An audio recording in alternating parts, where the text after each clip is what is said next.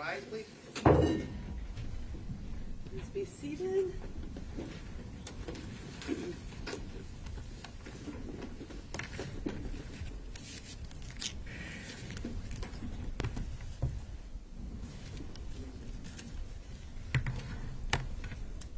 Okay, everybody's here.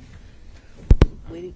So Mr. Agati had to file something this morning. He's on his way, but we should be here within 5 minutes. He filed something in this matter. What'd you say? He filed something in this matter that the court should have received this morning. Did you receive it?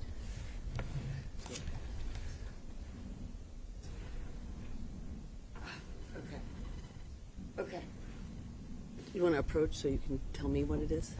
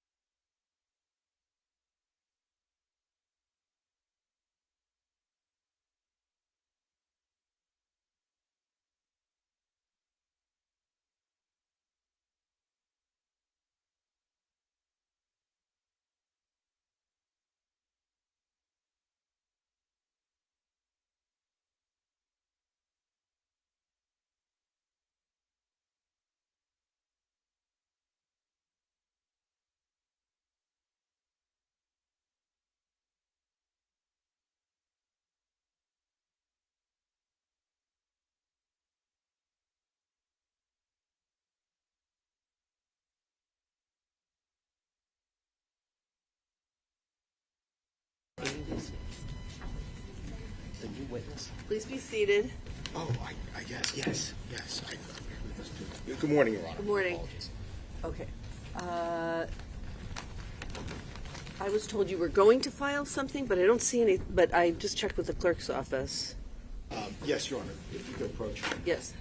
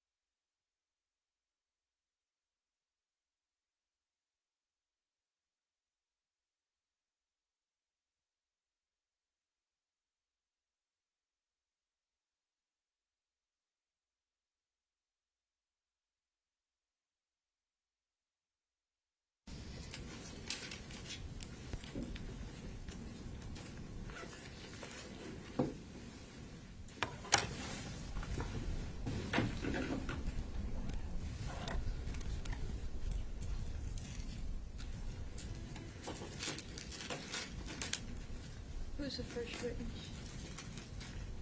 Oh, right, DNA.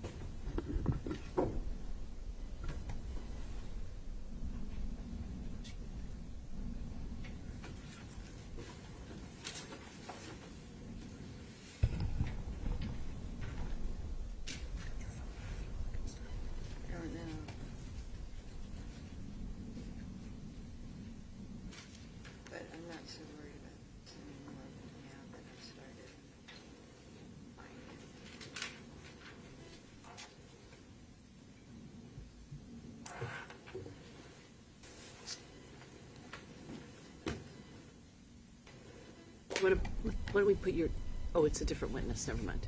Your Honor, if you wish to get the jury in, that's fine. I'll be ready by the time they're here. Okay, please bring in the jurors. All rise for the jury, please.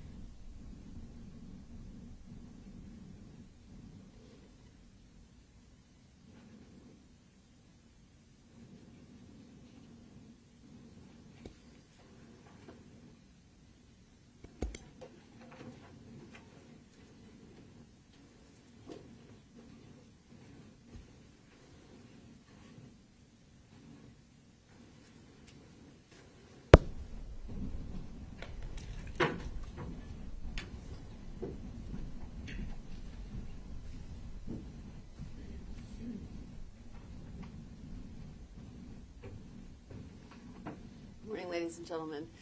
You may be seated. State may call its next witness. Your Honor, the state calls Law&Crime.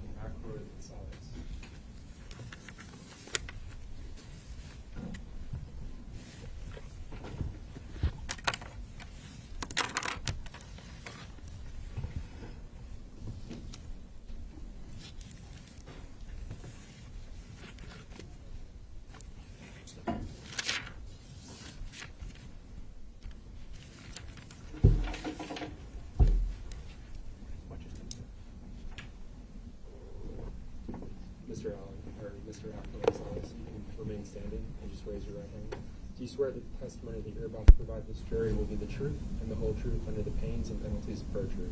I do. You have a seat. Make yourself comfortable. Is there some water in front of you? And when you're ready, if you can just start by stating and spelling your full name for the record. Excuse me.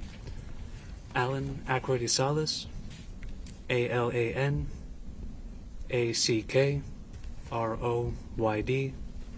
hyphen ISALES. Mr. Ackroyd Salas, where are you currently employed?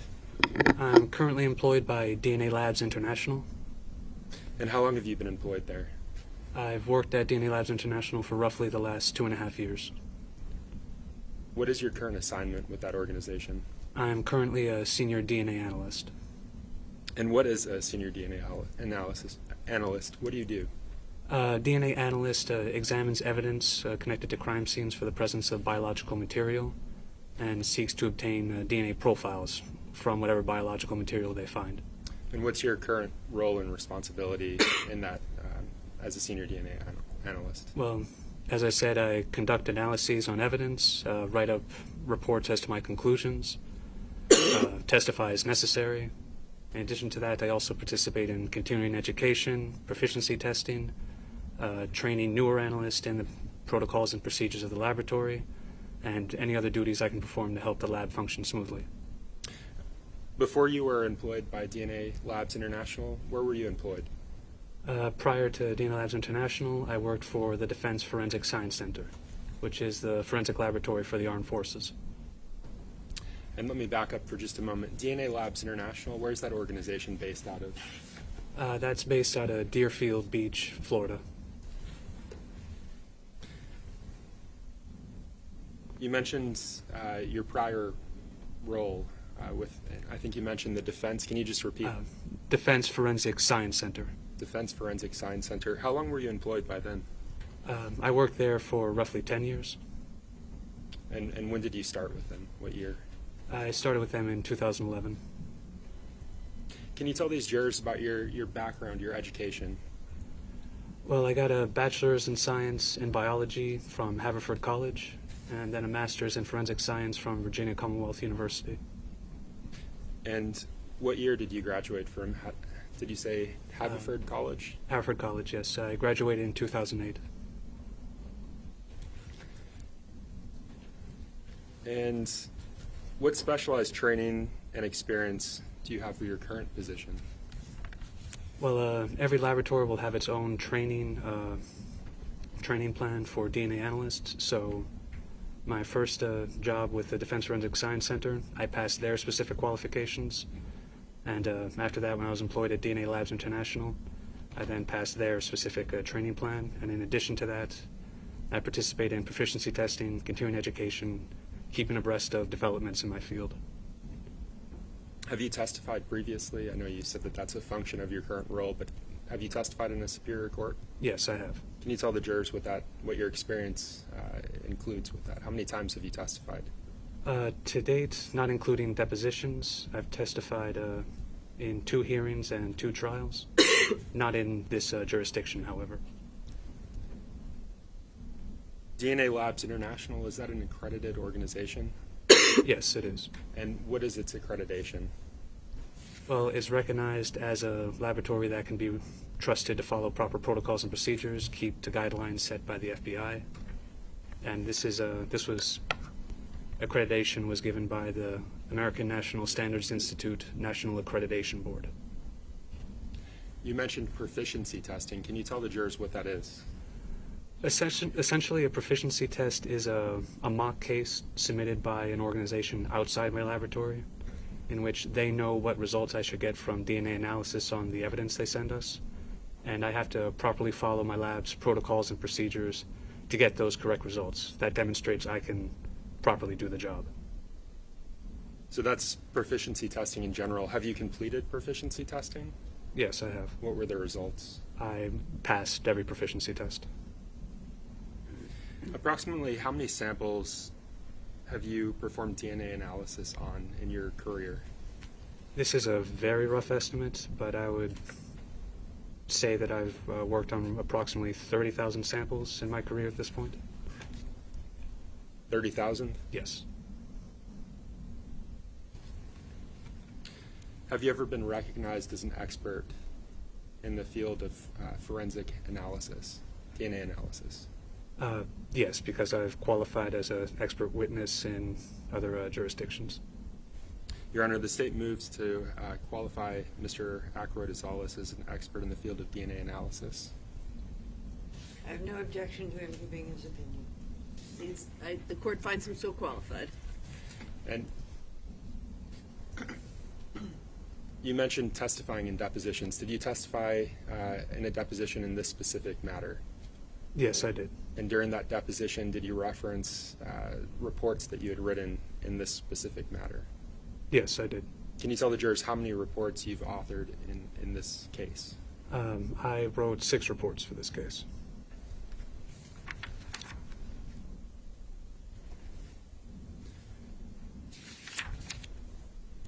The material that you referenced during that deposition, that was the defense's opportunity to ask you questions. Do you have those here with you today? Yes, I have them. And would referring to those items, those reports, the material that you authored in this case, would that help your testimony? Yes, it would. Being able to refer to that information. It would be helpful.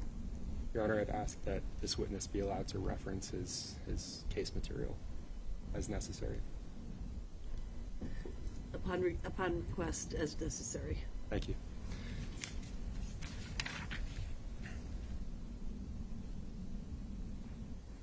So, Mr. Ackroyd-Azales, this jury's already heard from an analyst, a DNA analyst before, but just generally, can you describe what DNA is?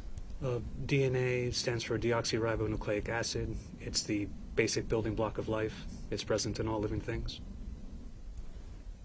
And can you tell the jurors where it's found in the human body? DNA is found in the nucleus of the cells within a body. And does DNA differ cell to cell? Within a single organism, DNA does not differ from cell to cell. How about person to person? Person to person, yes. The DNA does differ. That's the basis of DNA analysis.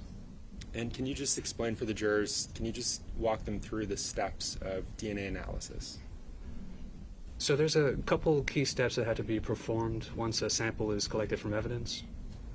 First is extraction, in which that sample is exposed to a combination of heat and chemicals. Now that serves to break open whatever cells are present in a sample and purify the DNA within it. Following that is quantitation. All that means is just measuring how much DNA is present in that extracted sample. And if there's enough DNA, the step after that is amplification.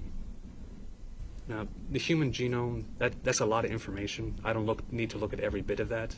I'm just interested in roughly 20 or so genetic markers, what I call loci, and that's enough for me to differentiate the DNA from one person to another.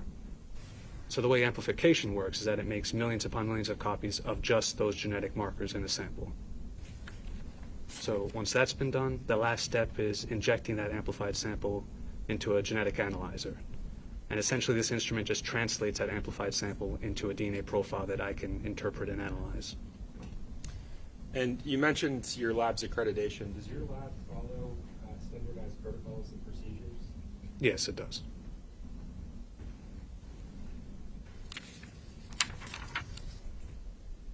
And you mentioned a review process. Can you just describe what that review process is for the jurors? Well, a review that my reports always have to go through is a technical review. So another qualified analyst has to review my work, make sure that they agree with my conclusions, and that I wrote up my results appropriately.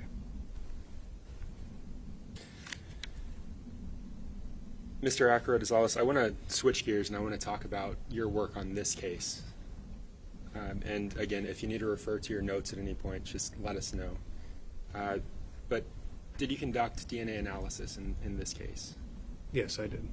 And what known DNA samples were you provided during the course of your work on this case?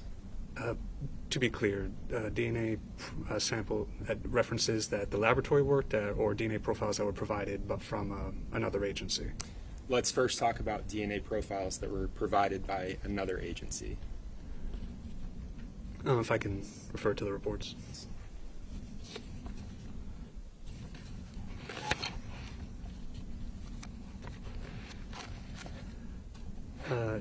DNA profiles for Harmony Montgomery and Adam Montgomery were provided by the New Hampshire Department of Safety Forensic Laboratory.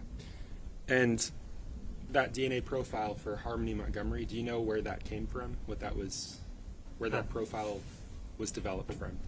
That was taken from a toothbrush, presumed to have been Harmony Montgomery's property, and as such was taken as an alternate reference for Harmony Montgomery. Two known profiles is what you mentioned receiving. During your work on this case, your involvement on this case, did you develop another profile? Yes. We Go ahead. We received a reference sample for crystal sori, and we developed a DNA profile from that sample within my laboratory. And was that from a buccal swab? Yes, it was.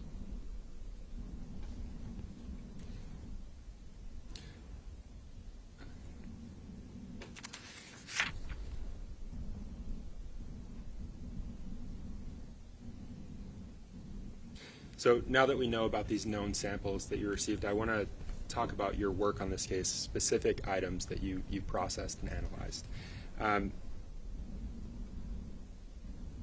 Before we get there, though, can you just describe the 4 steps that you go through when you receive a swab, when you start with a swab or a cutting of an unknown DNA sample? Well, as I explained earlier for the DNA process, we go through extraction, separating the DNA within the cells in the sample from the rest of it, quantitation, measuring how much DNA there is, amplification, making copies of just the genetic markers that I look at in a DNA profile, and then injecting that amplified sample into a genetic analyzer, and that's what gives me a DNA profile that I can look at and interpret. During the course of your involvement on this case, did you receive an item, MER 3D RL13? Yes. Okay. And so let's begin with that item. That's already been admitted in this case as State's Exhibit 74, and it's marked MER 3D RL13. What is that item? Can you tell the jurors? If I can go to the report. Please. That item is pieces of sheetrock with heavy stains. A piece of sheetrock with heavy stains, excuse me. Piece of sheetrock with heavy stains. Did you perform DNA analysis on that item? I performed DNA analysis on samples taken from this item. Okay, and how many samples were taken from that item? 2 samples were taken from this piece of sheetrock, one from the left bottom corner of the staining, and one from the center edge of the staining. and these two samples were combined together to go through the DNA process as one sample. And can you just explain why you do that and how it works? Well, in this, why two samples were combined? Yes. In this case, it was presumptive that staining all came from the same source. It also tested as indicative of blood, so we went on treating that as being from the same person. And you said it tested as indicative of blood. What does that mean for the jurors? So we did what is called a presumptive test for the presence of blood. So that's generally considered, a presumptive test is very sensitive for whatever material it's testing for, but it's not considered confirmatory, as in it's not considered specific to that material. So in this case, we only did a presumptive testing, so all I can say is that blood was indicated on this item. So you combined the two samples that you received. What were the results of your testing? At the end of the DNA process for that sample, the resulting DNA profile indicated at least one female contributor. However, due to some ambiguity in the profile, I interpreted it as two contributors. And what was the ambiguity? Can you explain that? Well, there are known side effects of the DNA process that can at times indicate that there's another contributor present. Basically, those signs weren't conclusive enough for me to say that there was definitely at least two people there, but it was suggesting that there were two people. So as a result, my language was that I interpreted that profile as two people. What other conclusions were you able to draw from those samples in your analysis? In comparing that DNA profile to the reference profiles from Harmony Montgomery, Crystal Sorey, and Adam Montgomery, none of them were able to be ruled out as possible contributors to that mixture. Did you perform a likelihood ratio on those results? Yes. A likelihood ratio is essentially a comparison of two competing ideas. In this case, I'm saying that for this DNA mixture, one idea is that the DNA profile is explained by the presence of one of the references and an unknown person, versus the other idea being that the DNA profile is made up of two unknown people. So by comparing those two contrasting ideas to explain the evidence, I can generate a likelihood ratio which says which of those propositions we say is more likely than the other. And what was the likelihood ratio with respect to the profile that you received from Harmony Montgomery? The DNA, I'm reading directly from the report, if that's all right. Any objection? No objection. I'm sorry. Go ahead. The DNA profile from the sample is approximately 4.1 billion times more probable if the sample originated from Harmony Montgomery and an unknown person than if it originated from two unknown persons. And this analysis provides very strong support for the proposition that Harmony Montgomery is a contributor to the DNA profile obtained from this sample. And you just said very strong support. Why use that phrase, very strong support?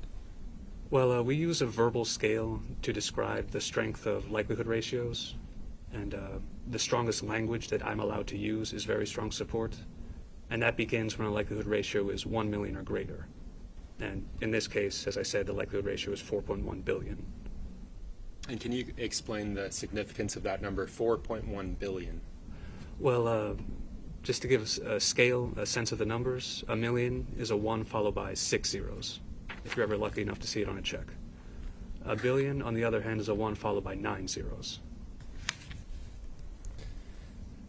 So we're still talking about State's Exhibit 74. That's MER 3D RL13, the piece of sheetrock that you mentioned.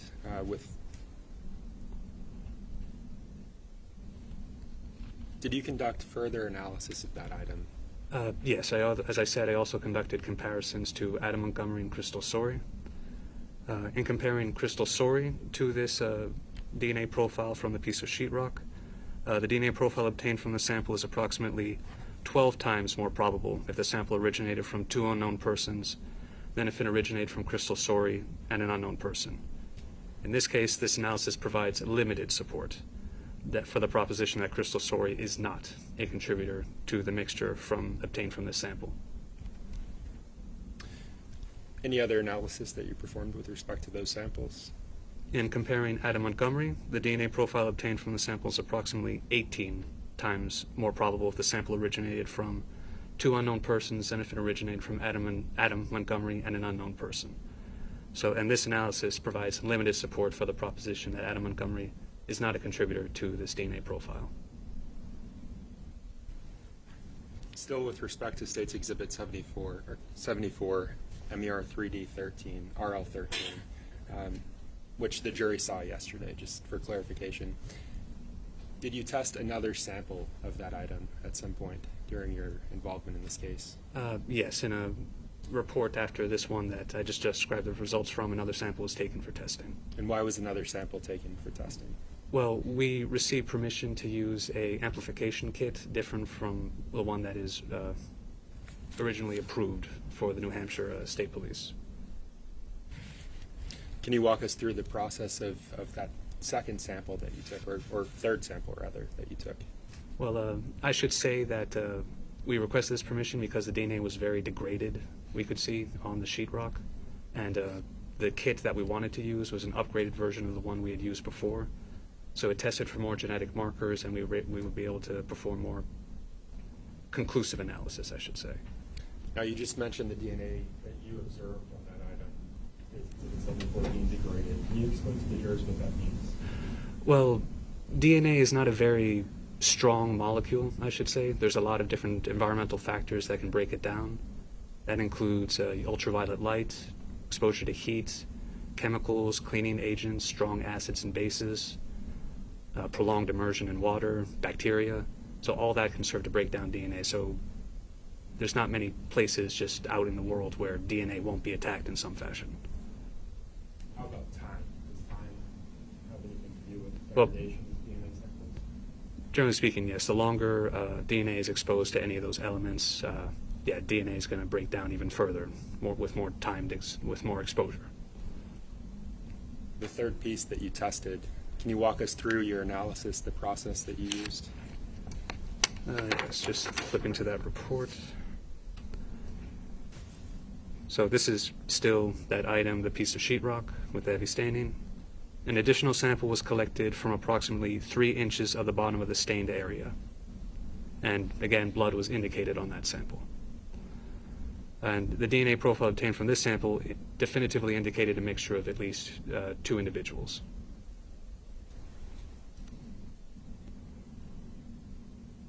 Were you able to draw any conclusions based on your analysis? In comparing Harmony Montgomery, Crystal Sorry, and Adam Montgomery to this new mixture, again, I wasn't able to conclusively exclude, they could not be conclusively ruled out as possible contributors to the mixture. Did you perform a likelihood ratio as you did with the prior samples? Yes, I did. What were the results of that likelihood ratio? In comparing Harmony Montgomery to this mixture, the DNA profile obtained from the sample is approximately 1.1 trillion times more probable if the sample originated from Harmony Montgomery and 1 unknown person than if it originated from 2 unknown persons. And this analysis provides very strong support for the proposition that Harmony Montgomery is a contributor to the DNA profile obtained from the sample. And that terminology that you just used, the very strong support, that again is the highest level of support that you can provide, is that correct? That is the strongest language that I'm allowed to use. And can you explain the significance of that number, 1.1 trillion? Well, a trillion is a million multiplied by another million. Or to put it another way, as I was saying, a million is a 1 followed by 6 zeros. A trillion is a 1 followed by 12 zeros.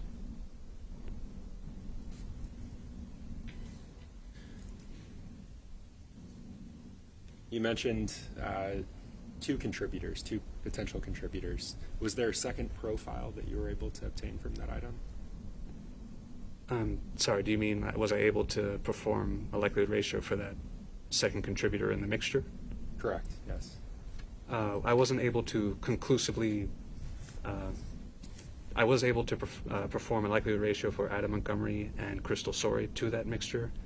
For Crystal Sorry, The DNA profile obtained from the sample is approximately 1.5 times more probable if the sample originated from Crystal Sori and one unknown person than if it originated from two unknown persons. But we consider that uninformative if a likelihood ratio is between 1.1 and 2, because that's just not strong support for either proposition. In comparing Adam Montgomery to that mixture, the DNA profile obtained from the sample is approximately 69 times more probable if the sample originated from two unknown persons than if it originated from Adam Montgomery and one unknown person. And this analysis provides limited support for the proposition that Adam Montgomery is not a contributor to the DNA profile obtained from the sample. Just to clarify, from that third sample that you took, how many profiles were you able to obtain? How many profiles did you obtain? DNA profiles? It was only one DNA profile, but I could see that there were at least two individuals within it. And what does that mean for the jurors? Well, essentially, I was only able to, we treat it as identifying Harmony Montgomery in that mixture, given the likelihood ratio, but I was not able to conclusively identify the additional second contributor in that mixture. The second contributor, what can you tell the jurors about that profile?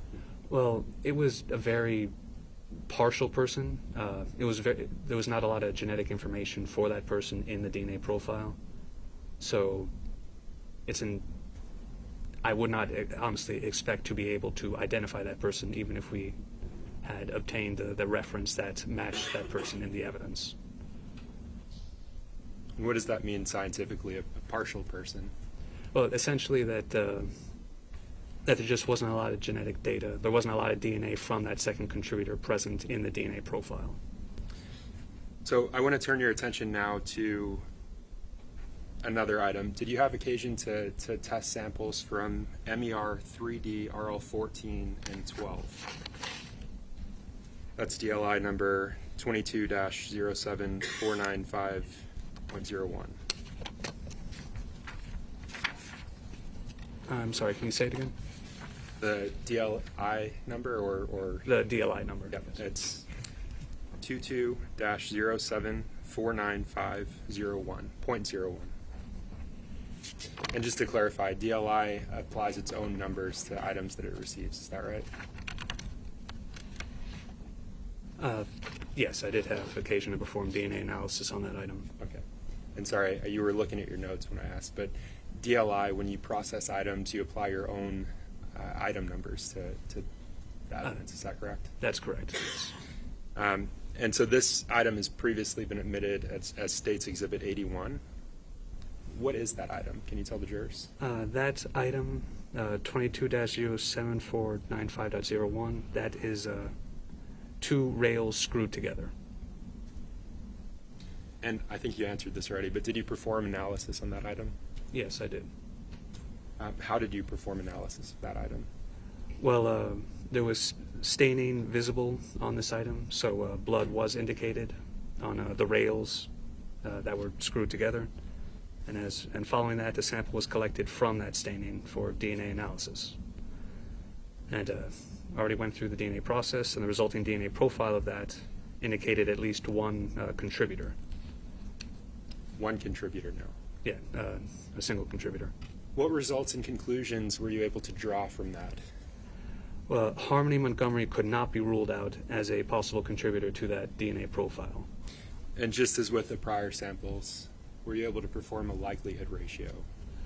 Yes, I was, in comparing Harmony Montgomery to that DNA profile. The result of which was the DNA profile obtained from the sample is approximately 1.4 trillion times more probable if the sample originated from Harmony Montgomery than if it originated from an unknown person. And this analysis provides, again, very strong support for the proposition that Harmony Montgomery is a contributor to the DNA profile obtained from the sample. Again, can you explain the significance of 1.4 trillion? Well, again, the language for very strong support for a proposition that starts when a likelihood ratio is 1 million or greater. And a trillion can be explained as a million multiplied by another million, or a million is again a 1 followed by 6 zeros, and a trillion is a 1 followed by 12 zeros. I want to turn to the other items that you analyzed during the course of your involvement with this investigation. And so I want to go through those items individually and talk about the conclusions that you were able to draw, starting with an item LH, 1LH, a pillow with rope, drawstring.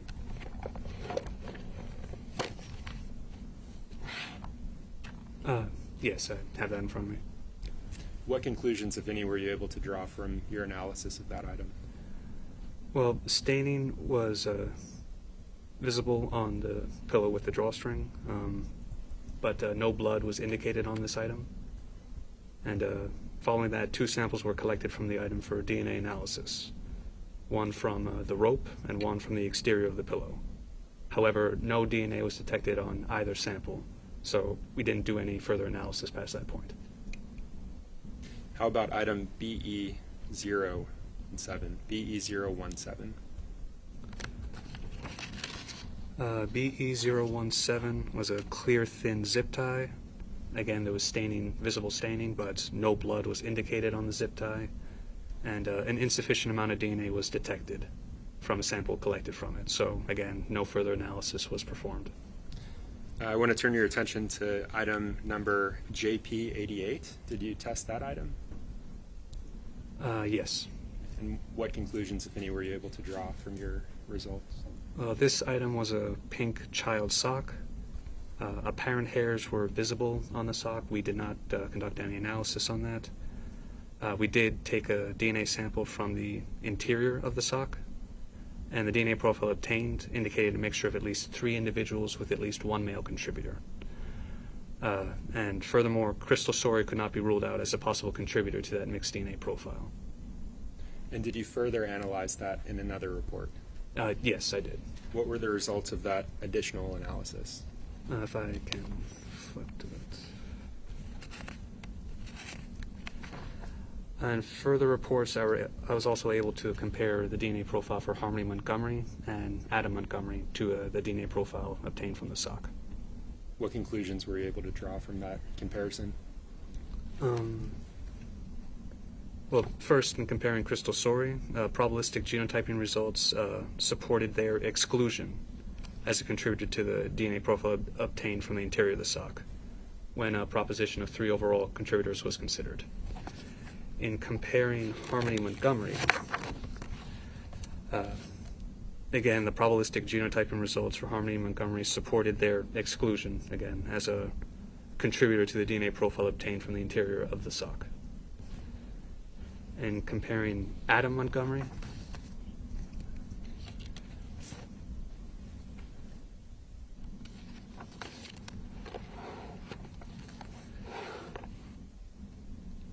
the probabilistic genotyping results for Adam Montgomery, again, supported their exclusion as a contributor to the DNA profile previously obtained from the interior of the sock, when a proposition of 3 overall contributors was considered. Any other conclusions you were able to draw from that item? No, that was all the analysis that was done on that item. I want to turn your attention to JP 216-C. Did you have an opportunity to review and analyze that item? Yes, I did. This item. Sorry, 1 moment.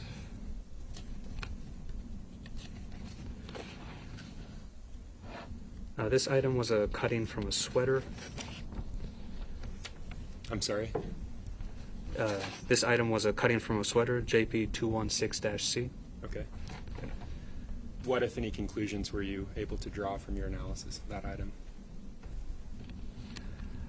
Blood was indicated on that cutting. However, an insufficient amount of DNA was detected from a sample taken from the cutting, and because of that, no further analysis was performed. I want to turn your attention to MER 3D1A. Did you have an opportunity to analyze that item? Yes, this was a metal cutting. What, if any, conclusions were you able to draw from that item? Blood was indicated on this cutting. However, an insufficient amount of DNA was detected, and therefore no further analysis was performed. Turning your attention to MER 3D-B, were you able to analyze that item? Yes, this was a lab cutting of stained drywall backing. What, if any, conclusions were you able to draw from that item? Blood was indicated on this cutting, but an insufficient amount of DNA was detected, and therefore no further analysis was performed. Turning your attention to JP 251-1, were you able to analyze that item?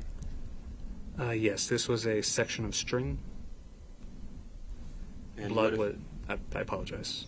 Blood was indicated on the string, and the DNA profile obtained from the string indicated at least one male contributor. Crystal Sorey and Harmony Montgomery were excluded as contributors to that DNA profile, and Adam Montgomery as well was excluded as a contributor to that DNA profile. And that was in a later analysis, is that right? Yes. And just to clarify, you said the defendant Adam Montgomery was excluded, Crystal Sorey was excluded, and Harmony Montgomery, they were all excluded from that DNA profile?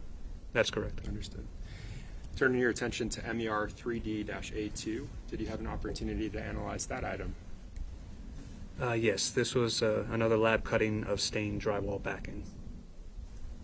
Blood was indicated on the cutting, and the resulting DNA profile obtained from the cutting indicated a mixture of at least two individuals with at least one male contributor.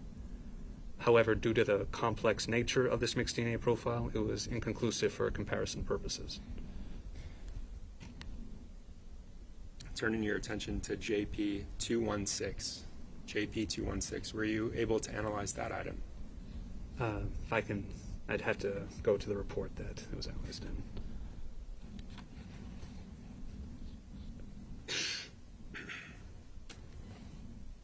JP 216? Correct. Okay, this was a sweater with stains. Were you able to analyze that item? Yes. Blood was indicated on the sweater, and a sample was collected from a possible blood stain on the wearer's right side for DNA analysis. However, the resulting DNA profile obtained from that sample indicated a mixture of at least 4 individuals with at least one male contributor. And due to the complex nature of that mixed DNA profile, it was inconclusive for comparison purposes.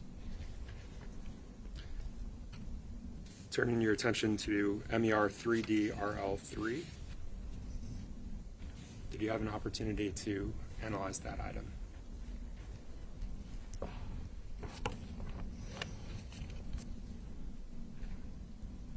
And if it helps, it's DLI item number 22-07494.01. Okay. Yes, I have it. Yes, I did have opportunity to analyze this item. It is screws and a rail. What, if any, conclusions were you able to draw from that item? From the rail, blood was indicated on the rail, and the result of which was that a sample was collected from the staining. However, an insufficient amount of DNA was detected from that sample, so no further analysis was performed. I want to turn your attention to a final item, TSC 8. Did you have an opportunity to analyze TSC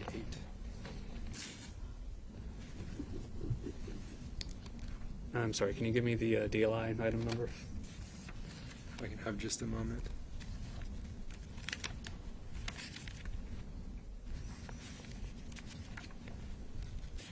It's 22-11851.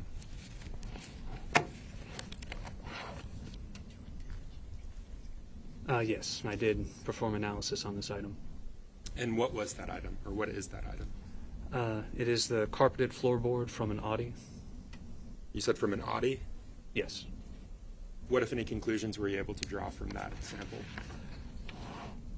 No blood was indicated on that carpeted floorboard, and a sample was collected from the entire surface of the item for DNA analysis. But no DNA profile was obtained from the sample. So, Mr. Acro-Rosales, I just want to summarize. You were able to develop a profile from MER 3D-RL13.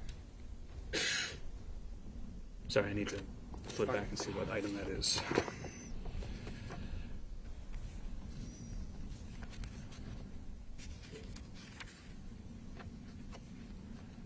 Yes, I was. And that was 4.1 billion times more likely to be Harmony Montgomery and an unknown person? For one of the samples taken from that item, which was the piece of sheetrock with heavy stains, yes, that was the resulting likelihood ratio. And when you tested another location on that item, you were able to obtain another likelihood ratio? That is correct, yes. Specific with respect to Harmony Montgomery, what was that likelihood ratio? That likelihood ratio was 1.1 trillion times more likely if that DNA profile had originated from Harmony Montgomery and an unknown person than if it originated from two unknown people. And you were able to develop a profile on the item MER 3D RL4 and 12.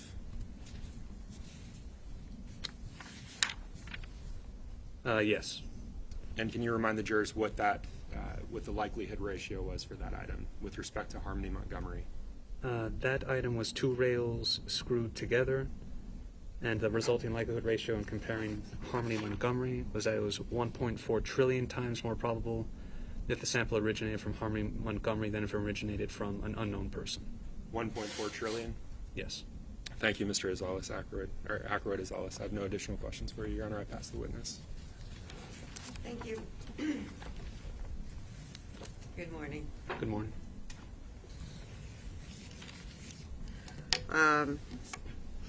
One of the reasons that states would say a state lab like New Hampshire that does DNA sends items to you or DLI labs is because you do a different type of DNA analysis than most other places in the country, right? I'm sorry, I'm not sure what you're asking. The genotype probabilistic testing. Yes. So probabilistic genotyping is what is used to perform likelihood ratios. Essentially, that's a combination of statistical methods and biological concepts to help in DNA analysis.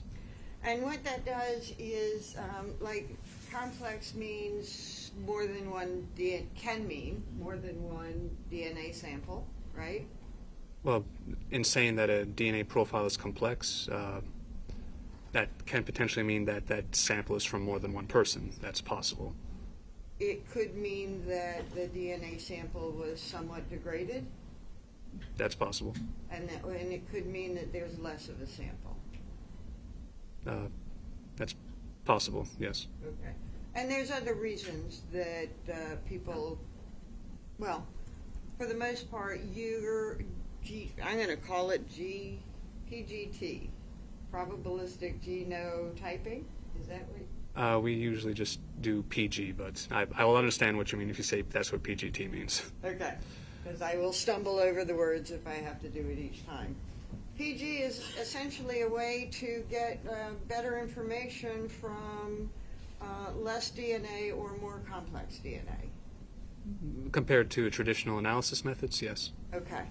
So if there was like a finding of two sources on a DNA sample, but the lab wasn't capable of further analysis, it might come to you.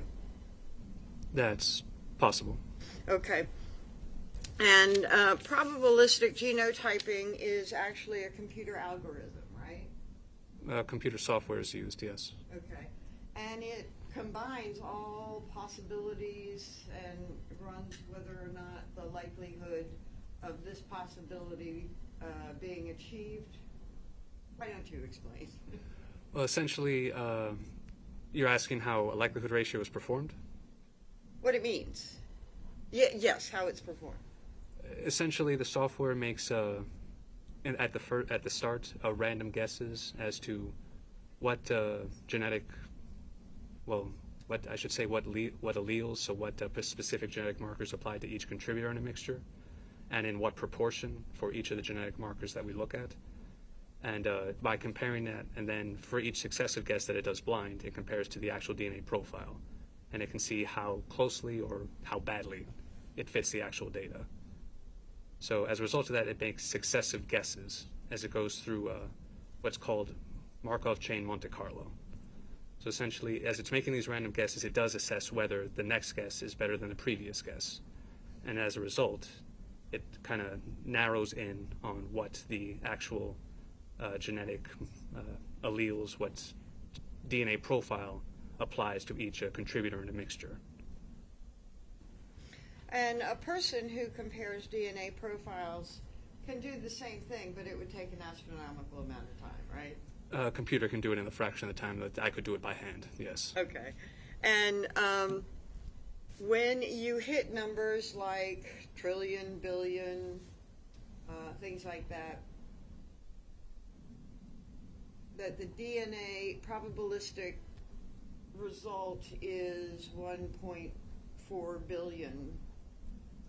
You said it's very strong support for the DNA profile matching another person? I would say that it's very strong support for the proposition that the DNA profile resulted from the person who's being compared, as well as however other unknown individuals are present in that mixture. Okay.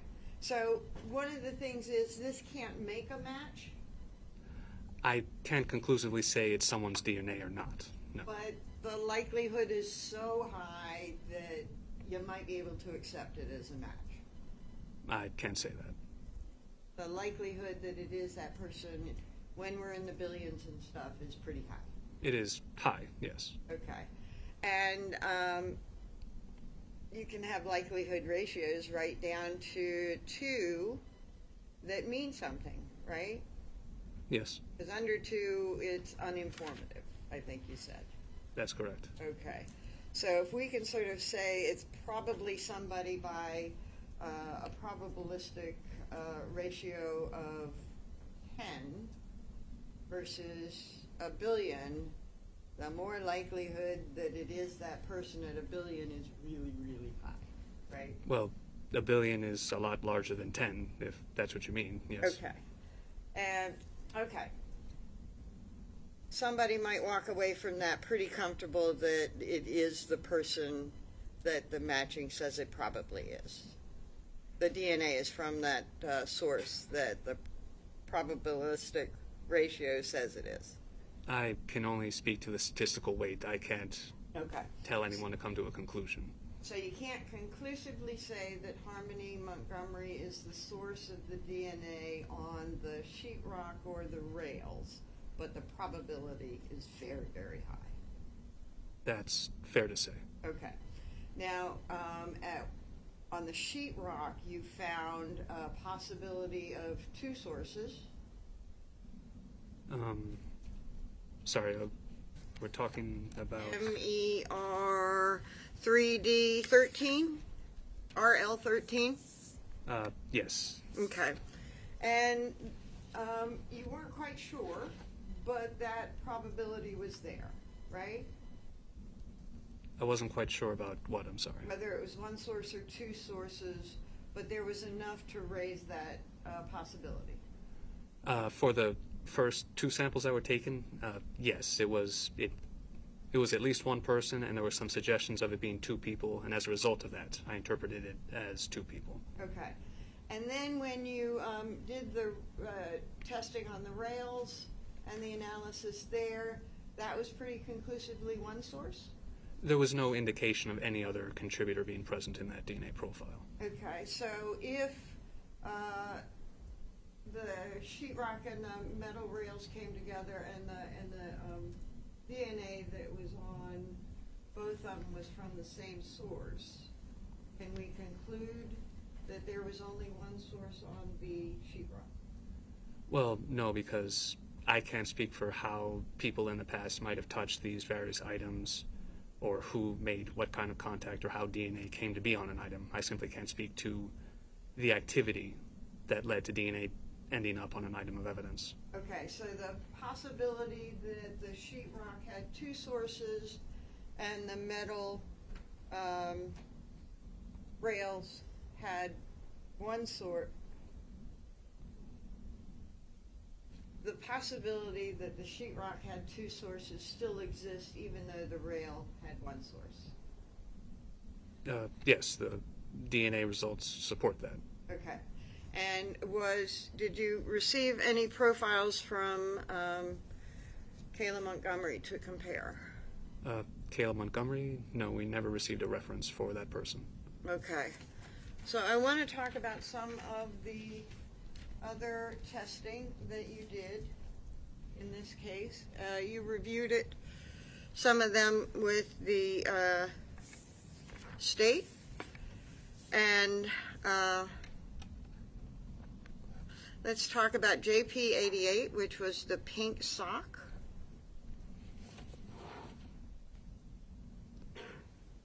And JP, the jury has learned P stands for Pittman, who collected evidence from an Audi. And you found DNA on the child's pink sock, right? Yes, I did. Okay. And DNA degrades over time, right? Yes. And weather conditions can affect the amount of degradation. Yes. And weather meaning extreme hot and extreme cold, right? Yes, those will both play a factor. Other environmental factors such as mold and stuff like that might affect DNA degradation. Yes, that's true.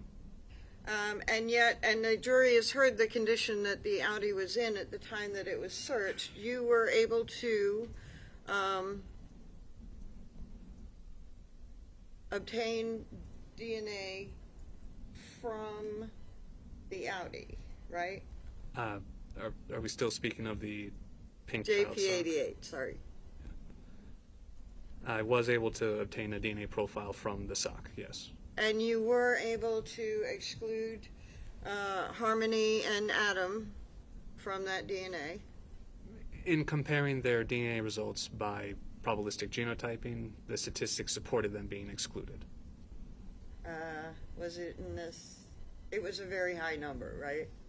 10 likelihood ratio supporting exclusion, 10,000 or greater.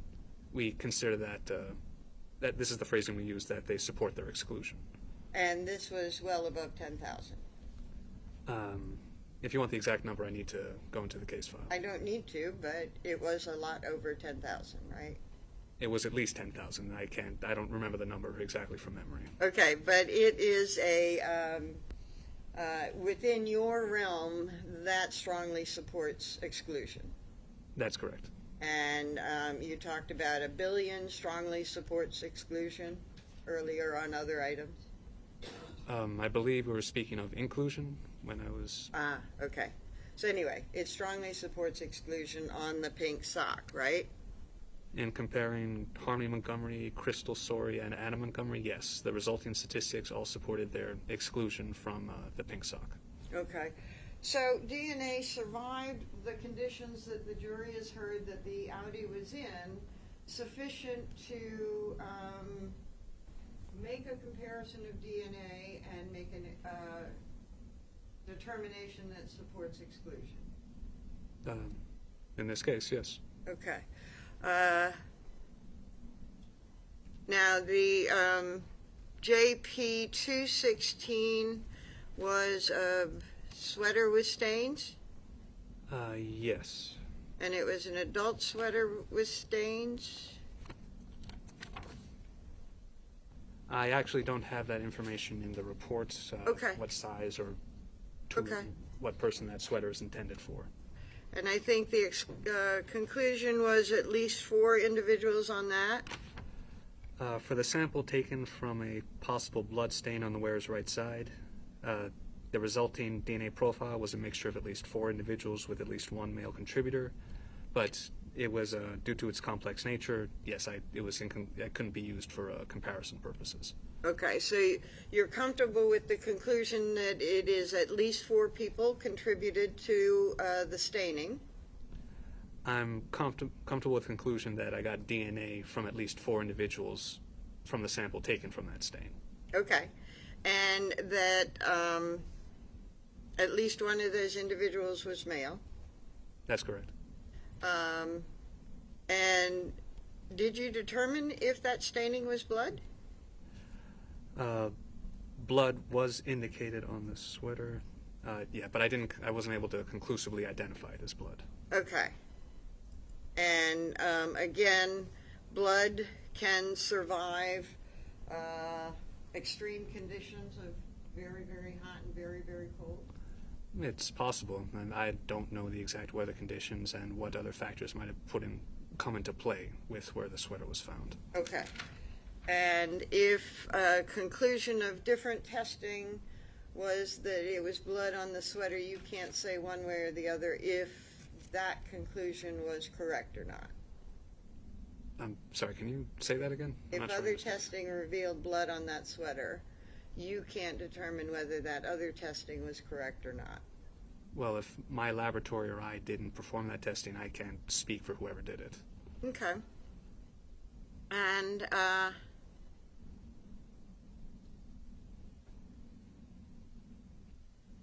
guess the thing that I'm trying to get to is that DNA and blood, while it can be degraded by many different conditions, it can also survive in many different conditions, right? That's fair to say, yes. And it can survive over years. Possibly. Again, it depends on the specific conditions. Okay.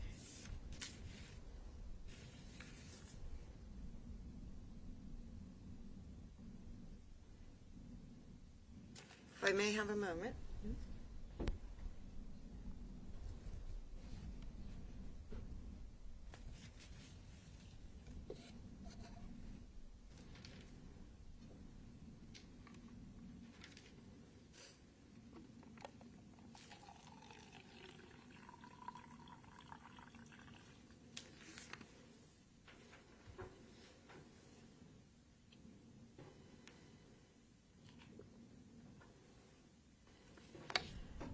And I think the other was TSC8, a carpeted floorboard from an Audi, you testified?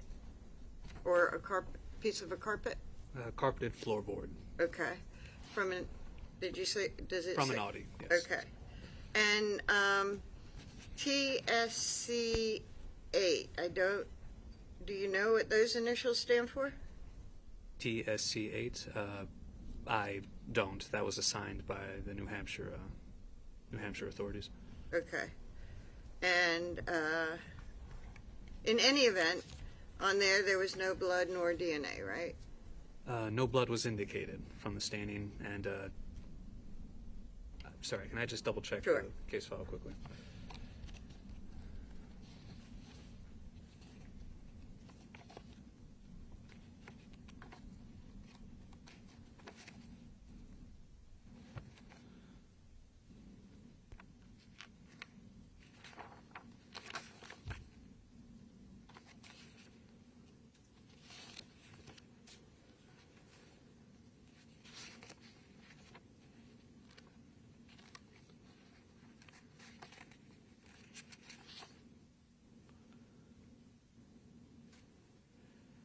There was DNA detected on the carpeted floorboard, but there was no, while it went through the DNA process, we weren't able to obtain a DNA profile. Okay, at the end. okay.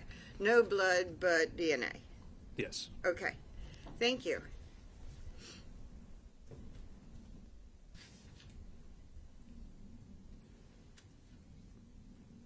Anything further from the state? I can have just a moment. Yes.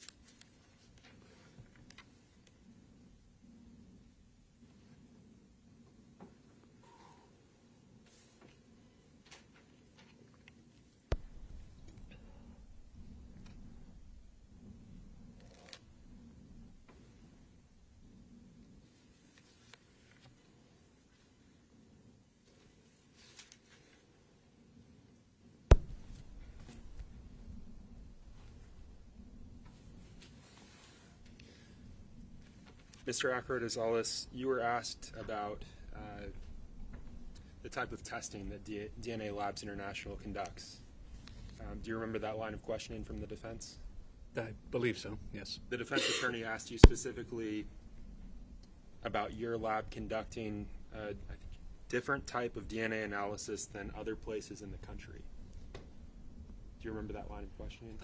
Yes, it went into probabilistic genotyping, I believe. And let's talk about probabilistic genotyping. That's a mouthful. Yes. Probabilistic genotyping, is that something that's not done in other places in the country? It's actually a pretty standard method at this point. My laboratory certainly isn't the only one in the country that uses it. And is this a new method? It's been in use since 2015. You said that this computer software that you use, it runs the test in no time. Well, far quicker than I'm capable of doing by hand. And that's my next point. You are able to do this by hand, is that right? That's correct, yes.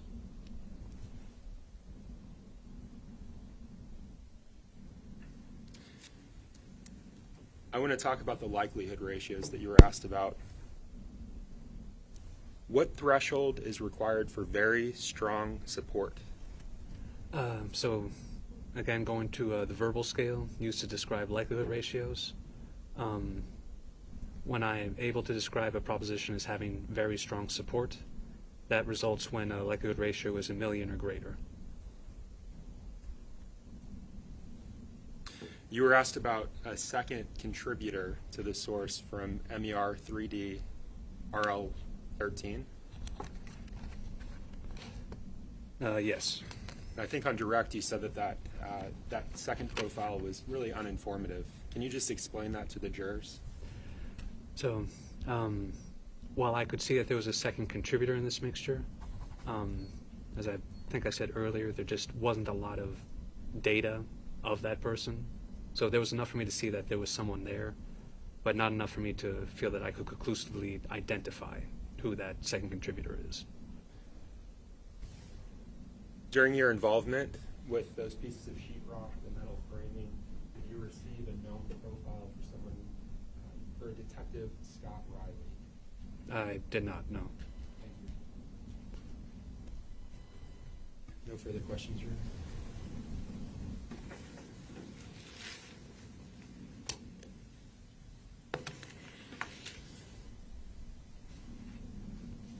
You said that this type of testing, PG, has been, your lab has been around since 2015? No, it's older than that, but I don't recall the exact year it was established. However, the program used, StarMix, that employs probabilistic genotyping, that's been used in forensic analysis, DNA analysis, since I believe it's 2015. Okay. And are there more than 8 labs now that apply StarMix? I believe so, but I would need to check the numbers to be sure. Okay, so it's growing, but at first, weren't you all the only ones doing it commercially? That's possible. I actually don't know offhand. Okay. In any event, it's been verified and validated and everything else, right? It's a respected and trusted tool for forensic analysis, yes. Okay. But not necessarily every state has the ability to do it. Well, investing in new technology, that's an immense, that costs a lot of time, a lot of money, a lot of effort. So, yes, it's not everyone uses it as of yet. And that's why state labs might send it to a private lab to be analyzed rather than doing it themselves. That's possible. Okay. And the likelihood ratio, I think a little bit of confusion may exist. Very strong support. You mentioned the thing 1,000,000, and then earlier 1,000. Do you need 1,000,000 to include somebody? No. The verbal scale just describes the relative strength of a likelihood ratio. And I believe what you're referencing was when a likelihood ratio is 10,000 or greater supporting exclusion, that we treat that as excluding a reference from a mixture. Okay. So it's like not even very strong support. Once you hit 10,000, you're excluded. That is how we treat it, yes. Okay. And I'm sorry, just to clarify that point, I can't outright say they aren't there, but just that's what the statistics support. So that's why we use that language. Okay. And on MER-3D-RL4 through 12, Adam was excluded, right? Mr. Montgomery, I'm sorry, yes. he was excluded from that DNA profile from that item, yes. But you also believed that that item had one source. The resulting DNA profile only indicated one person, yes. Okay. Sorry, I know it's very precise terminology and I'm not being so precise, so I apologize. On MER-3D-RL13, there was, that could have been two people, right? Well, Two sources, sorry. in the first sample taken, it was at least one contributor that I interpreted as two based on ambiguity in the profile. Okay. The second sample taken at a future date, that indicated mixture conclusively of at least two people. Oh, my misunderstanding. Okay. And then probabilistic testing, it was uninformative as far as Crystal was concerned and limited support that Adam was not a contributor. We're talking about the second sample taken from a piece of sheetrock, Yeah. or rather, I should say, the third. So 9/14/22.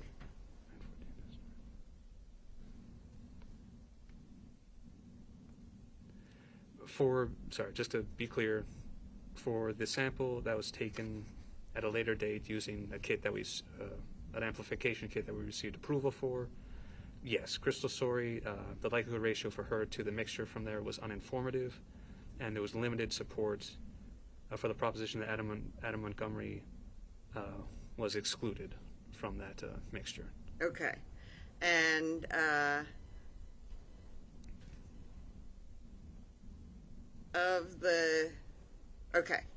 a conclusion that there's probably two sources and Adam Montgomery is probably excluded.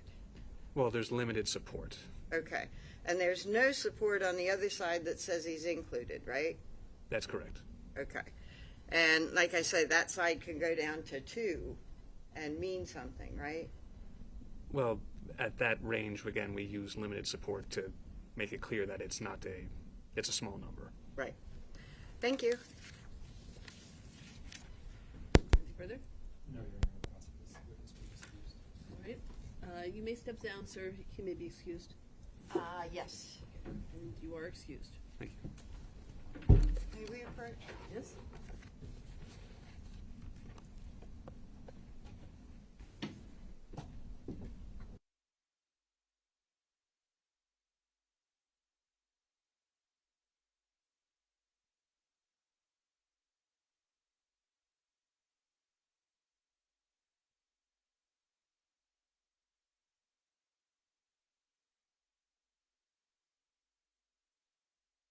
I think it makes sense to have our mid-morning break now, so we'll break for 15 minutes. We'll be back at 25 up. All right? Please rise for the jurors.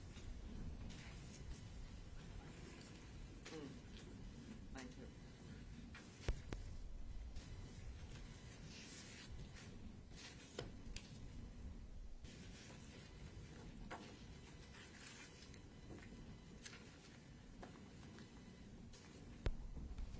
Council, just approach for a minute.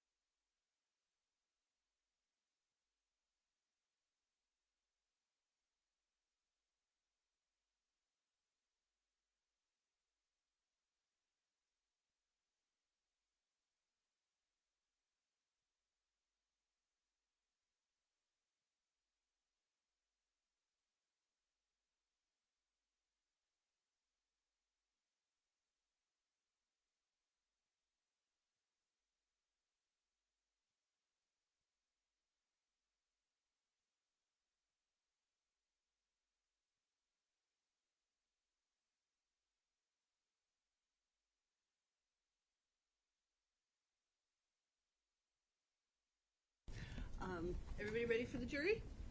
Yes, Your Honor. Please rise for the jurors.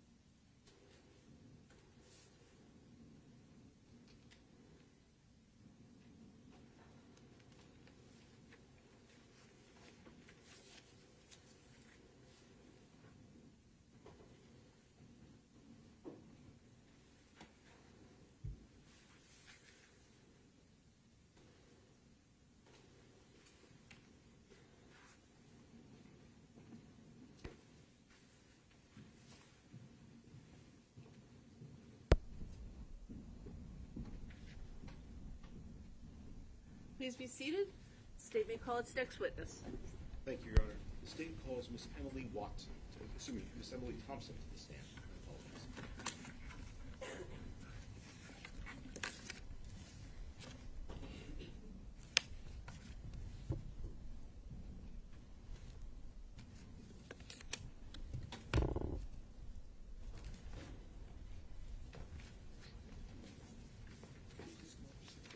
Let you step on the cords as you walk up there.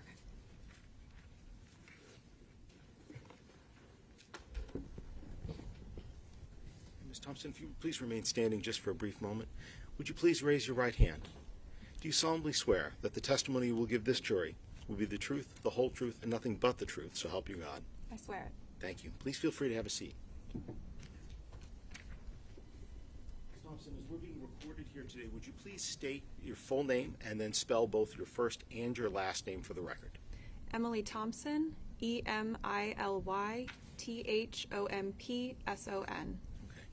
And Ms. Thompson, currently, what state are you living in? Maryland. Okay. And back in 2020, what state were you living in? New Hampshire. What city were you living in New Hampshire? Manchester. And let me ask you briefly, just so we can understand a little bit about your background. How far did you go in school?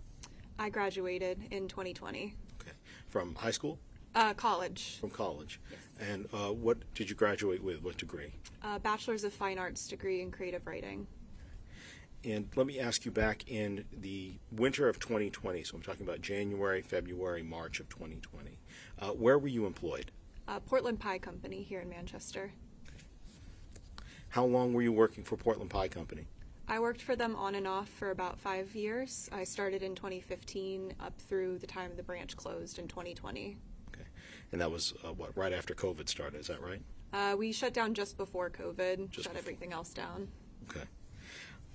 So during your time there, what did you do at Portland Pie Company? I was a delivery driver. In the winter of 2020, let me ask you, did you ever work with an individual by the name of Adam Montgomery? I did, yes. And what did he do there at that restaurant? I believe he was a dishwasher.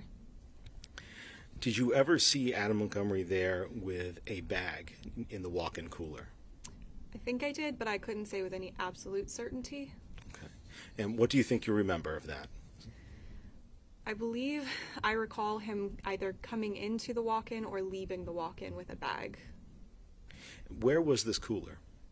It was in the kitchen, between the dishwashing room and the exit into the main dining area. And correct me if I'm wrong, it was my understanding that there were almost two different areas where you could be. There's the basically the ground floor, and then there was a basement area as well with additional storage. Is that correct? That's correct. Okay. So were there any other coolers down in the basement, or just this one on the ground floor you're talking about in the main dining area? There was a walk-in in the basement. That was where alcohol would be stored, beer, wine, etc. And so which cooler are we talking about then? The one on the main floor or the one down in the basement? Main floor. Main floor. And I believe you stated a minute ago you thought you saw him carrying it either in or out? Correct. It's been several years, so my memory is a bit hazy. Okay. Did you yourself store personal bags inside coolers at Portland Pie Company? No, I did not. And how many times do you believe that you may have seen him doing this, bringing it in or out of this cooler? Would have been just once. Just one occasion. Yeah. Okay. And again, you worked there until it closed. Is that correct? Correct. Just a moment, please, Your Honor.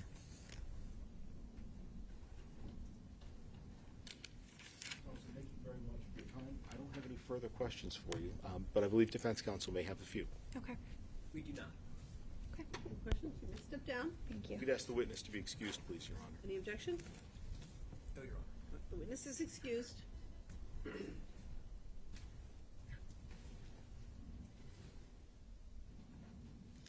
Honor, at this time, the state calls Mr. Cameron Gibney to the stand.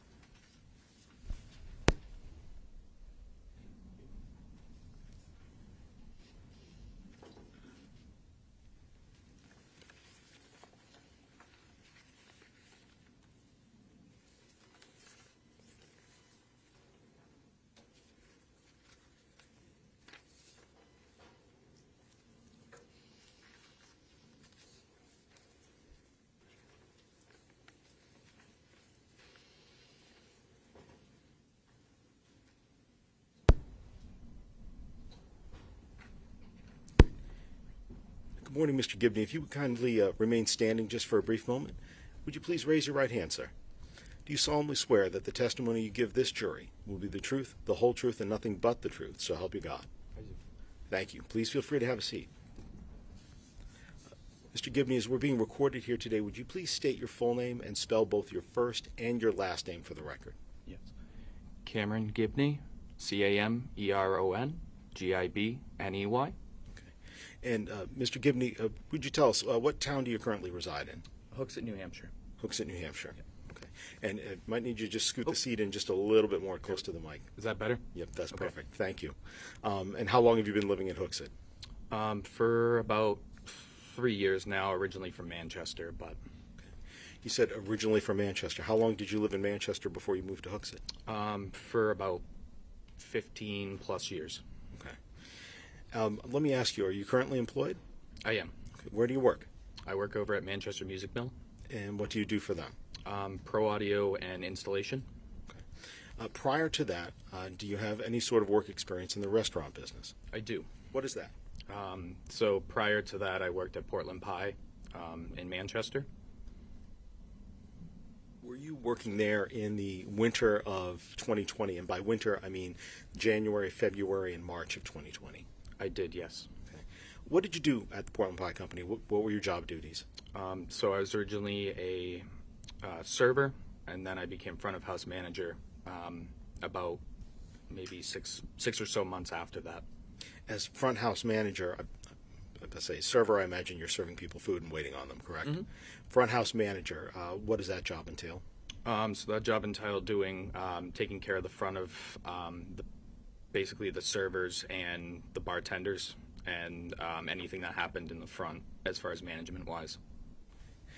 Did you ever meet a person by the name of Adam Montgomery there? I did. Okay. And how did you meet him? Through work there. He ended up getting hired on a little bit.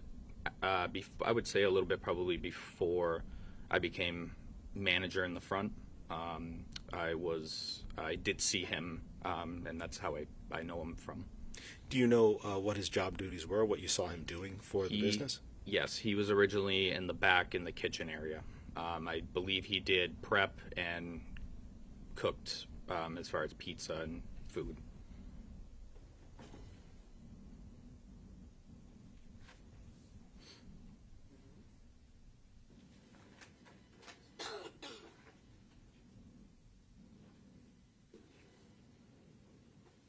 Mr. Give me permission to approach you. Yes, you may. Thank you. I'm going to show you Exhibit Defendant States 101. Do you recognize this person? I do. Who do you recognize him to be? Adam Montgomery? So that's the same person that you worked with? Yes.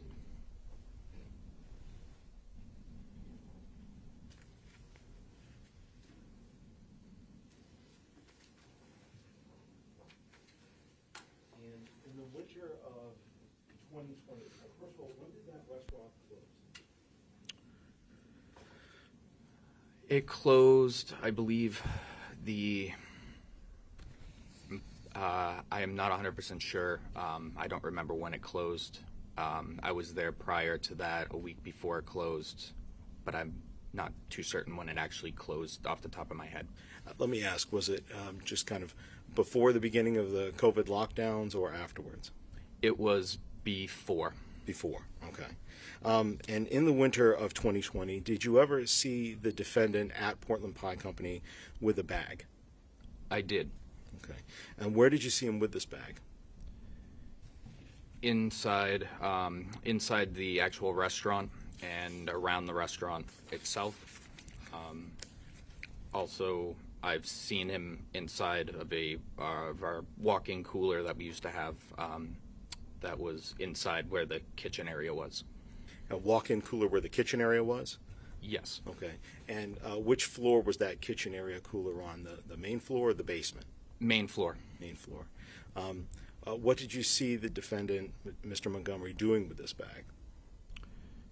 He always would just place it inside the walk-in cooler, on the lower shelf. Sometimes he would move it to a different, location, but it was mainly on the lower left-hand side, inside the cooler. And I'd like to show you what's marked State's Exhibit 52. Mm-hmm. Do you recognize this bag, sir? I do. Okay. What does this bag look like?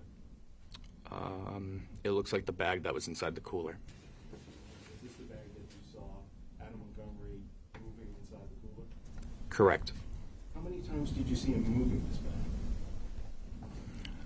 Either when he left or when he arrived to Portland Pie. But it was more than once, I think. Correct.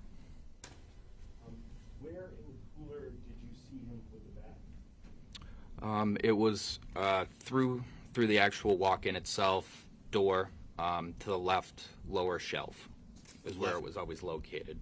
So how it sat was the door was like this. You walked around. There was a door to the right. The walk-in cooler opened, and then to the left of the cooler on the lower shelf, because there were like grates that were typically in there for like tomatoes and stuff. Okay. It was typically on the bottom shelf. What else would be stored on that bottom shelf? So it was we had like mustard and just a bunch of other condiments that were typically down there. Did you ever see anyone else handling this bag besides him? No. Did you ever bring bags inside and store them in the cooler at Portland Pie Company? No. And do you know of any other employees that have brought bags such as that one inside Portland Pie Company and stored them in the cooler? I do not.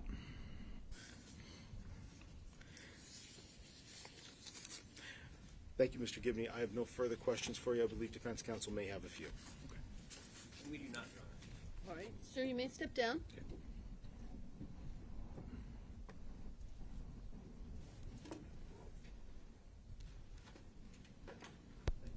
We'd ask for Mr. Gibney to be excused, please, Your Honor. Any objection?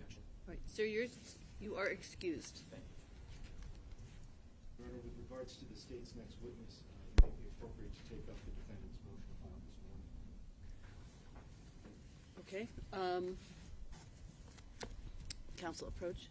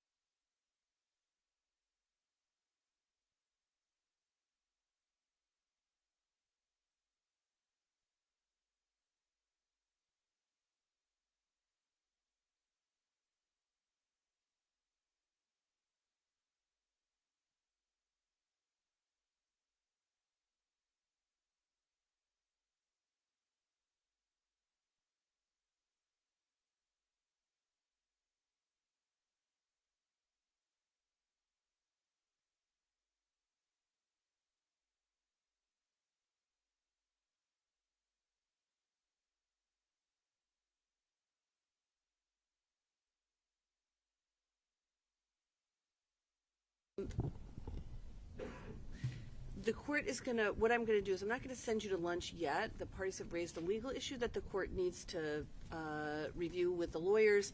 That's not a matter for the jury's consideration. So at this time, we're gonna take a break.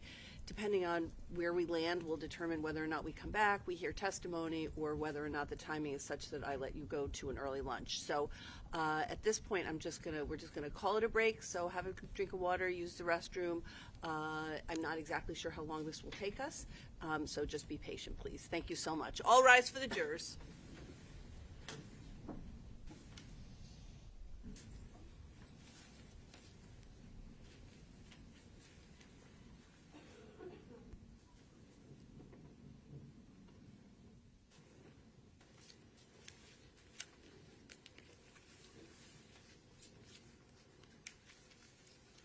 Counsel, you know what? I do want to read it before I hear arguments, so I'm going to step off the bench, read what you've written, and then I'll hear arguments from both sides, okay? Thank you, Your Honor.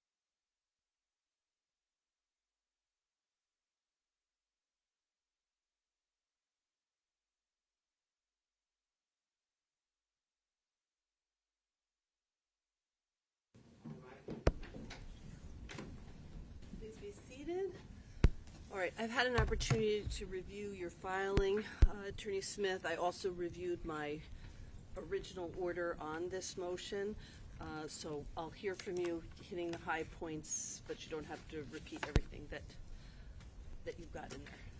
Thank you, Your Honor. Yes, in the motion I laid out the original filing and the argument, and the state provided the unsworn affidavit of a detective with regard to what Kayla Montgomery purportedly had said in the past. And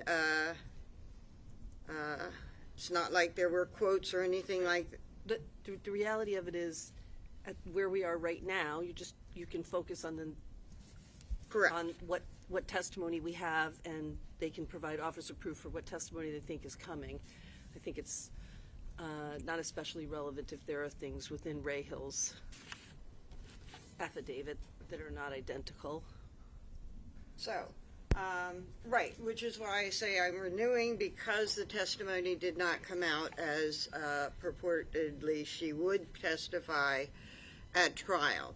At trial, she was asked again about tools, and she talked about a conversation with Adam at her mother's, and during that conversation, she testified that Adam was apparently interested in her mother's grinder, or she may have only called it a power tool, and said that he wanted to take it to use on Harmony's body. And she then identified the State's Exhibit 63 as the item that she recalled her mother had. And if you will recall, 63 is the fuel grinder, Milwaukee, red, and she identified her initials on the bottom of the photograph. Turns out that this was not something that she had initialed at a prior recording. It was during the trial prep that apparently that photograph was given to her. And as far as I know, before that prep, there was no mention of a fuel grinder ever. And I believe that photograph may have been part of the photographs. We introduced photograph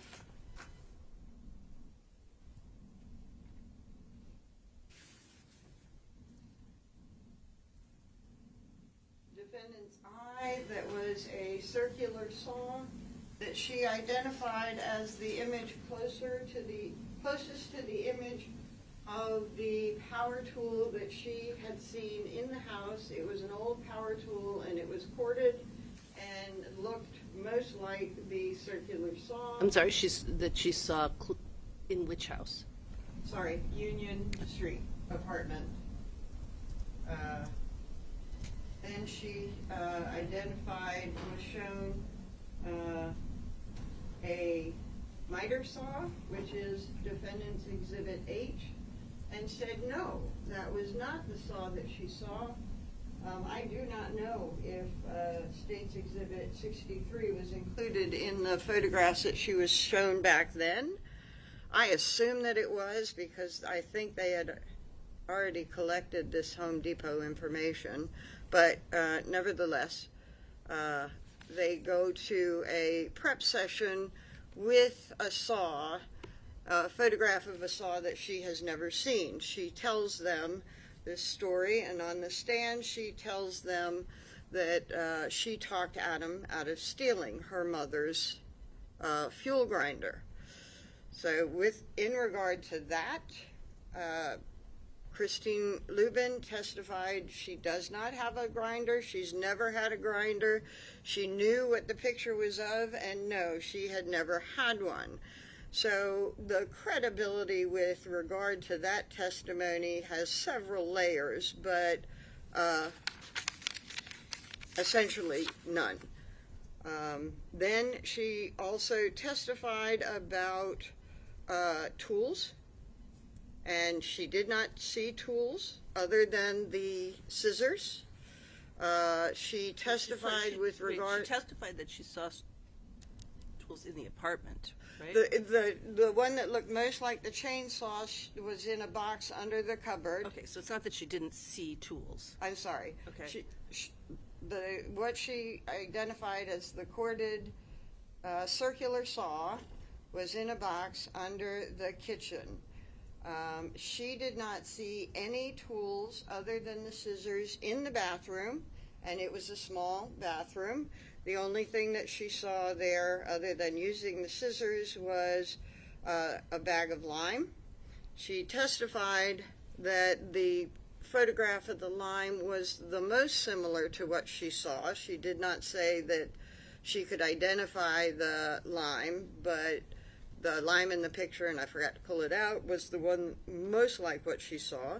She did not say that it was a 40-pound bag of lime, and she did not see tools. She did not hear tools. She didn't see tools outside before or after Adam was in the shower for a time period with the body while she was out. She did say she didn't hear a power tool. She did say her neighbor's music was loud, but I think common sense with regard to power tools, if a power tool was used, it would have been heard. She did not, and she admitted that she was there when the body was in the bag and Adam was trying to zip it up. She did not claim that there was any dismemberment, as the state put it in their opening. She didn't say anything about pieces. I'm sorry, it's sort of grotesque to talk about. But she didn't mention anything other than lime and shower in the bathroom as far as activities that she was aware of. And tools, again, that she was aware of were only the scissors and the circular saw underneath the thing that was old.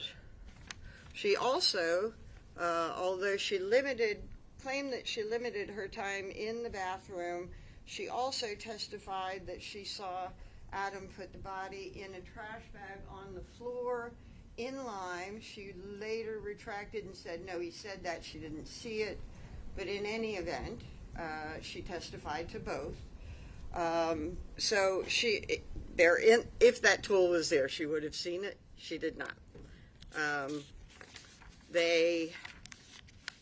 She assisted in closing the bag, didn't see any sign of dismemberment or tools at that point. She never, ever saw any new tools in the house. And you may recall from the original motion, what was purchased in the receipt by some unknown person included extra blade and extra battery. And so she didn't see anything new tool related in the apartment while at Union.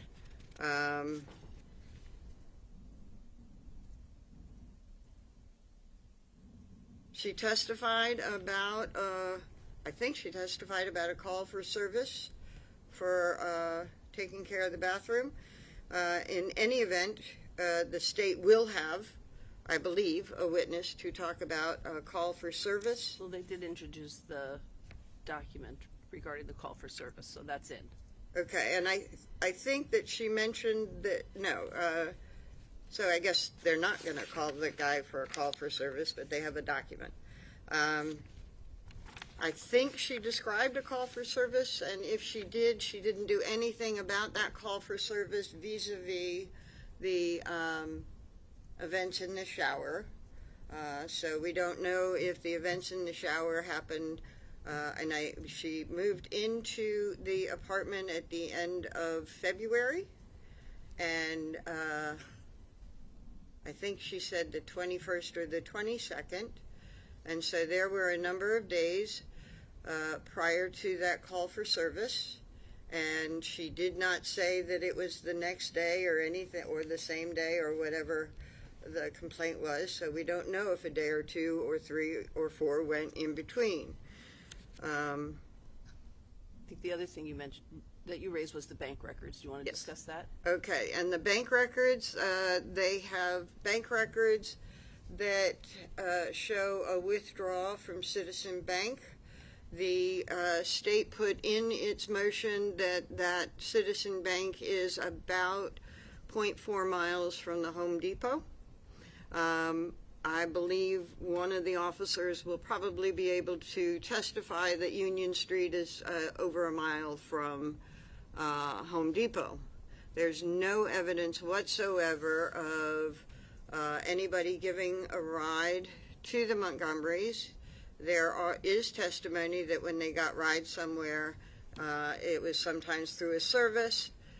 There has been testimony about the number of friends, acquaintances of the Montgomerys that the police went out to talk to. It can be developed more, but there were a lot. There was also testimony about the crime tip line, and that people, as this was being publicized in the media, the search for harmony, tips were coming in from the crime line, and they were following up on that. And there has been a discussion about the amount of media exposure. Nobody called in with a tip of a man walking down from Home Depot with a 40-pound bag of lime, a box of a power tool, and the like, nor has anyone called in who is perhaps an acquaintance of the Montgomerys saying, oh, by the way, I think I gave him a ride. So there's no evidence whatsoever connecting the $500 purchase to a $400 purchase of lime at Home Depot. And finally, not in the motion, is that there's no evidence that the lime was purchased at Home Depot. There are other places that sell lime, and I believe the testimony will be that they only searched Home Depot. So there is no connection. The state, in their opening, alleged that Harmony was dismembered by Adam, and they are seeking to introduce these tools to suggest that Mr. Montgomery had tools to cause that event, where there is no connection, and without that connection, the prejudice of this evidence so far outweighs any probative value that it should be precluded. All right, thank you. I'll hear from the state. Go ahead. As you said in the opening, press, we did not say dismembered. Most of what you just heard was the same argument that's been presented before with regards to the timing.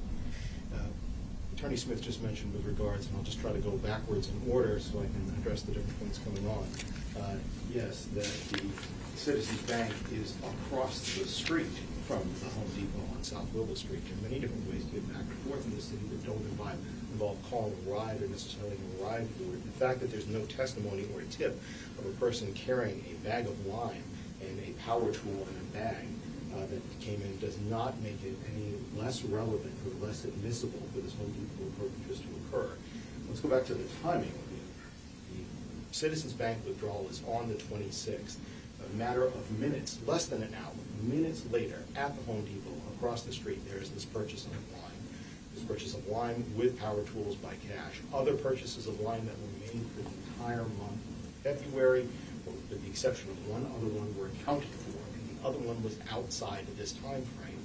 It was far later than after the O'Connell Lodge stay, and we believe that Harmony was placed somewhere in the U-Haul, which we were going to get to in our witnesses later on. The testimony of cross-examination was just cited to you, but not necessarily the testimony of direct. Specifically, Julie Montgomery testified that she did not see the body once it was in the bag. She also did testify that she saw that the bag was dismembered. There was no testimony of that. The call for service, Your Honor, when defense immediately brought up the fact that there was a call for service that had been introduced. Just to clarify, that's a call for service back at the Lake Avenue address, the Fit Shelter. The call for service to Union Street, which is the day after this Home Depot purchase, for a tub drain that needed to be snagged as well as repaired, that will be coming in through a witness later on this afternoon who works for maintenance at 644 Union Street, where they were staying at the time of the Home Depot purchase, at the time of the bank withdrawal, 45 minutes across the street from the Home Depot for this Home Depot purchase. With regards to photographs of what Ms. Montgomery testified to, legal testimony was that the identification of the grinder saw, and it is important to use the right term, as Christina Lubin testified to and as described, that is a grinder, the photos that were shown. There was no chainsaw here, so I don't know where the term chainsaw is coming from, but there is no chainsaw that's been involved. We've talked about a miter saw, which is also known as a box saw. We've also talked about a cordless circular saw, and then we've talked about this grinder. Specifically, the testimony of Kayla Montgomery was that the grinder was a box she recalled seeing before, and I believe in her testimony at one point saying that she had seen it somewhere before, and then she recalled seeing it at her mother's house, she believed, and that Adam Montgomery stated that that was the type of saw that he wanted to use when he was talking about dismembering her, so that she had seen a saw, a new saw in the box. And Ms. Lubin's testimony was that she did not own any such saw. It's a grinder. It is not for woodworking, which is what she testified she did in her spare time and on the side. So she doesn't own it. So the testimony we have is that Kayla Montgomery has seen it in a box. Adam Montgomery has talked about seeing that in that box and wanting to use that for dismembering, not that it's one that Christina Lubin owned. Yes, she did testify that there was a circular saw that was there, and she was very adamant with regard to it being a corded saw and not a cordless circular saw. But she identified the bag of lime when she was shown that by detectives, not at the proffer session, but back before in March of 2023. She was shown that photo of the lime, and from that SKU, the SKU, which is the identification number that a business uses to identify that particular item in their inventory and to make sales, and reports the sales of those on the receipt. She identified that bag with that SKU, and that SKU matched up to the purchase of lime that was made from the Home Depot less than an hour after the withdrawal of cash from their ATM account across the street. Yes, the Citizens Bank was a little over a mile away from Union Street, but there were a number of different ways that the defendant could have gotten there. Could have walked, could have taken a bus, could have used a private service to get there. The relevance is that it's their account that the money is being withdrawn from. That 45 minutes later, approximately so, it is a cash purchase that is made. It is one of only two cash purchases that is made of lime with the same bag that she identified, with the same SKU that she identified, that, oh, look, if we go to the receipt, we see that there is this grinder, the same type that she said, and she remembers seeing with the defendant that the defendant talked about lime used in this method. All of those goes in to make this particular purchase of lime, the purchase from Home Depot, admissible. And the jury can give it whatever weight that it deserves. The defendant certainly has plenty of different things that we can cross-examine on, but this is a question about admissibility, not about weight. And when it comes to admissibility, under 403, as the court has ruled two previous times with regards to this is admissible, and there hasn't been anything about the testimony that's come in to change the admissibility of the evidence. All right. I don't think it's necessary to recount all of this. I don't even think it's a close call. I think the state has sufficient evidence to show that it's relevant, that it has any tendency to make a fact more or less probable than it would be without the evidence, and that the fact is of consequence in determining the action. There's no question about that. There has been significant testimony regarding the saws. It's not essential that she have identified the exact saw. She saw a saw in her own apartment, or the grinder. I mean, I think that there is sufficient evidence. There is evidence related to or there will be related to the bank account. I think the state has made an offer of proof. The proximity to the Home Depot purchase, the facts that were set forth in the original motion related to what the police did to narrow the issue related to the both the cash withdrawal and the use of the cash for the purchase. She testified that although she didn't hear the power tool being used, that there was music. She wasn't in there the whole time. I think that there is sufficient evidence to allow the state to bring in the information from the Home Depot. So for all the reasons that I said in my original order, for the reasons set forth by the state today, and after having reviewed the motion to reconsider is denied. All right, everybody ready to proceed? Yes, Your Honor. All right. Please rise for the jurors.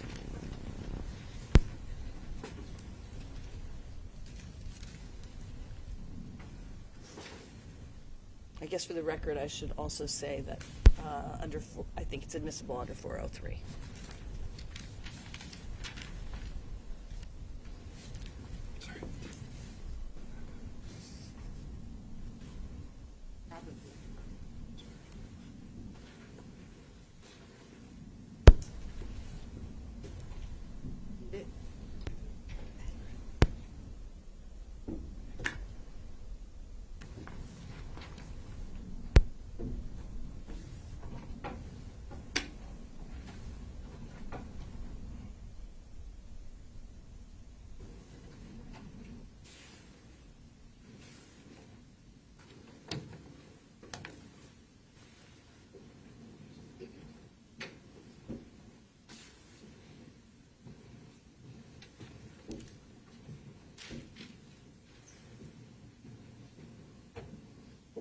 You may be seated. Ladies and gentlemen, thank you so much for your patience. The legal issue that needed to be resolved has been resolved, and we can resume the testimony. The state may call its next witness. Thank you, Your Honor. The state calls Eugene Wasson to the stand.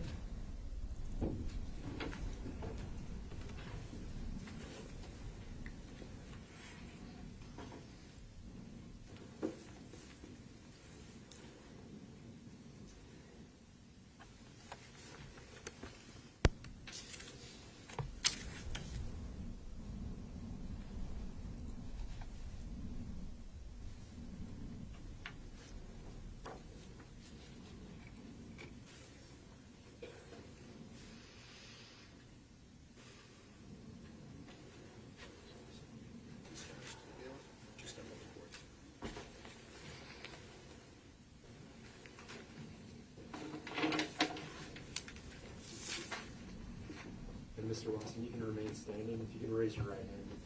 Do you swear that the testimony that you'll provide this jury will be the truth and nothing but the truth under the pains and penalties of perjury? Yes. You can have a seat and make yourself welcome. And when you're ready, Mr. Wasson, if you can just start by giving us your name, stating it and spelling it for the record. Okay. Real name is Eugene Robert Wasson, E-U-G-E-N-E, Robert, R-O-B-E-R-T. Nickname Bob, last name W-A-S-S-O-N. Okay. And you go by Bob, is that right? Okay. Well, Mr. Wasson, can you begin by just telling the jurors where you work?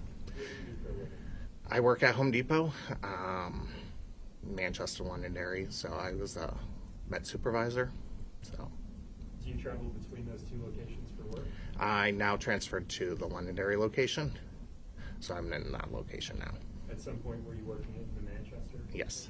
So what are the dates of that? When did you transfer to Londonderry? I transferred to Londonderry last April of 2023. Was in Manchester for 11 and a half years. 11 and a half years. Mm-hmm. What role do you currently hold at the Home Depot? I'm just a Met associate now. I mentally had to take a step down and became an associate instead of management. Before you took that step down, you mentioned management. Mm-hmm. What were your roles and responsibilities as manager? I had vast different roles. Last position that I had was merchandising execution team supervisor, so I was in charge of about 20 people. At the high, we did all the resets. So if you've been to Home Depot, we went in and did the Christmas resets and spring resets and pretty much get new merchandise out and stuff like that. What is the Home Depot and the business What is the business of the Home Depot? Sorry, that was a... Home improvement retail sales.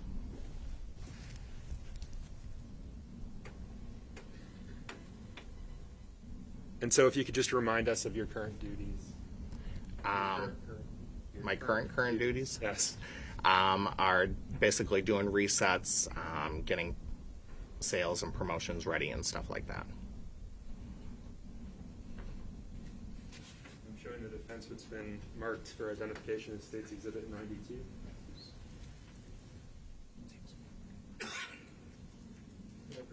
Yes, you may. Mr. Wasson, I'm handing you what's been marked as State's Exhibit 92 for identification. Can you take a look at those items and just look up when you're done?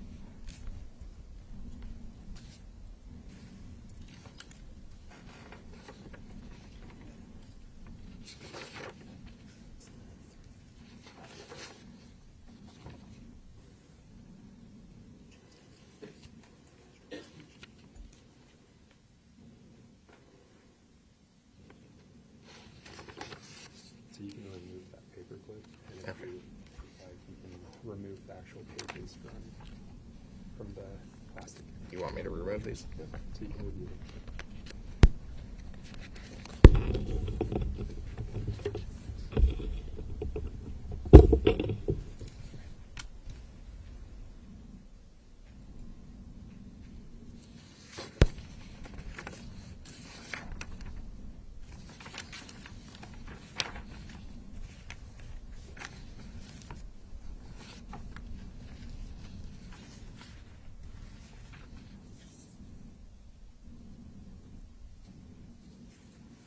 And the final page, if you can just take a look at that. There we go.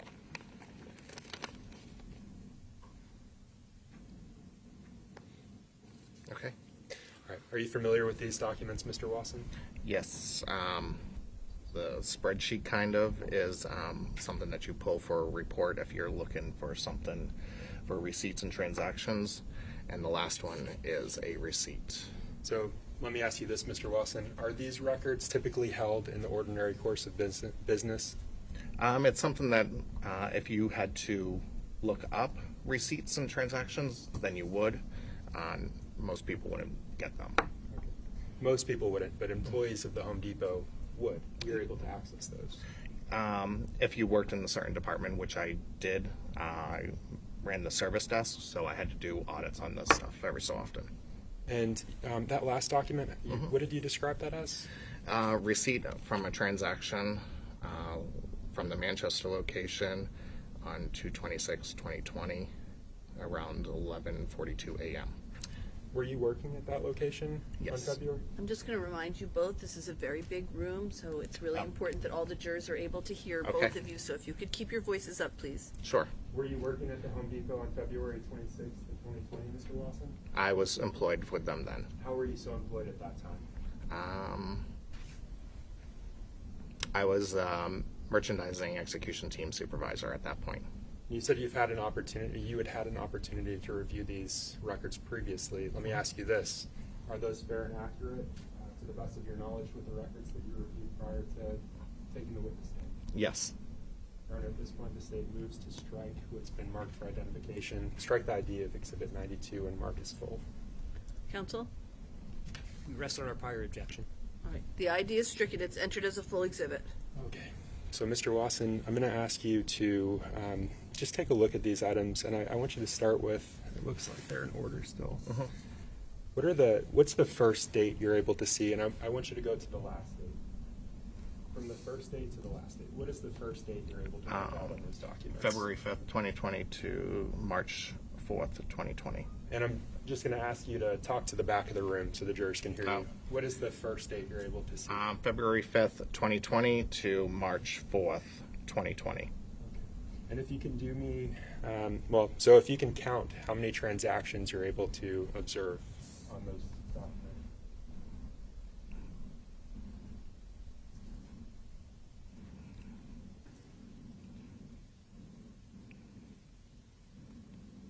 About 33 of them. 33. Okay. And what do those documents capture? What are we looking at? What are the documents? Different stores, different addresses and store numbers, so there's quite a few of them for around this area. And then And when you say different stores, there's Manchester, Londonderry, Hooksett, so the different Home Depot stores in this section.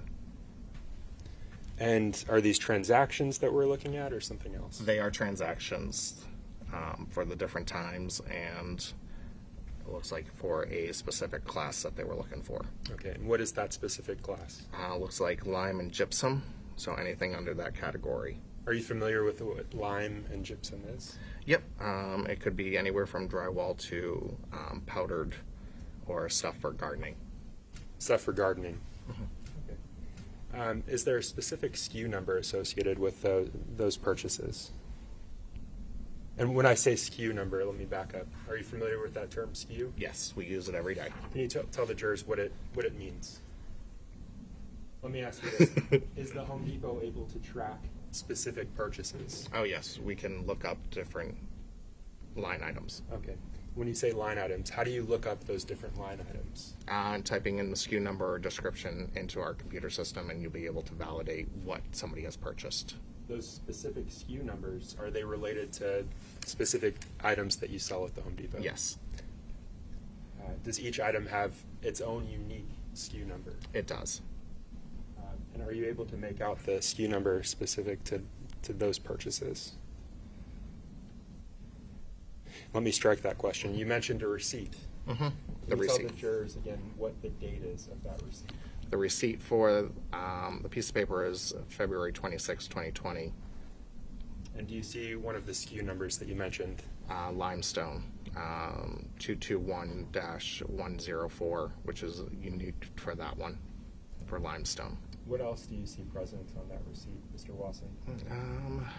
Looks possibly like a tool, a fuel grinder, and a blade for a tool. And that's a Diablo blade for Yep. the tool.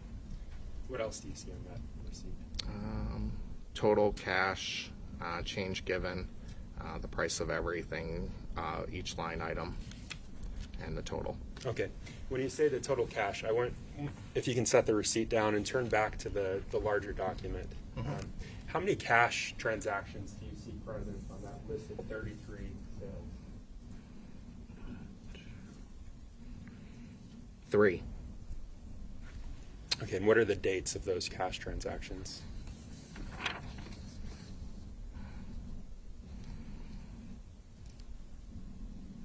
February 15th, February 26th, and March 2nd. All right. And specific to this receipt, turning back to the receipt rather,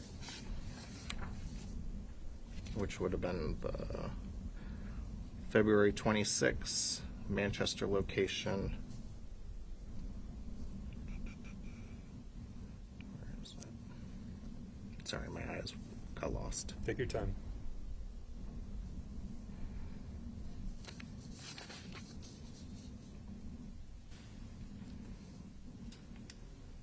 So you said February 26th, Manchester location. That's February 26th of 2020? Yep. Okay.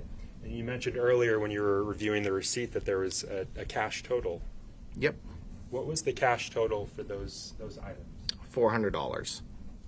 Sorry. Oh, the total for the product was $396.35. Paid $400 and got change of $365 back. So the person that made that transaction gave $400. Yes. And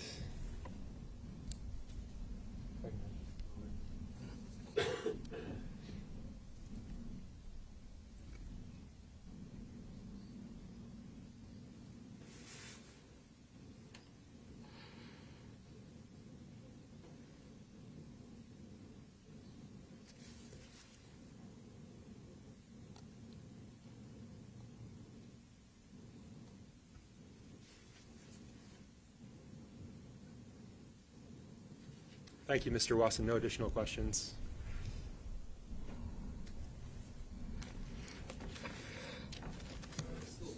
Good morning, Mr. Watson. Good morning. Can I grab that microphone? Yes, you may. Thank you.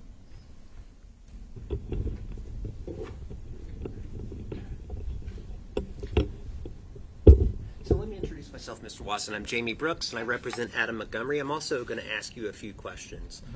So, Exhibit 92 consists of 2 documents, correct? You talk about this right here? Yes, the exhibit in front of you now, Exhibit 92. Okay. There's 2 separate documents there, correct? Yes. And the first one is a document collecting all of the limestone purchases made at various Home Depot locations in New Hampshire from February 1st of 2020 through March 4th. Is that correct? No, February 5th. February 2020. 5th through March 4th. Yes. And if I may approach? Yeah. Yes. Let's take a look at that document. That's the receipt. This is the pages. And That's the spreadsheet. Yeah.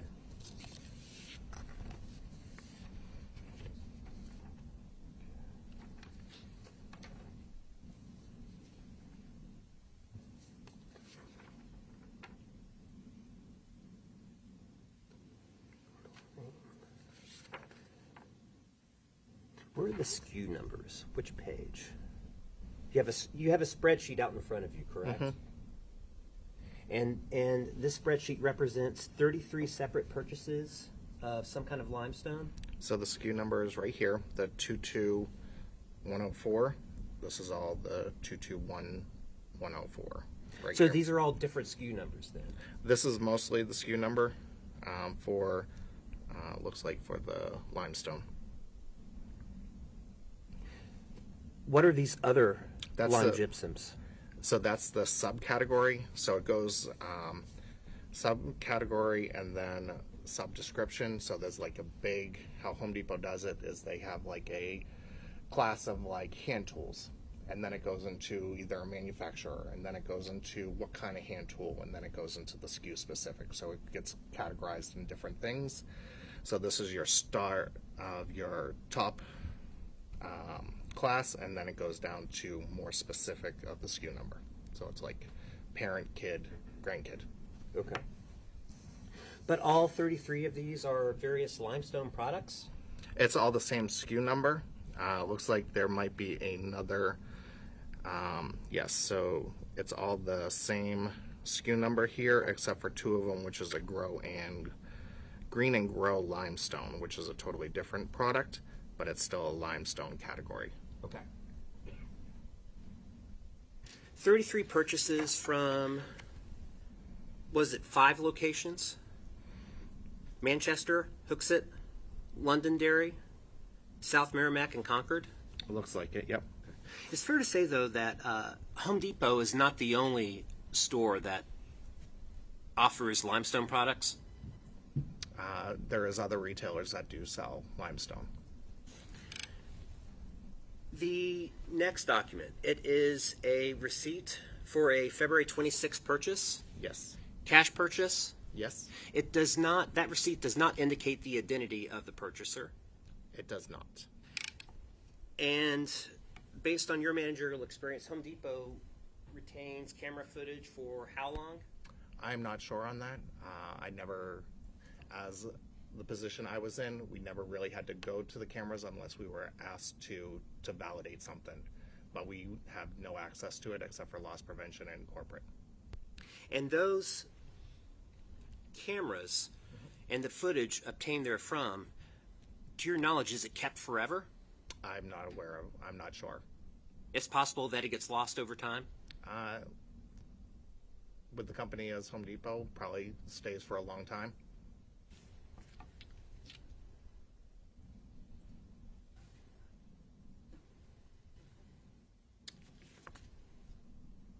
I don't have anything further. Thank you for your time, Mr. Watson. Thank you. I'd ask that this witness be excused. Any objection? No, Your Honor. All right, sir, you may step down. You are excused. Counsel?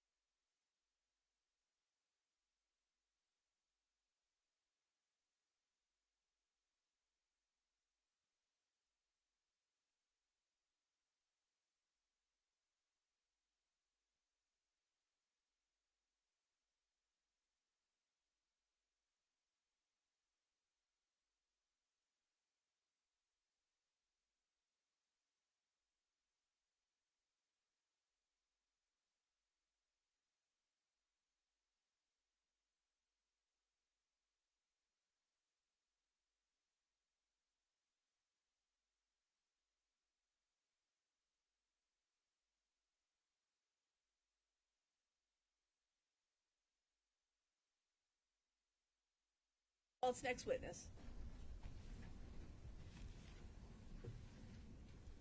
Your Honor, at this time, the state will call Detective Max Rayhill to the stand.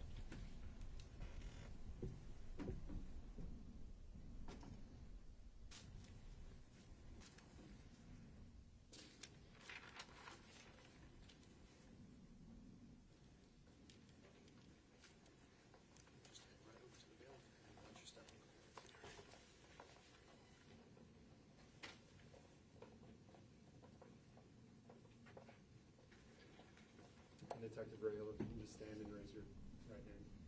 Do you swear that the testimony that you're going to provide this jury will be the truth and the whole truth under the pains and penalties of perjury? I do. You can make yourself comfortable with some water there if you need it.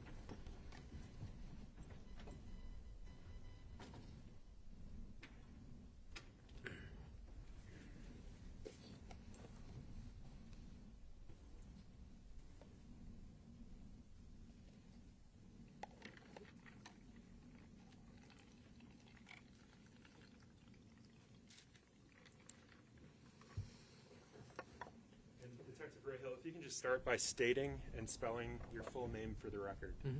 It's Max Rayhill, Rahill.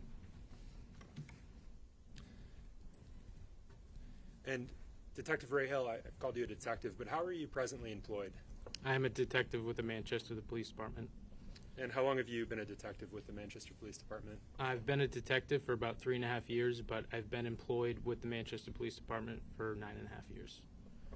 When did your employment begin with the Manchester Police Department? July of 2014. And prior to being a detective, what was your assignment? I was a patrol officer. What are your duties as a patrol officer with the Manchester Police Department? Responding to in-progress calls, accidents, thefts, doing proactive work, traffic stops, things of that nature. And remind us, what year did you become a detective? In 2020. In 2020 until now. Correct. What are your current duties and what are your role and duties as a detective with the Manchester Police Department? So I'm currently assigned to the General Investigations Unit, and we typically do general investigations, more specifically burglaries, thefts. I'm kind of more geared towards the violent crime and evidence aspect in the unit.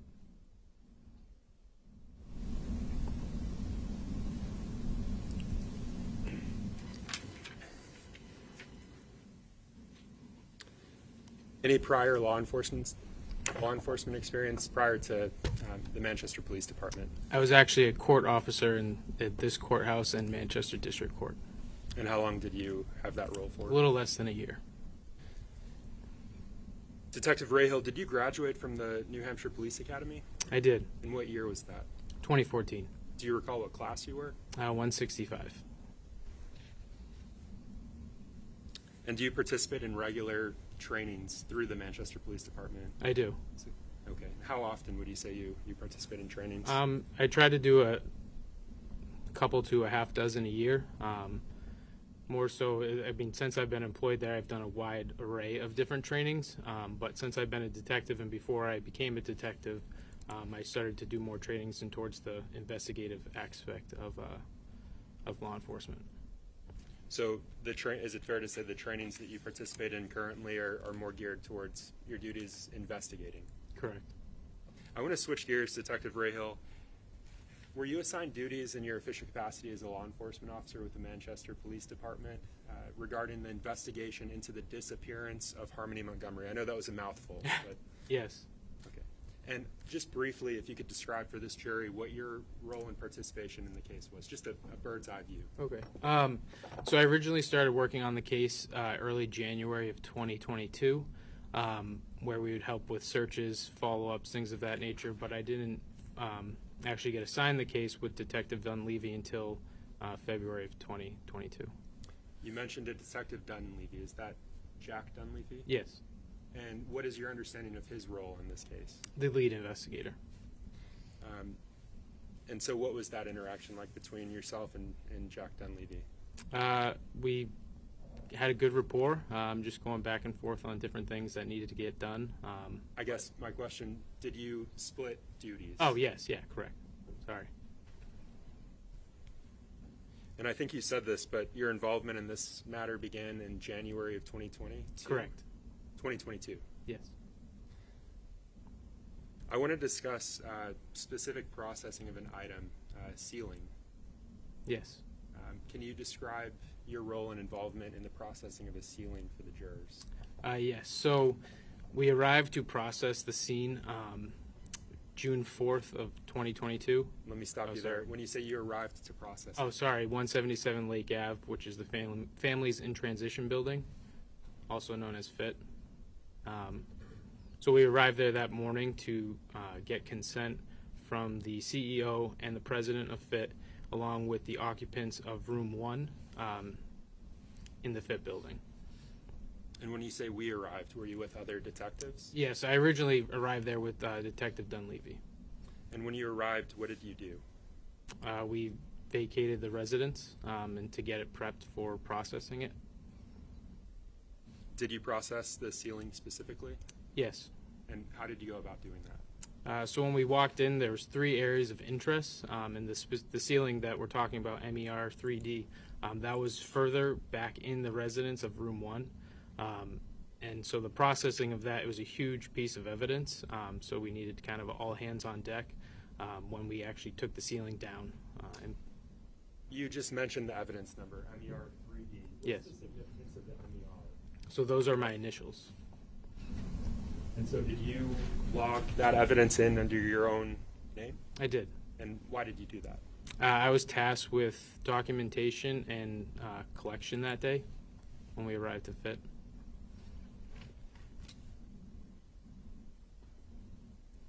You mentioned collecting MER 3D. Did you also collect a vent cover? I did. And what was that logged under? I believe the vent cover was MER 3A.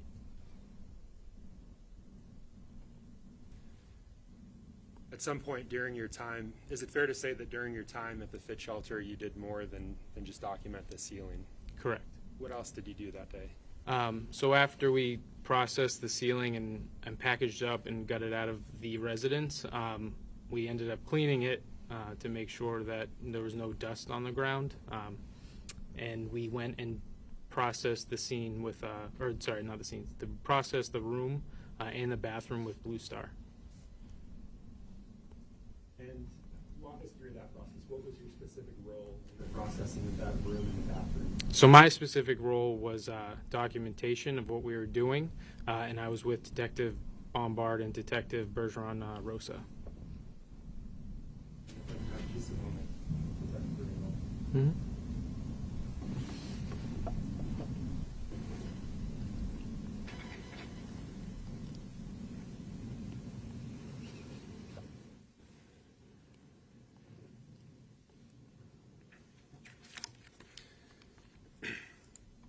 So I want to switch gears with you, Detective Rahill. During your involvement on this case, did you have an opportunity to review Meta bank account records? I did. And specifically an account ending in 5270. Yes. And what is your familiarity with that account? That is the bank account for Kayla Montgomery. And to your knowledge, is that one that was a shared account? Yes. Objection.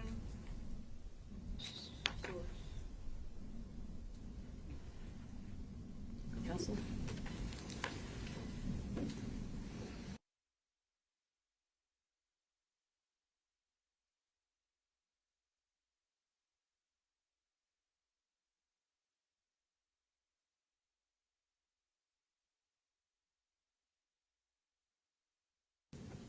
The objection is sustained. Let me ask a follow-up question. So, Detective Rahill, you mentioned your familiarity with the records. Yes. How did you go about collecting? Did you collect those records? I didn't physically collect them. Did another officer Yes. involved with this matter collect those records? Yes. How did they go about collecting them? Search warrant. And you had a chance to review those records? Yes. Do those records document that? Well, let me back up. You mentioned that this was a shared account. Yes. What's the source of that information for you? On the record. Your review of the records? Yes. Okay. Your Honor, may I approach this one? Yes? showing the defense what's been previously marked for identification as State's Exhibit 138. So Detective Rahal, I'm showing you what's been marked for identification as State's Exhibit 138. I'm just going to ask that you take a moment and review those records. And once you've had an opportunity to review those records,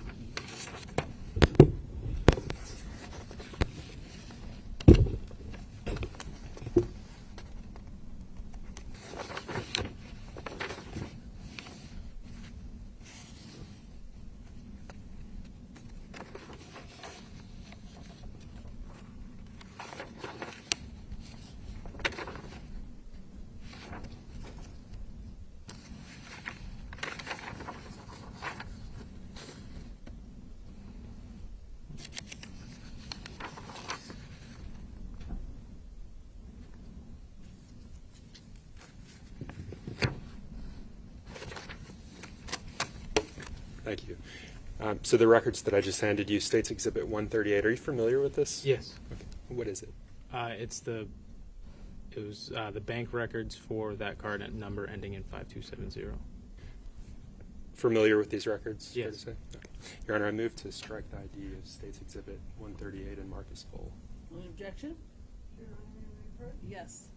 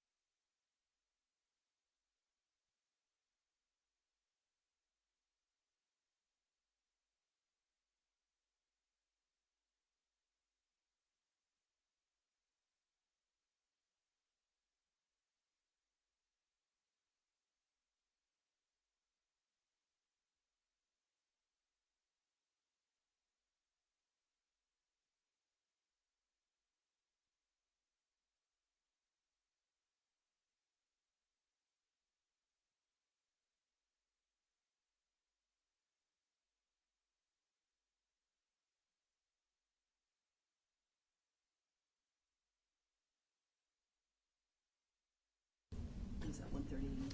138. 138. The ID is not stricken on 138. You can proceed. So, Detective Rahal, I'm handing you back what's been marked as State's Exhibit 138 for identification. Fair to say that's a pretty lengthy document. Yes. Okay. I'm showing you now what's been marked for identification as State's Exhibit 61.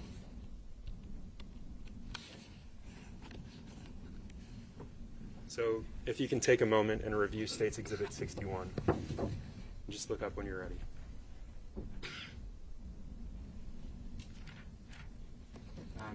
Do you recognize this document? Yes. What can you tell the jurors what it is?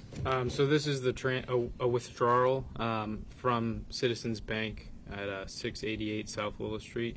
The transaction was. And let me stop you there. You're familiar with it? Yes. Okay. Is this taken from that larger record, States Exhibit 138? Yes. Okay. And there's something highlighted on it. Yes. And I think you were talking about that just now. Yes. Is this item, States Exhibit 61, is that a fair and accurate representation of a portion of the records that you have in front of you, States Exhibit 138? Yes. All right. Your Honor, the state moves to strike the ID of States Exhibit 61 and mark it as full. Any objection? Other than overall. Okay, other than the previous objection that was noted, the court will strike the ID and enter this as a full exhibit.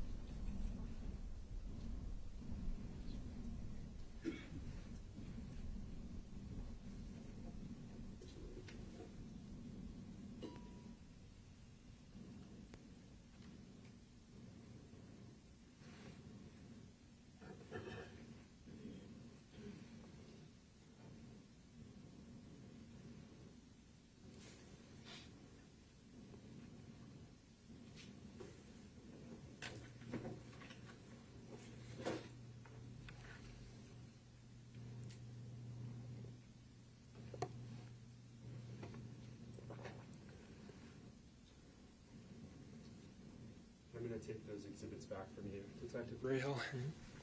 I'm sorry.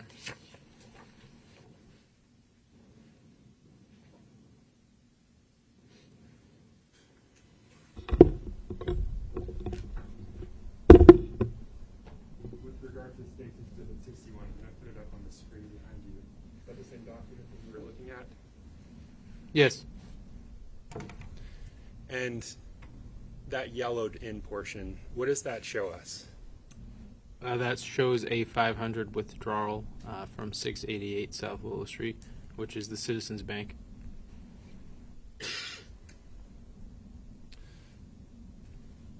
And does it say the date on that document?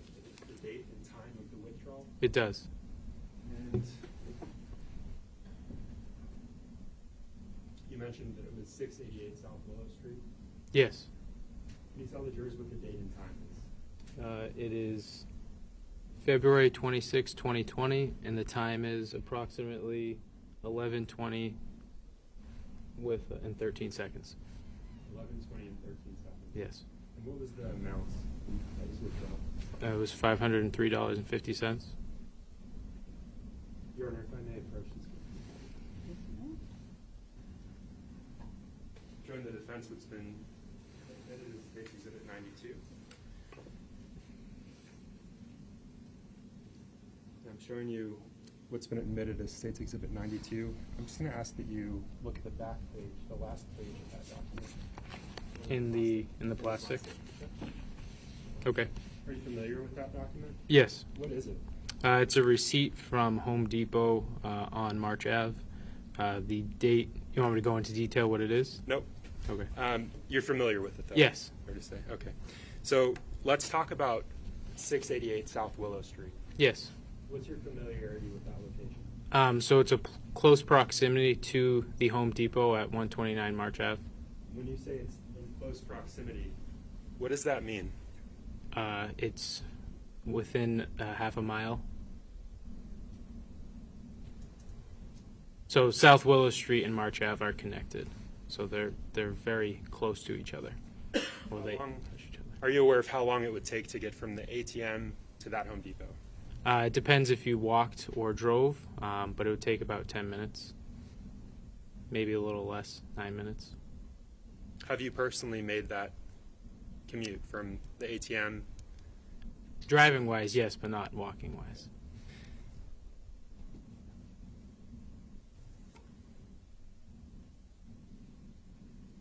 What prompted investigators to get these bank statements? These specific bank statements This transaction specifically from the bank. from the bank. Okay. So we requested the MetaBank data for the Montgomerys to get a history of purchases. And when reviewing those purchases, we located this. And did this specific one stand out to you? Yes. Why is that? Due to the close proximity to Home Depot on March Ave, and due to the fact that this was the day prior to a work order at the Union Street address, 644 Union Street. What's your understanding of who lived at 644 Union Street? Adam and Kayla Montgomery.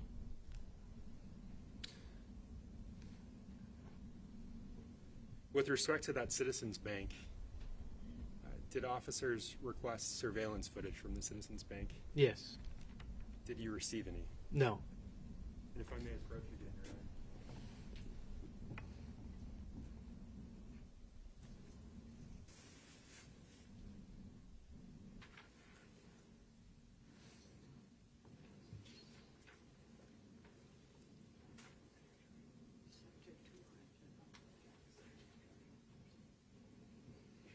I didn't hear if you permitted that, Your Honor. Can I approach this witness? You can approach the witness. Thank you. So, Detective Rahal, I'm handing you what I've shown to defense. It's marked for identification as State's Exhibit 91. And I'm just going to ask that you take a look at that document and look up when you're done.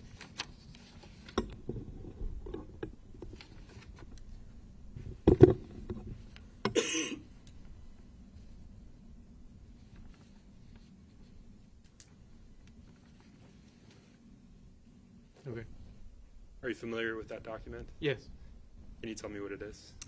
So this was a request for video in regards to the ATM that they did not have, and we also wanted the actual transactions from that ATM, which they did not have either. And this is... Go ahead. This was requested... I actually don't know when this was requested. Fair to say several years ago. Yes. Yeah. And then this is a newer document from, can you read the date on it? Yeah, the top date says January 18th, 2024. But you recall several years ago requesting that footage. Years ago? Yes, a year ago. In terms of your experience as a detective with the Manchester Police Department, do you typically request surveillance footage? Yes. Is it typically available? It depends on when you ask for it. Depends if the incident just happened or it's something that is past tense and the video is no longer there. And in this case, you mentioned beginning your involvement in January of 2022. Correct. The purchase that we're talking about, can you remind us of that date? Yes, it's February 26th of 2020, so almost 2 years before. Okay. Is that typical for your experience as an officer with the Manchester Police Department, as a detective with them, that they wouldn't still have this footage? Correct. Your Honor, the state moves to strike what's been marked for identification as State's Exhibit 91 and mark it as full. Any objection? Subject to the filer. The ID is stricken. It's entered as a full exhibit. So no surveillance existed, no transaction existed. Correct. It did exist through the Meta Bank. Correct.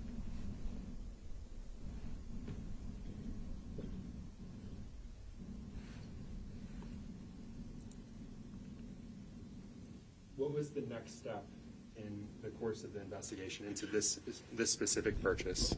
So due to the close proximity to this transaction, we requested Lime purchases from Home Depot. Was that a specific Home Depot, or was it multiple Home Depot locations? We requested multiple Home Depot locations. And with respect to State's Exhibit, what's been admitted as State's Exhibit 92, is that reflected in State's Exhibit 92? I haven't fully looked through this. Oh, please do. I just did the back page, sorry.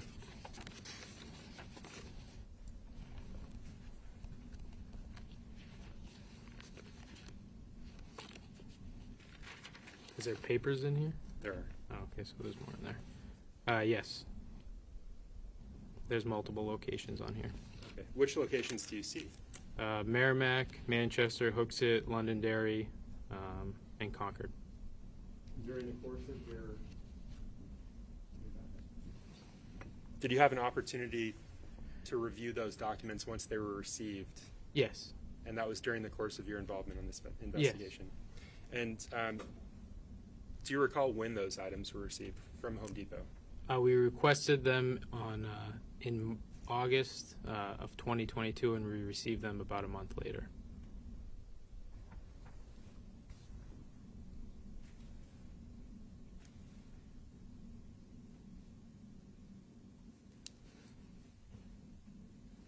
What specifically were investigators looking for with respect to the purchases at Home Depot? We were looking for line purchases. Why were you looking for line purchases? Due to a statement made by Kayla Montgomery. And I've asked you to look at the last page of that material, the packet that's in front of you. Can you tell us what that is? Yes, so this is the receipt from a transaction at Home Depot on March Ave. I'm just going to ask that you turn to the TV monitor behind you. Is that consistent with what you're looking at, the papers that you have? Yes. What is that? It's a receipt. And I want to talk about the receipt. You mentioned the ATM transaction at 11:20 in the morning on February 26th of 2020. What is the date and time of this Home Depot transaction? 11:42 a.m. So that's roughly 22 minutes after. Correct. And I want to discuss the amounts. Does that receipt tell you the amounts? Yes. And can you just point them out to the jurors? Yes. It was $396.35. And it says cash there. Yes. What's your understanding of what that means? So the transaction was paid with cash, $400 in cash.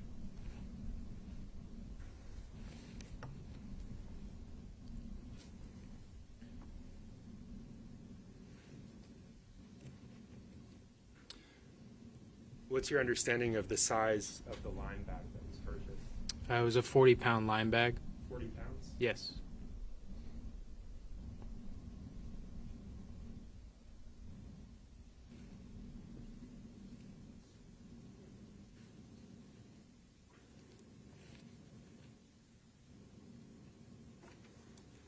And what additional items were purchased during that transaction? So there was a Milwaukee M18 fuel grinder, which is also known as an angle grinder, size 4.5 blade. There was also a Diablo 4.5 blade purchase and an M18 Milwaukee battery.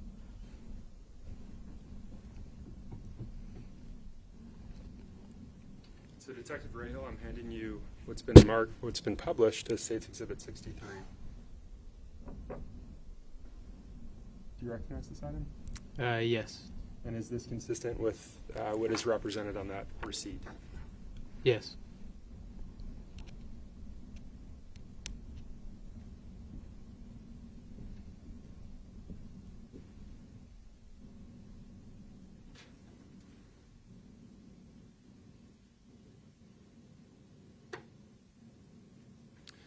Was there a specific item number associated with the limestone?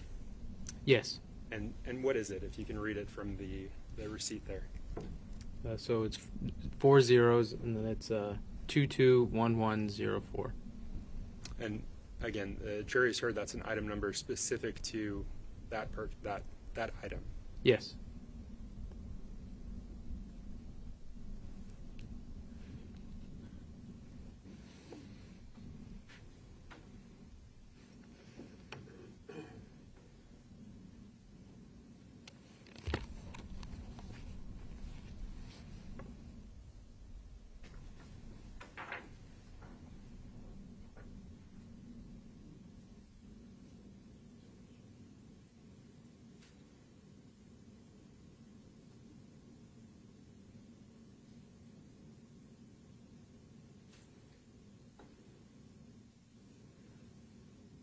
So, Detective Rahill, I'm showing you what's been published as State's Exhibit 62. Do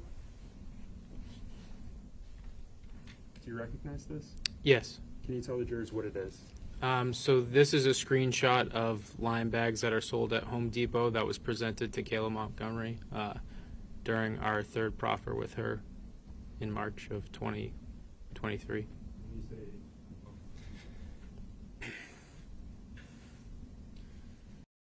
I just showed you State's Exhibit 62. If you can just turn to the monitor behind you. Is that what's reflected on the monitor? Yes. And what was the purpose of presenting this to Ms. Montgomery? To figure out what lime that might have been used in the disposal of Harmony. Without saying what she said, was a bag indicated? Yes. And can you point the bag out that's indicated? Yeah. That was indicated that day? Yes. You didn't say. Now, you talked about a specific item number. Is that present on this item? Yes, you can't see it in that screenshot, though. I don't believe. Were you able to compare the item number from this exhibit with the item number from the receipt, the Home Depot receipt? Yes. Are they consistent with each other? Yes. Sustained. How did you compare those? By researching and finding the SKU number associated with that bag. Did you compare that to the receipt? Yes, and that bag is... Sustained, leading. What was the result of that comparison? Yes.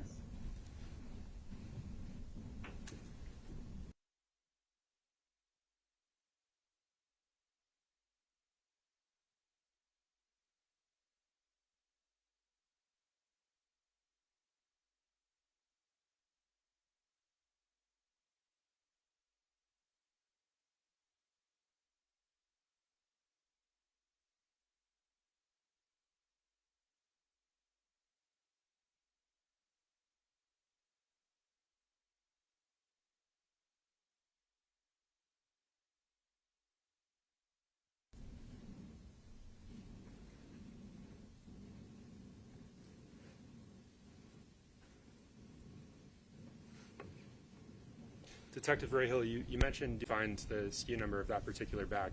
What research did you do? I went on the Home Depot website and searched for that specific lime. And did you compare that? I did. What did you compare it to? I compared it to the receipt that we received from Home Depot, and they had the same SKU number. Was that the same receipt that you just looked at? Yes. So the item number that's indicated in the previous exhibit is consistent with the Home Depot receipt that we reviewed? Yes, it just didn't have the 4 zeros in the front, but it was 221104.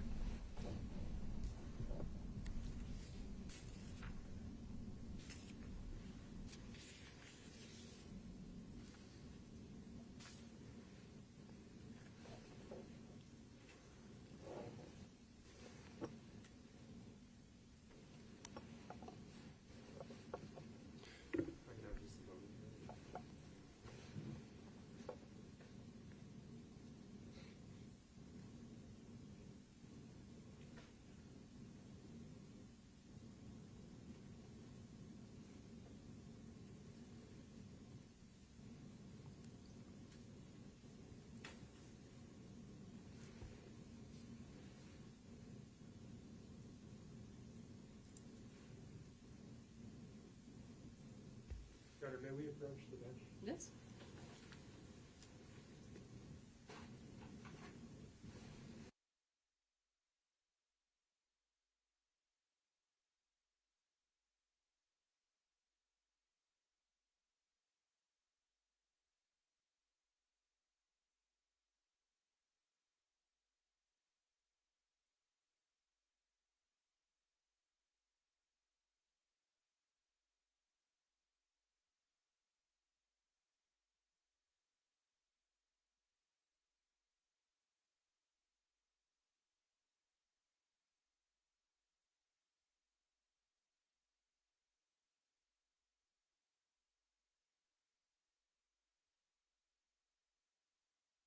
This is a good breaking point.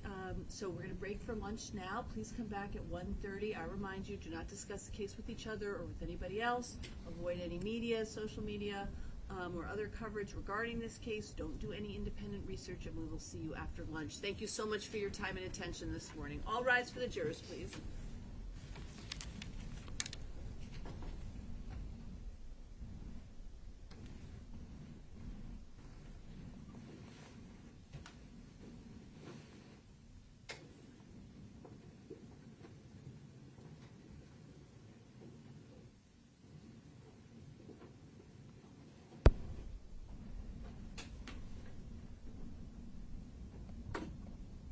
We don't need the detective now. So I'll ask you to step down. I'll remind you that you're not to discuss this case with anybody during the lunch break. The lawyers will communicate with you about that further. What would you like me to do? You can leave it right there, Okay. and the lawyers will do it. Thank you so Okay, much. thank All right, you. very good. Okay, counsel, we're gonna take one more minute to discuss the issue that you want to discuss. So, approach. Why don't you approach?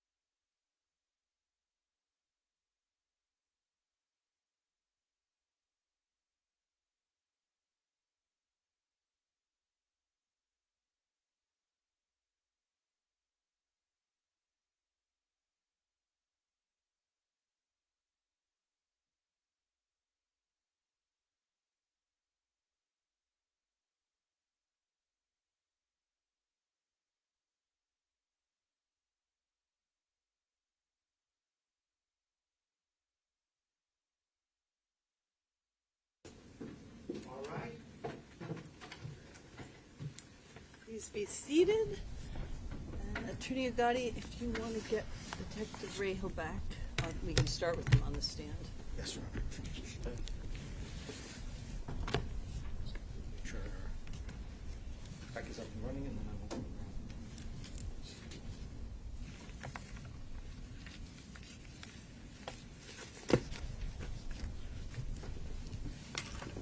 around. And I don't have those other documents, just FYI. No, Your Honor, there were, the person who was assisting us in drafting them had missed 2 edits. I've made corrections to those 2 edits, and I've asked them to submit them, and I asked them for that about 10 minutes ago. So it may just not be in yet. Okay, so the pleading is not going to be identical? No, it will, Your Honor. I'm sorry. I should say redactions rather than edits. I apologize. because- There were 2 areas that had not been redacted out that you had asked to be redacted, and I said, no, these are included. Okay, but it's the identical pleading? Yes, Because that's identical the pleading will be open to the public, and the That's other one- correct. okay, That's correct. okay. All right, Detective Rahill, when you're ready.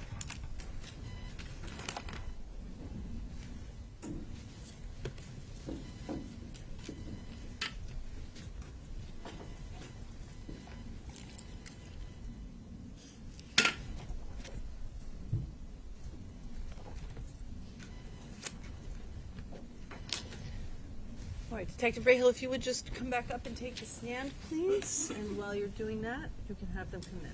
All rise for the jurors, please.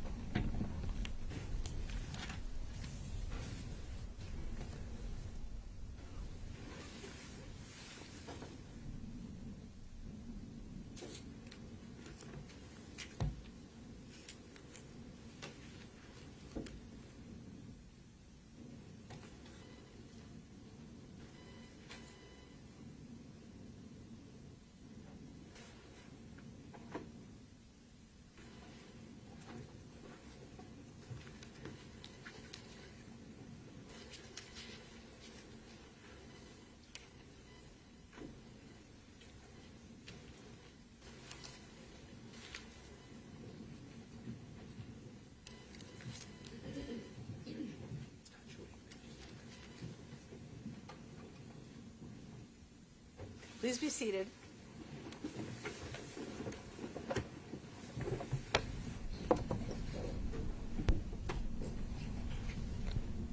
Whenever you're ready. Thank you. So, Detective Rahill, just a few more questions for you. During your involvement in this investigation regarding those records that you received from the Home Depot, did you attempt to obtain surveillance footage from the Home Depot? Surveillance footage of specifically that February 26th transaction? Yes. Were you successful in retrieving that, obtaining it? No. Can you tell the jurors why not? It was the date that we needed was too far back from when we asked for that, on the date that we asked. Detective Rahill, would you recognize the defendant if you saw him today? Yes. Yes, you may.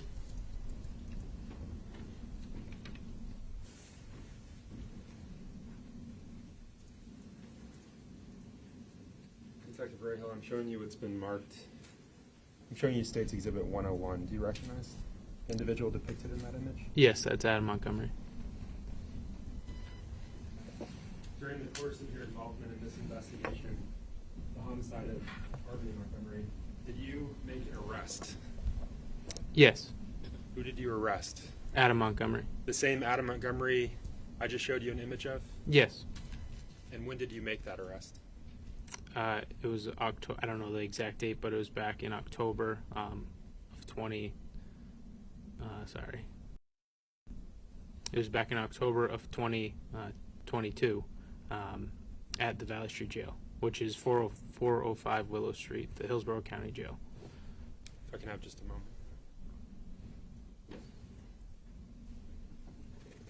No further questions. Thank you. Mm-hmm.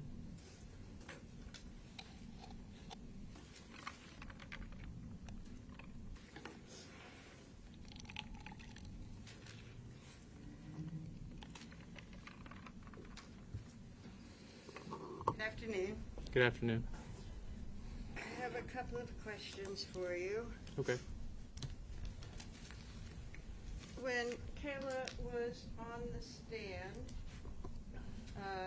she was asked questions about purchasing drugs from Mr. Badero on the day that she claimed Harmony died. And she testified that she couldn't remember if she got the drugs from Badero. Did she tell you on June 23rd, 2022, that she got drugs? She went up and got drugs from Mr. Badero. I think she claimed after they had come back from Burger King, but before the car broke down. I'm not sure. I would have to refer to my report. Sure. I'm going to show you a copy of the transcript. Actually, show you the official.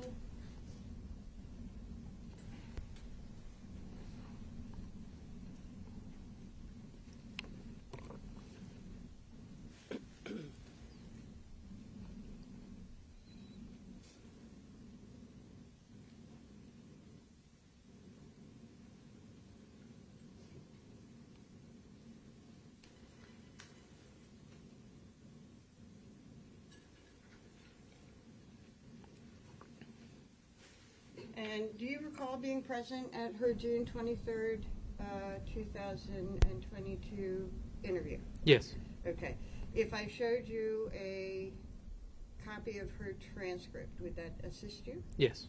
It points you to page 224, and this is actually what I'm going to ask you about, but you can read before or after the organ.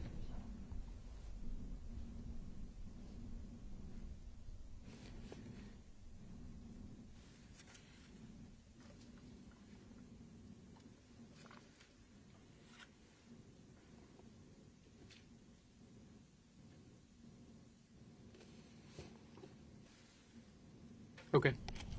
And she actually told you all of you in that room, that she was the one that went up and purchased the drugs from Mr. Badero, right? That's correct. She says that. And she even was able to give you a reason why she remembered that she was the one that went up. Yes. Do you want the page marked? I do. No.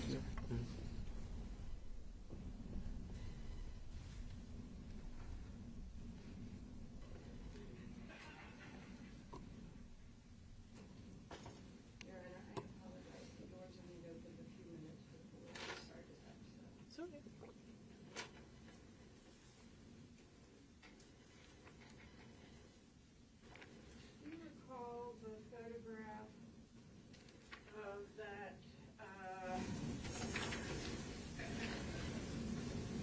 fuel grinder? Yes. And that was a photograph that Kayla initialed for you, is that right? No, I don't believe so. She initialed the lime bag. Well, were you present for the December prep session with Kayla Montgomery? No. December of this past December? Correct. I was not present. Okay.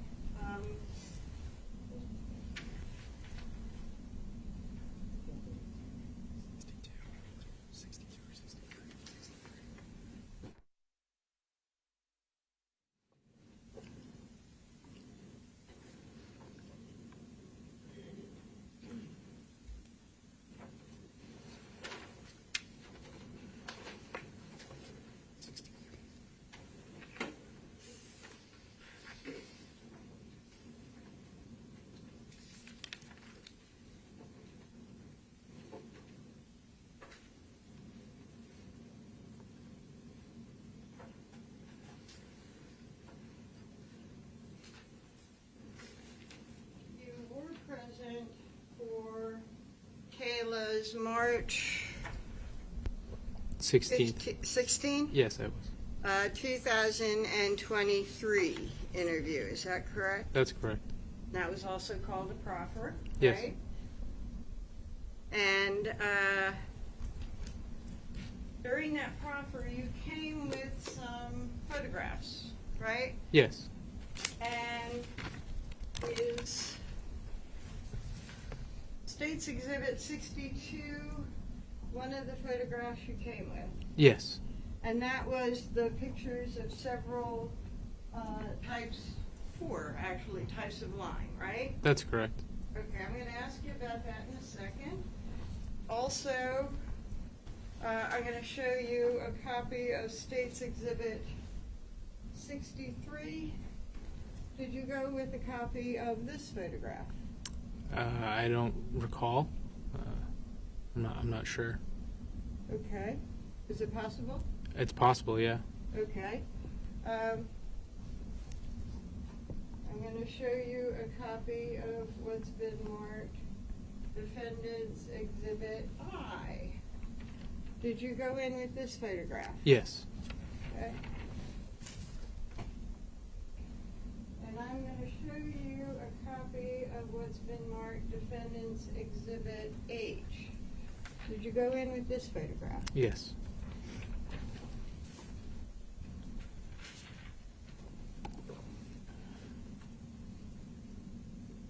And you had been to collect the receipt from Home Depot prior to that March 23rd, 2023 interview, right? Yes, we received those before that interview. Okay. And is one of the things in the interview that you wanted to talk to her about was tools? Yes. And was Exhibit 63 one of the tools you wanted to talk to her about? We wanted to talk to her multiple tools. I honestly don't recall that specific tool. Okay.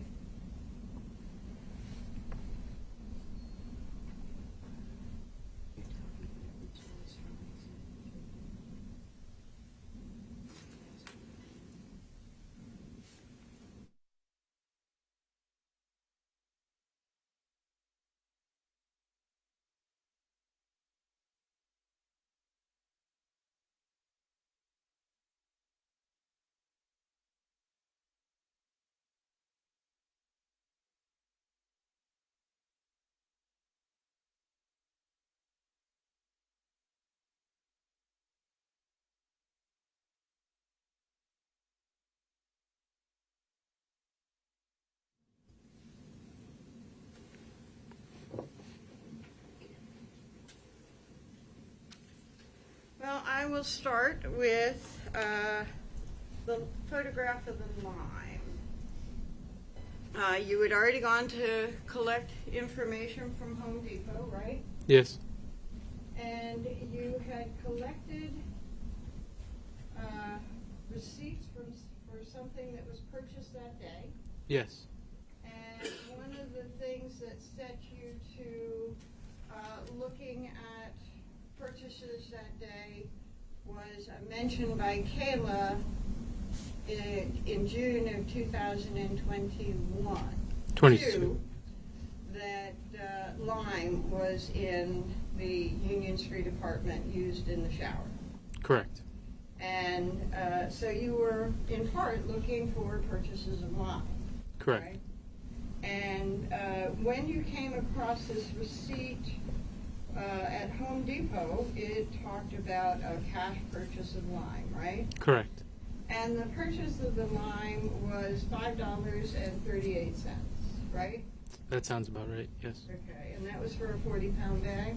Yes. And did you also do research on what lime does? For the soil, Uh-huh. it raises the pH. And it reduces growth in bacteria? Yes, I don't know if I can't answer that question. Okay. So the only information that you have is putting it on lawns to increase the pH? Correct, yes. Okay. And the $199 item that was purchased, it only has a bunch of and this is from, sorry, Exhibit 92? In the statement. We're talking about Exhibit 92 now, or are you talking about the previous exhibit? I thought that's what I was referring to previous exhibit. I'll withdraw that objection. Okay. Oh. So this is one of the pages, and I'll have it all together, of what's been marked as State's Exhibit 92. And after the limestone, there was an item that is referenced for $199, right? Okay, hold on a second. Counsel, could you approach for a second? What you just handed him is that part.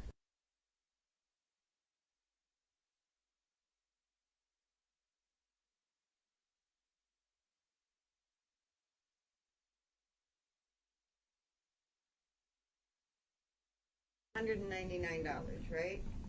Yes, there's a transaction here for $199. And in your research, you discovered that that was a battery, Correct. $200 battery, right? Yes. And then the next item was a Milwaukee fuel grinder, right? Correct. And how much was that? $179. And this purchase of the fuel grinder came with a battery, right? I don't know. You didn't check? I don't know if it came with a battery. Okay, it came with its own blade. I don't know that. Okay. So if the state said on opening that he bought an extra blade and a battery, that information would not have come from you. Correct.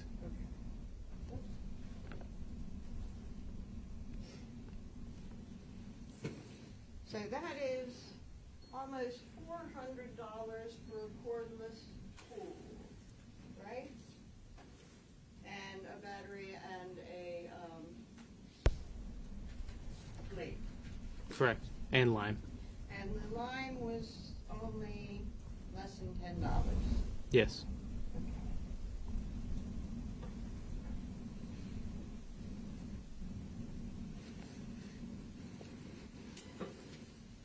So when you took this photograph of various items of lime to Kayla to identify, you only had lime bags from Home Depot, is that right?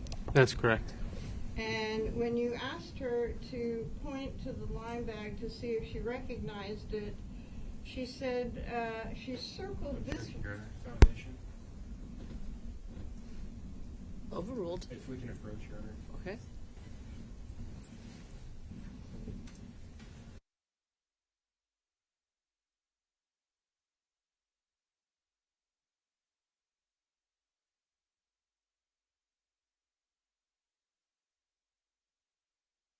The objection is sustained. When she circled this item, she didn't circle it as the item. She circled it as most similar to the item, right? Correct. She did not identify this, even though it's circled as the type of lime that she recalled, right? Correct. And she did not circle it as the same packaging as she recalled, right? Correct. It was just the most similar of the four that you gave her from Home Depot. Correct. And you didn't go to any other place to check about other lime purchases in the area? Correct. Except for the Home Depot purchases, right? Correct. And the Home Depot purchases in the 1 month period had about 33 purchases of lime at various Home Depots? That's right. Okay. So it is something that is purchased in the winter time. Yes. And you know if it reduces smell? I don't. Okay.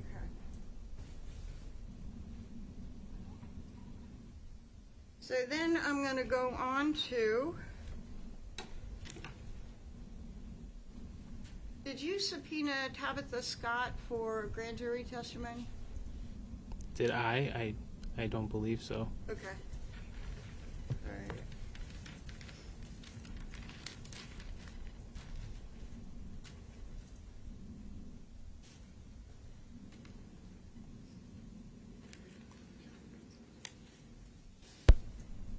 So you went with photographs to talk to Kayla about potential tool searches, right? Tool that may have been used. Yes.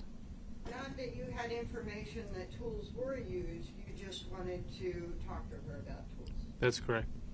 And you had information that led you to believe that perhaps a purchase of lime and a tool was made sometime around the time of what Kayla described as a shower at Union Street and manipulation of the body. Is that a question? I don't. Can Okay. you rephrase that? It was very poorly phrased. Break it down. Your discovery of what you think was connected or could have been connected, the line to Union Street apartment events that Kayla described. When did you make those discoveries? Of the lime purchases? Well, we subpoenaed them. We subpoenaed Home Depot a couple months after her last proffer, where she mentioned the lime. Sorry. So we discovered them 2 to 3 months after we spoke to Kayla about the lime. So about September of 2022. 22. Correct. And then you wanted to talk to her about tools, right? That's correct. And since you had a tool that seemed to be connected with at least one purchase, this would be one of the tools that you would want to talk to her about. Yes. And so you can't remember, but does it seem likely that you took this picture with you? I can't recall, but yeah, like I said, I can't recall if we took that specific one. Did you take a picture of this tool, maybe not this one? Like I said, I can't answer that. I don't know. Okay. I remember the miter saw and the skill saw, or the handheld saw, but I don't remember that one specifically. If she hadn't described any tools as being used in the shower, why would you take a circular saw photograph? To check to see if any of these saws or tools were used. And if you had no information about tools being used in the shower, why would you bring a picture of a miter saw? Just because she might not have been familiar with different saws, so we wanted to give her a couple different photos to show her. And if you were wondering whether a fuel grinder was used, you probably wanted to bring a picture of a fuel grinder too, right? Yes, that seems likely, yes. Okay. So,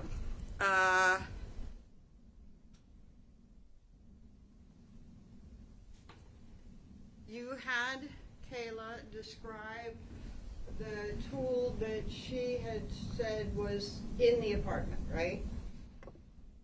In the apartment, yes, correct. And not in the shower or anything. This was just something that she recalled was in the apartment, right? Correct. And you showed her a picture that was neither the miter saw or the circular saw, right? Yes. And was that probably the fuel grinder? No, I believe it was the circular saw. Okay. I'm going to try a little bit slower then. Do you recall showing her a picture that she said, no, that wasn't it? No, I don't recall that. I'm going to show you. If I showed you a copy of the transcript of that interview, do you think that might help refresh your recollection? Yes. Okay.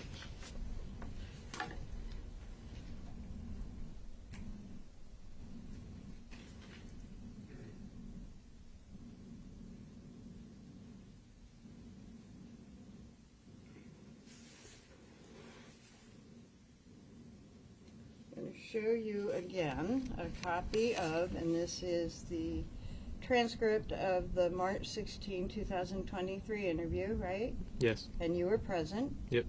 And I'm going to show you the bottom of 8481. And again, you can read whatever you want for reference, but it's there at the bottom. I'm going to go.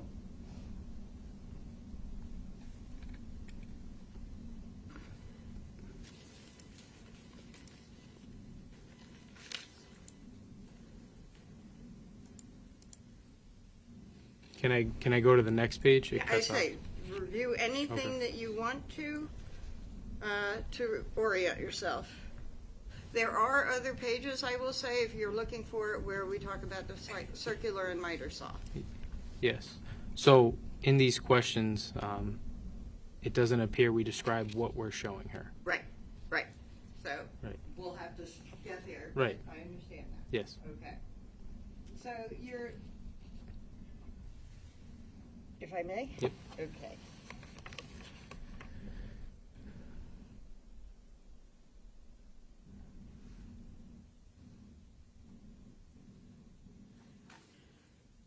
She had described the tool the old tool that was in the apartment under the counter. Yes. Right. Yes.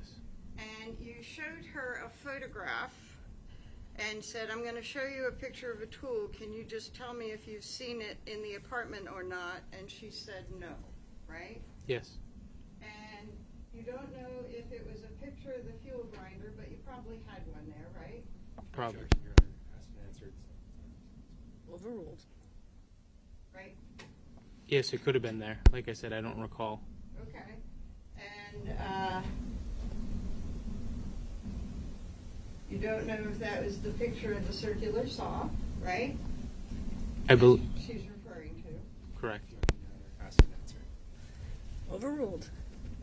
But at some point, she actually did identify the circular saw, right? Yes. And so it probably wasn't the circular saw that she was talking about there when she said, I never saw that. Objection, Your Honor. Speculation. Could you restate the question, please? Since she recognized the circular saw, it was not the circular picture of the circular saw that you were showing her when she said she had never seen that tool. Objection, Your Honor. Same objection. Speculation. Counsel approach.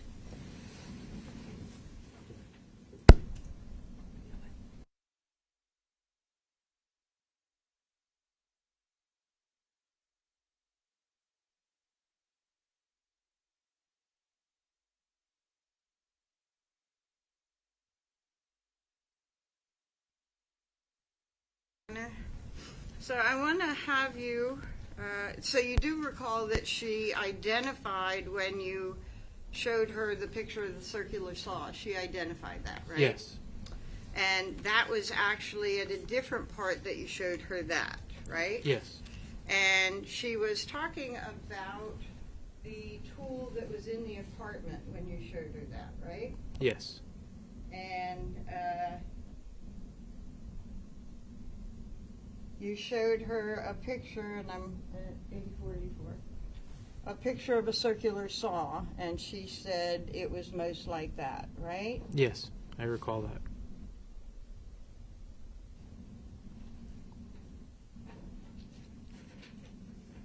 And so this picture of the circular saw is the one that she identified, right? Yes. So earlier, when you showed her a photo and she said, I never saw that, it wasn't this photograph, right? Correct.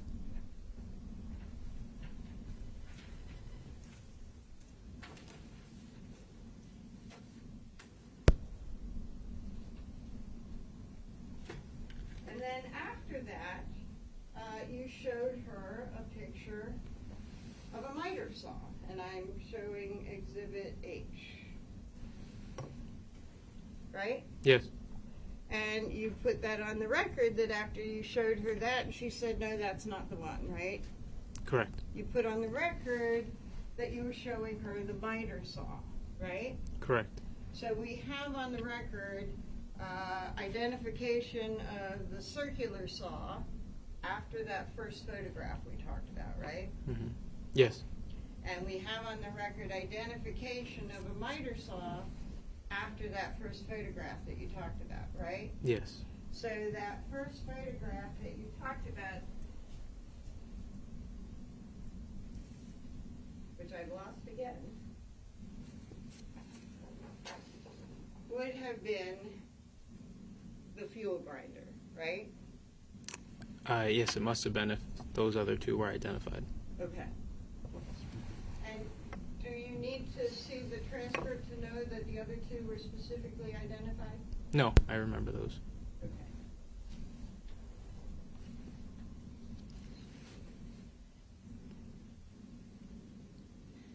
Now, Kayla, oops, I get the page, sorry.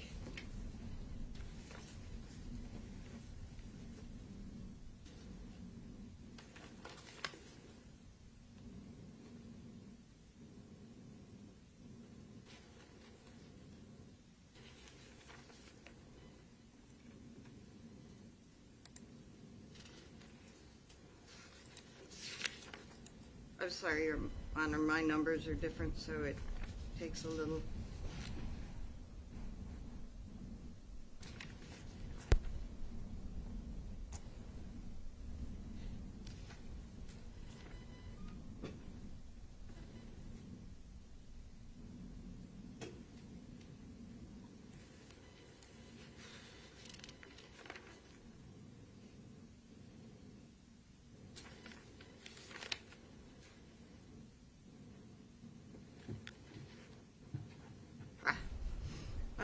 Sorry.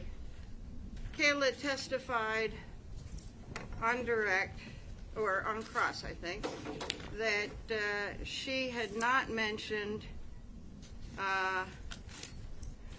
anything about Adam, or had not mentioned the story about Adam wanting to take a tool from her mother's house that she told prosecutors in December of 2023.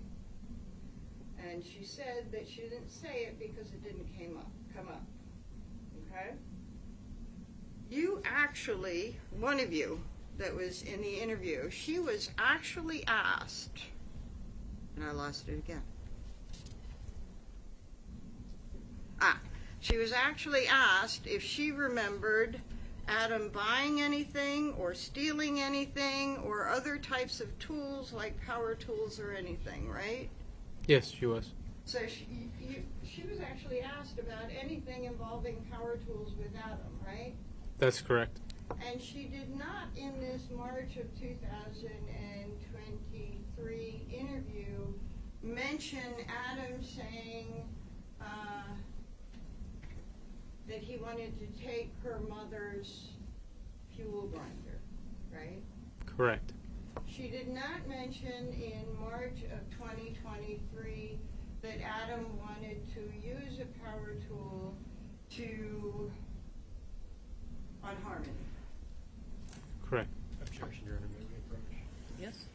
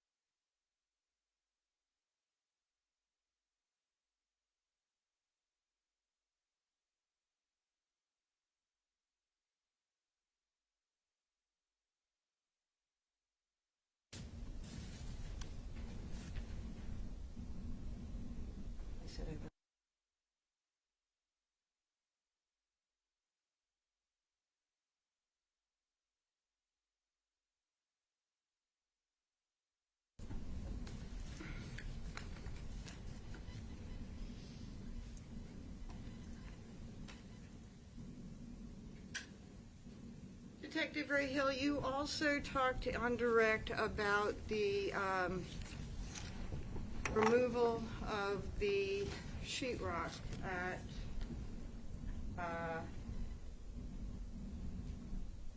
Fit Shelter. That's correct. And you were present for the removal or one of the participants? I was one of the participants. Okay. And we also had Detective O'Reilly, I believe. Maybe. He was present. Okay. Was the one that was sort of underneath the sheetrock and trying to cut it? Yes. And so the sheetrock was cut from underneath. Correct. That if you're standing in the room, you're looking at it. And from underneath, it was cut around a very large section of sheetrock, right? That's correct. And as it's ready to come down, is that when the paper is laid so that it can be laid on something that will capture anything that falls? Yeah, so specifically during that cutting of the drywall, we cut the drywall and the studs were the last things that were holding it together. So we made sure that we had a piece of paper ready to go once we cut those studs out and had a team ready to transfer the wall to the paper. Okay. And so the team is also underneath at various positions under the drywall, right? Correct. And as the final studs are cut through, Yes. People are gently bringing it down, bringing it down, bringing it down, and putting it on the paper. Correct. It wasn't directly down. It was a little to the side from where we took it off. But yes, that was the motion. Bringing it down and maybe moving it over Yes. and bringing it down and putting it down, right? Yes. And then paper, it is sort of wrapped up in paper, right? That's correct. So that you've got the paper that is bigger than the sheetrock, right? Yes. And as it is put on that paper, the paper is folded over and folded over so that it's fully covered by the paper. Yes, we actually had to use 2 sheets of paper due to the size of the piece that we obtained. 1 sheet was not enough, so we had to actually take 2 pieces to tape them together. Meaning that you had a strip of paper and beside it another strip of paper? That's correct. And I believe we taped it too beforehand before we actually wrapped it. Like taped it, yes, correct. Together. So it's all taped up. You come down, you move it, you put it on the ground, and then you step away and somebody moves, probably on both ends, moves that paper to cover it up and moves the other side and covers it up so that it is not exposed to anything that you can help, right? Correct. And it was an arduous activity, right? Yes. But you all took care to preserve everything that you could. Yes. Right? And it may not have worked, but you were certainly trying to keep anything away from the top of that sheetrock, right? It worked. We made sure that we did everything we could to make sure that nothing got into that sheetrock. Okay. So it did work. That's correct. And people weren't sweating on the sheetrock. I mean, I can't speak to that. I don't know. Yeah, I guess that could have happened. Yeah, that's correct. Okay. And so certainly while the sheetrock is being cut from the ceiling, it's hot in there and y'all are sweating, right? Yes. And then as you're bringing it down, it's hot and y'all are sweating, right? Yes. And as it being put on the paper, y'all are hot and you're sweating, right? I can't speak to everyone, but yes, that's a possibility. Okay. And you don't want your sweat to go onto the sheetrock, right? Right. So that as you're putting it down, you're trying to keep your distance as well. Yes. And that's why you covered it up right away. Yes. Okay.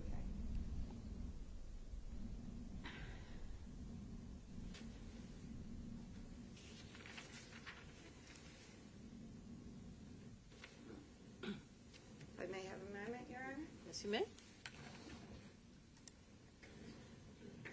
Thank you very much. Thank you.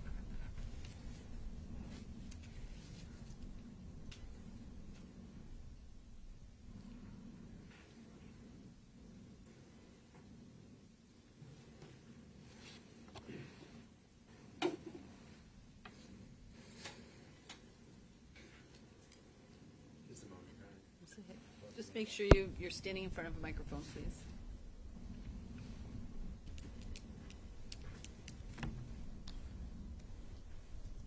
So just 2 questions for you, Detective Rahill. The defense attorney just asked you about the second proffer with Kayla Montgomery, the June 23rd, 2022 proffer, and then that going into the March 16th, 2023 proffer, where you brought those tools. My question for you is related to the defense attorney's question of what information you went armed to that March 16th, 2023 proffer with. Mm-hmm. So information from that second proffer on June 23rd of 22. During that June 23rd, 2022 proffer with Kayla Montgomery, did she talk about the defendant's statements about dismembering Harmony Montgomery? Yes. Okay. And she actually said, he told me he could put her in pieces. That's correct. And did she tell you the context of what he said that in? So did she say what he was doing right before he told her that? I don't recall. Did she, well, let me show you.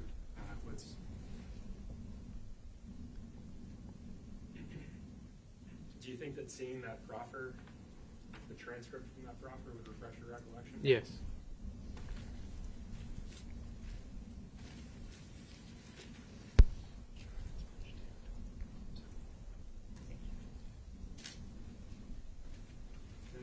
Yes, you may.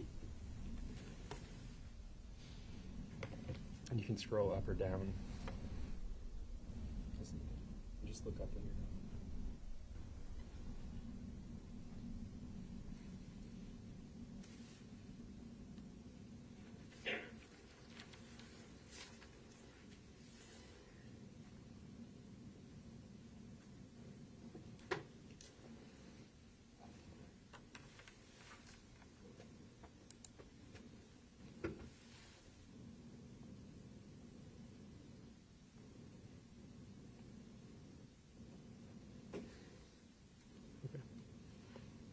Did that refresh your recollection? Yes.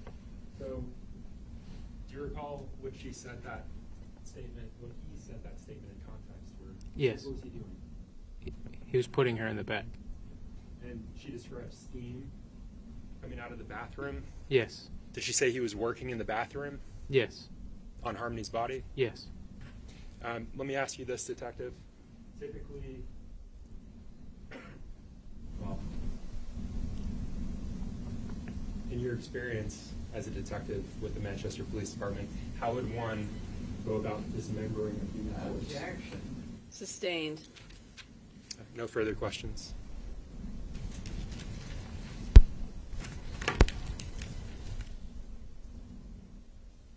Fully what she said was, I know he was going to try and put her in pieces because he said he was going to try, but he said he couldn't, or something like that, right? Yes. No mention of power tools, right? Correct. An inability to actually do what she claimed he was saying. Correct. Thank you. No further questions, Your Honor. All right, you may step down.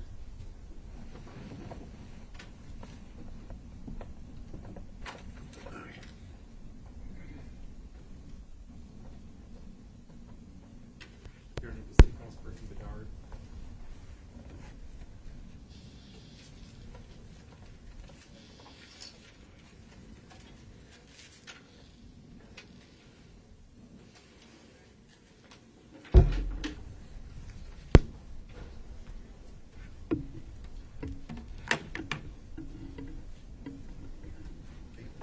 Watch your step on the cords there. Please be careful of the wires.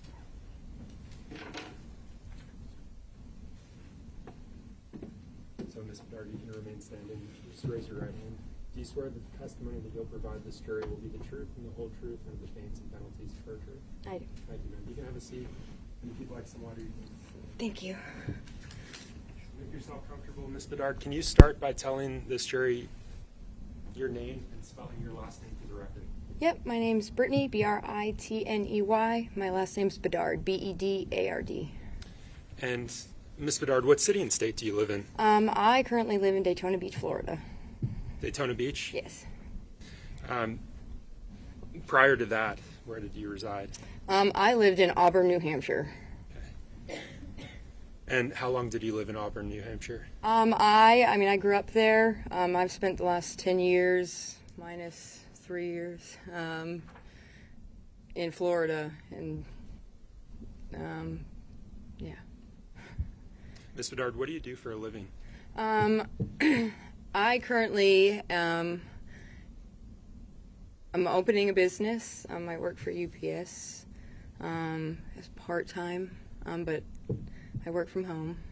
And what's your highest level of what's the highest level of education you've I've graduated college a few times. Okay. Are you familiar with an individual named Travis Beach? I am. And how do you know Mr. Beach? I dated him for a little while when I came back home 3 years ago. 3 years ago? Yeah, I came back from Florida. I moved back up here 3 years ago, and then I left a year and a half ago. So I want to turn your attention to early March of 2020. Mm-hmm.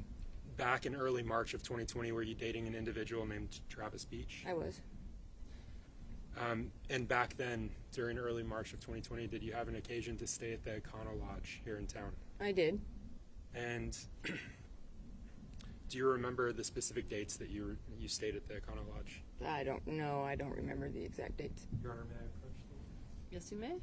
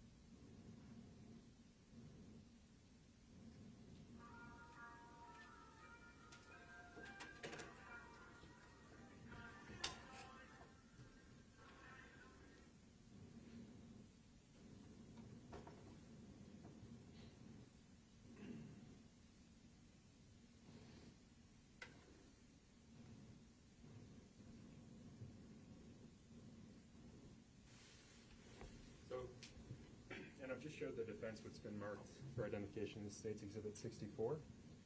And I'm handing you what's been marked as State's Exhibit 64 for identification. Can you take a look at that and just let me know when you're done? Yeah.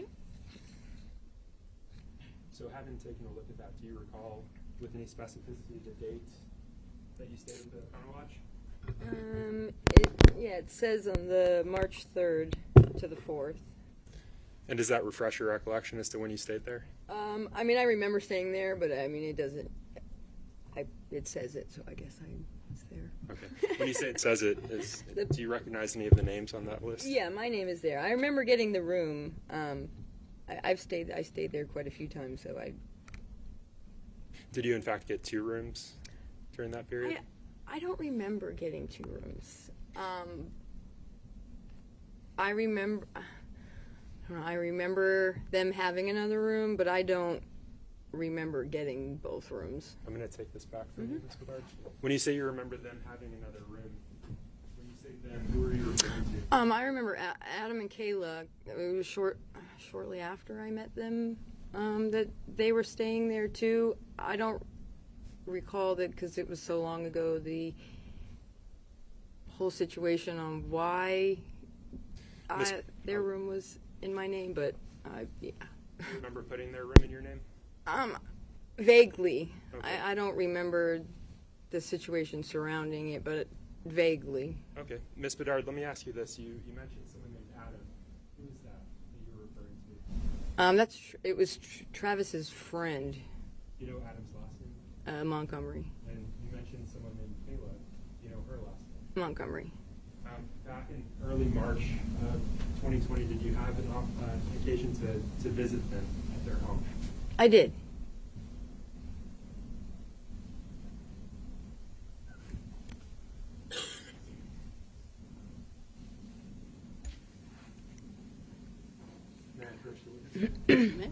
So, Ms. Bedard, I'm handing you, it's been marked for identification as States Exhibit 65, or 55 rather, and 56. Can you take a look at those each in turn and just look up when you're done? Yes, I remember those. And you're smiling. I do, because he was the cutest little boy ever. Okay. Let me ask you this. The images that are depicted on those exhibits, what are they from?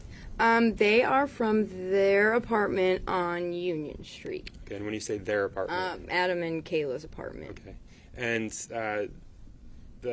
is there an individual depicted in the exhibit? Yes. His name is Declan, I believe.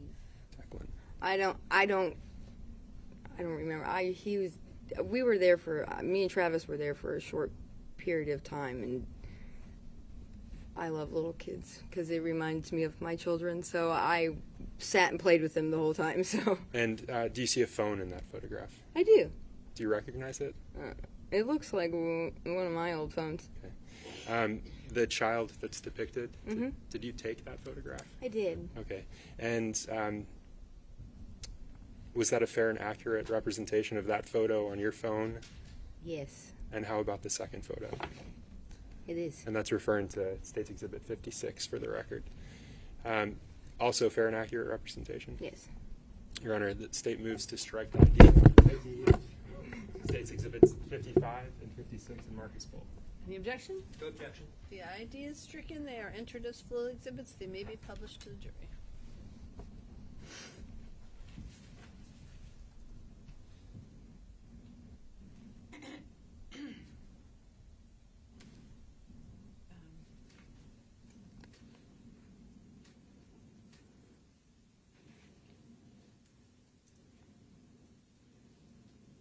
So, Ms. Bedard, you said that you recalled taking this photo. And I believe you said it was at their apartment on Union Street? Yes. Did that photo actually record the location. Time and date? I don't know if it recorded the time, but I know it had, okay, it must have, yeah. So, specifically referring to States Exhibit 55, did the photo that you took record the specific time and date that the Yes, photo it was did. taken? And what was that? It was Sunday, March 1st at 6:02 p.m. March 1st? Yes. Okay. And referring to States Exhibit 56, did that record the location that you took that photo from? Yes, it did. Okay. And what was the location? It just says Union. It doesn't give the exact address. It just says Union Street. Is there an intersection? Yeah, Orange Street and Union Street. I'm going to take those back from you. Thank you.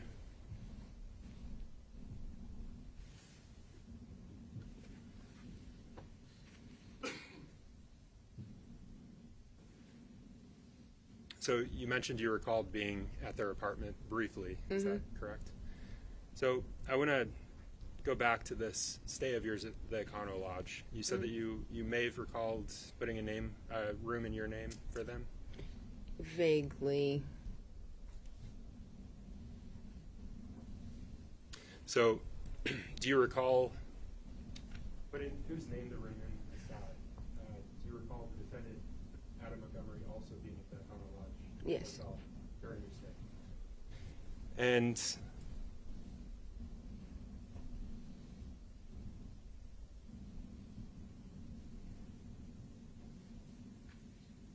during that period of time, your stay at the Econo Lodge, did you become aware of a U-Haul? Yes. Can you tell the jurors what your familiarity is with the U-Haul rental? There was a U-Haul that was rented in someone's name, but and I don't remember exactly why. They needed a card on file. I'm assuming because they asked if I could use my card to pay for it. And when you say they asked, who? It was Adam and the person, I don't remember what his name is, that they ended up putting the U-Haul's name in. Okay, so you remember another individual being there? Yes. Okay, but you don't recall that individual's name? No, I do not. And it wasn't Travis Beach? No, it was not. So during that time when you were staying in the Econo Lodge, it sounds like you recall putting at least one of the rooms in your name, is that right?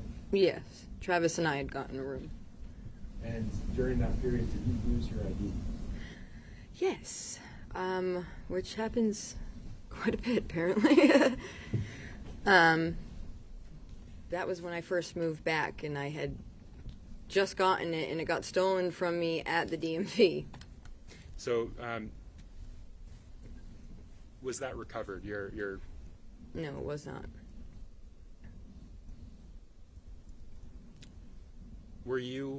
Did you put the U-Haul in your name? Do you recall? No, I did not. And I think you mentioned this other individual. You don't know their name. I do not remember what his name was. We have just a moment. No further questions.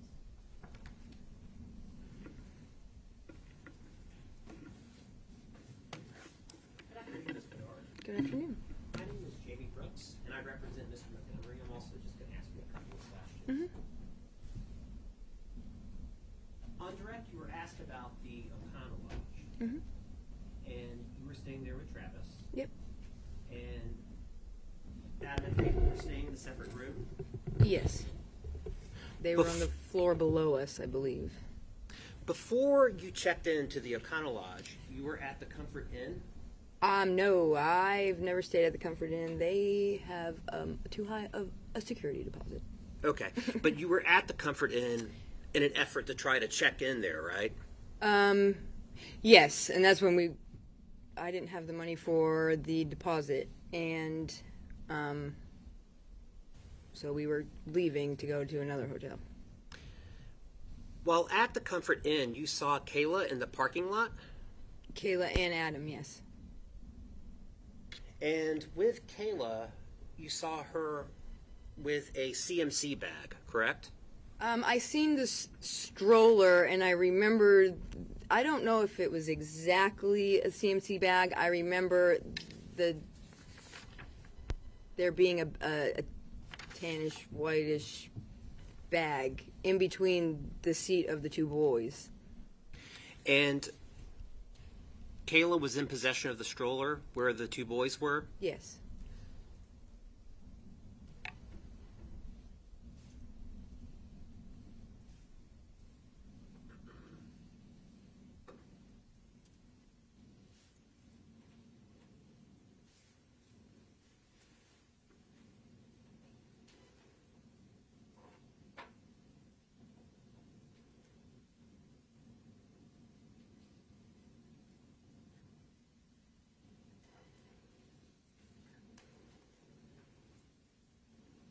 Commissioner Poach, Your Honor. Yes.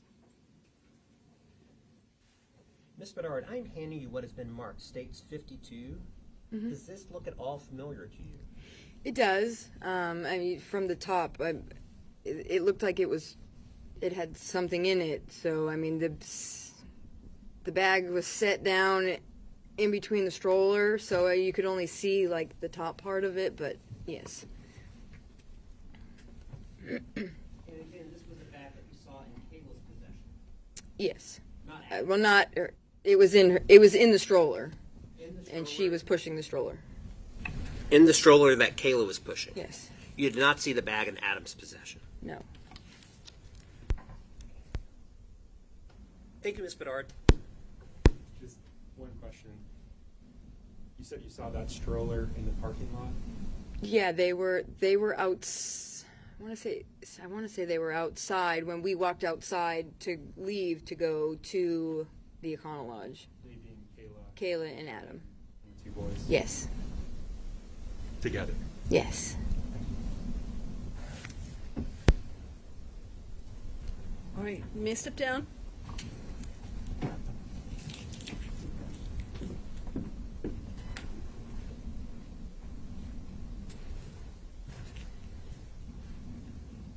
State may call its next witness. Thank you, Your Honor.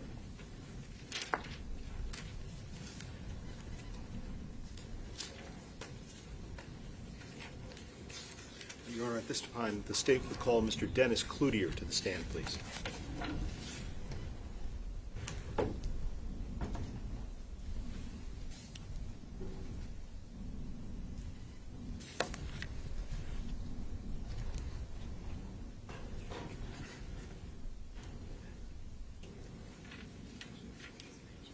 This way. if you please come up to the bend there and watch your step on the electrical.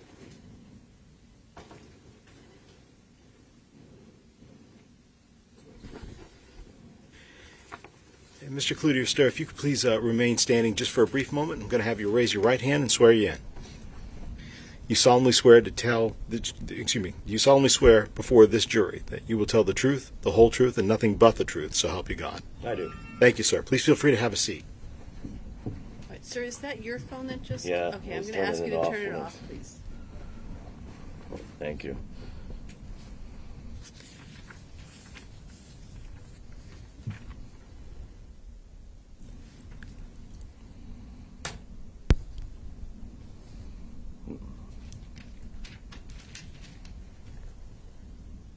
Sir, Yep. it's all just set. turn your phone off. Yep. And I'll ask you to remove your glasses, please. Okay, thank you. All right, thank you, Mr. Cloutier. As we're being recorded here today, would you please state your full name, spell both your first and your last name for the record, okay? Dennis Timothy Cloutier, DENNISCLOUTIER. And Mr. Cloutier, what town do you reside in? Allstead, New Hampshire. How long have you lived in New Hampshire? Pretty much my whole life, but I moved away for a few years. Okay. And what do you do for work? I'm a maintenance man. How long have you been doing maintenance? 25 years. 25 years. Let me ask you, are you familiar with an address called 644 Union Street? Yes. How are you familiar with that address? Could you tell the jury? I contract for maintenance from the landlord, so I take care of it. Okay. And when we talk about contract for maintenance, what kind of work do you do for him? Paint the apartments when they're empty, fix things when they're broken. Okay. What about when you say fix things that you've broken? Just thinking about all my contractors that I might have. Do you do plumbing? Yeah, basic. Electrical? Yeah, outlets and such, nothing more than that. Okay. Are there sort of lights repair, so there's a hole in the wall or something like Yeah, that? exactly. Locks? Locks. Screen and doors? Screen and doors. Okay. And what about flooring? Flooring, yep. Okay. And let me ask you, with regards to, I apologize. Also, do you set up an apartment for when a new tenant's going to come in, or do you clean out apartments when old tenants move out? Both. You do both? Yes. All right. And how long have you been doing that at 644 Union Street? 2007. Okay. That's when the landlord purchased it. And you're still doing it to this day? Yep, worked there this morning. All right. I want to know, are you familiar with anybody by the name of Tara Hilbert at that address?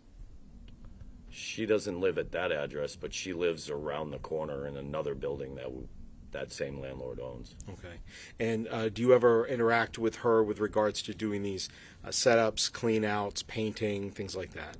Yeah, every now and then we need her to transfer keys or drop off paperwork for a new tenant. If they're going to look at an apartment and no one's around, she'll open it for us, that sort of thing. Okay. If I could approach the witness. Yes, you may.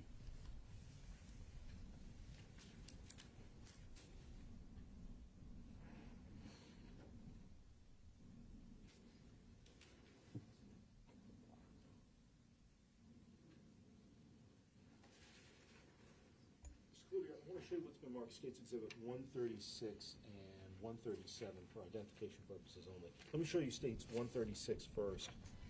Do you recognize that photo? I do. All right. What do you recognize that to be a photo of? The corner of Orange and Union Street. Okay. And the building you told me about a moment ago, 644 Union Street, is that shown in that photo? It is. Is it labeled in that photo? It is. Okay. And what does the label look like, just to tell our jurors? What, the red little icon? A red icon, okay. And let me also show you States Exhibit 137, again for identification purposes only. Do you recognize that image? Same property. Same property? Correct. I believe you said before that Ms. Hilbert was living in an adjacent property? Correct. Okay. She lives in this building. Okay. And by that, you're pointing to a building on 137 Orange Street. 137, okay. Correct. And with regards to these two particular photos, other than the fact that obviously they got a little red sticker down here on the bottom right and they were come off of Google, other than that, do they look to be accurate for the building that you service and that you're Correct. familiar with? Yes. Your Honor, I'd ask the identification be stricken on States 136 and 137, please. No objection. All right, the ID is stricken. They're entered as full exhibits. So, Mr. ask you specifically about one other individual besides Ms. Hilbert, and that is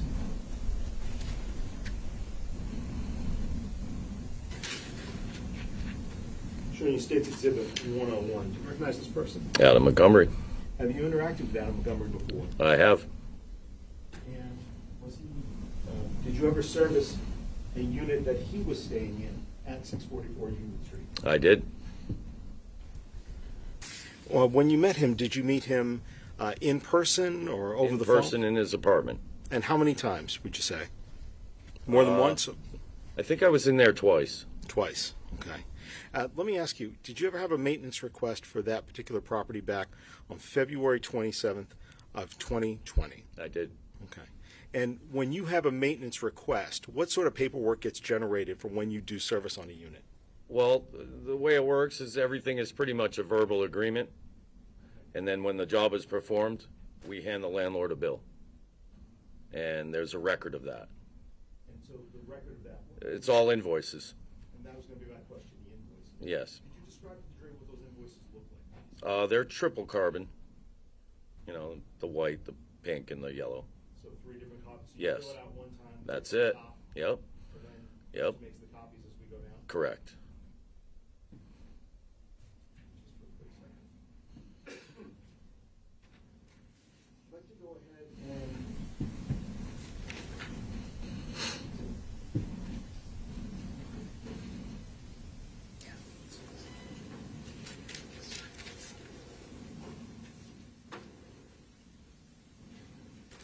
I'd like to go ahead and show you State's Exhibit 70 for identification purposes only.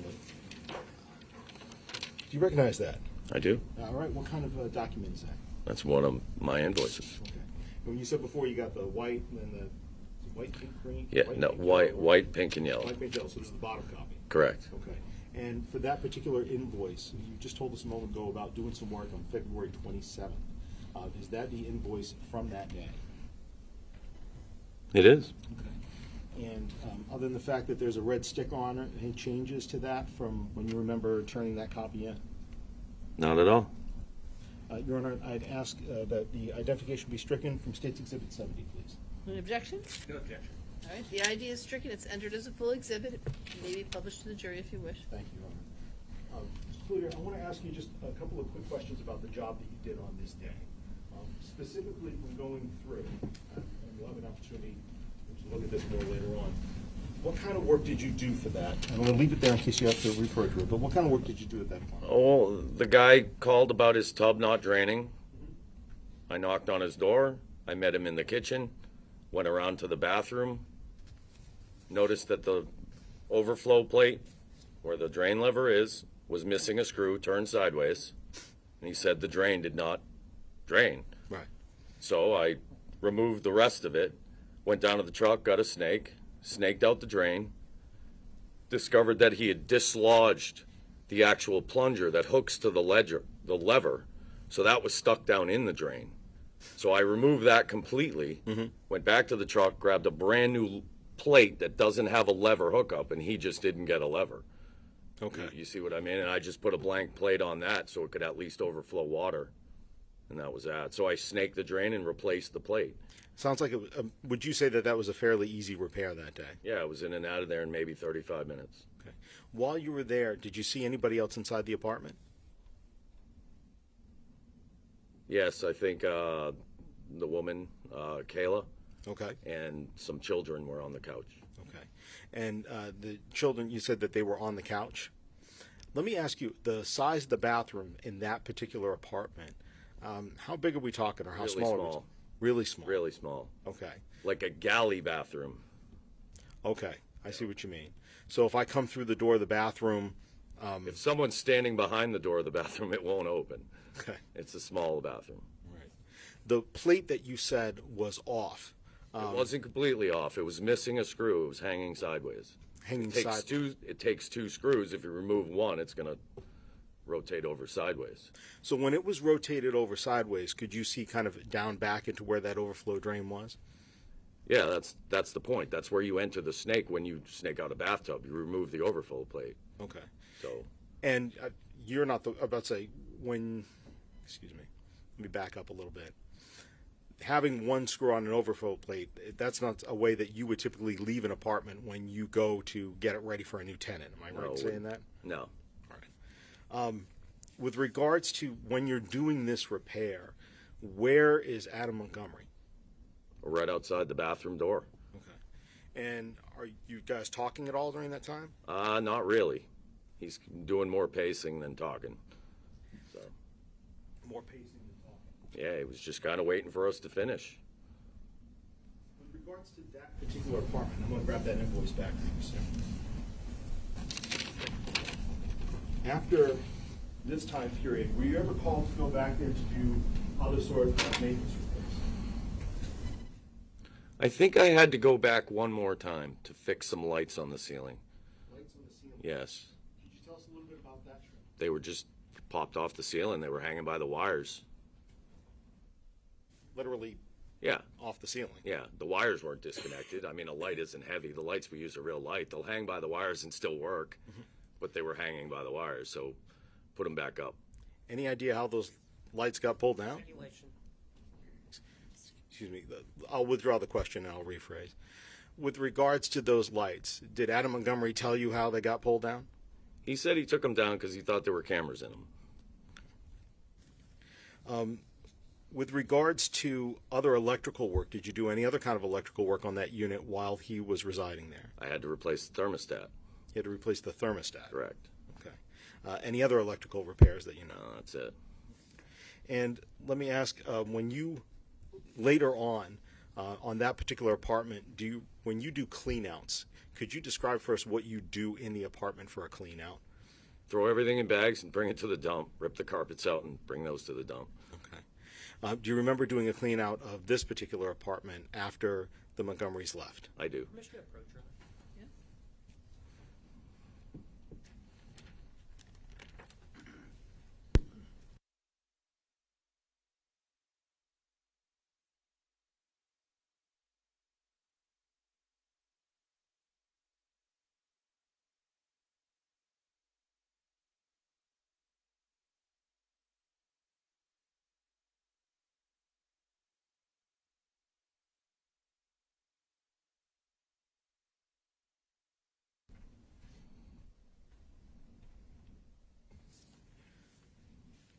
For the clean-out that you said that you would rip different things out, just in general, correct? Well, whatever's damaged and needs to be replaced. Okay. What about appliances? Do you ever remove those? I do. Okay. And do you have any recollection whether you ever removed any appliances from that unit? Yeah, we threw the fridge away. Okay. All right. Mr. Clutie, those are all the questions I have for you. I appreciate your time today. I believe defense counsel may have a couple. No questions, Your Honor. All right, sir, you may step down. Thank you. Thank you, Ron. All right, ladies and gentlemen, it's 2:45. Perfect timing for our mid-afternoon break. I remind you, don't talk about the case with each other or with anybody else. Don't do any independent research. We'll come back in about 15 minutes. All right? All rise for the jurors, please.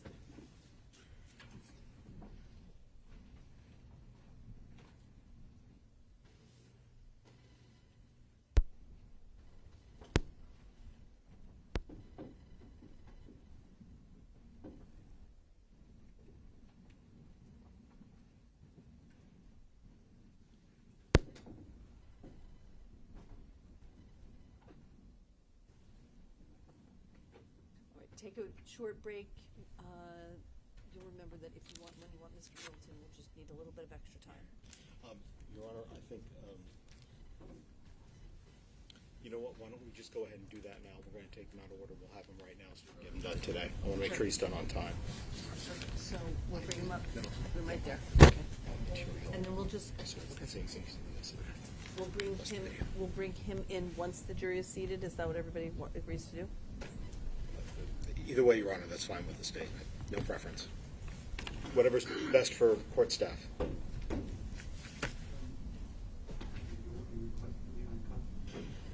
Pardon me. We would, because we will be handing him some documents. Thank you. So I don't want to make the decision for you. Tell me what you want to do. Do you want him on the stand beforehand, or do you want him to be brought in? I think it's okay for him to be brought in, Your Honor. That's fine. So let's bring him up. Put him in there. As soon as we get the jury in, we'll bring him in. Okay? All right.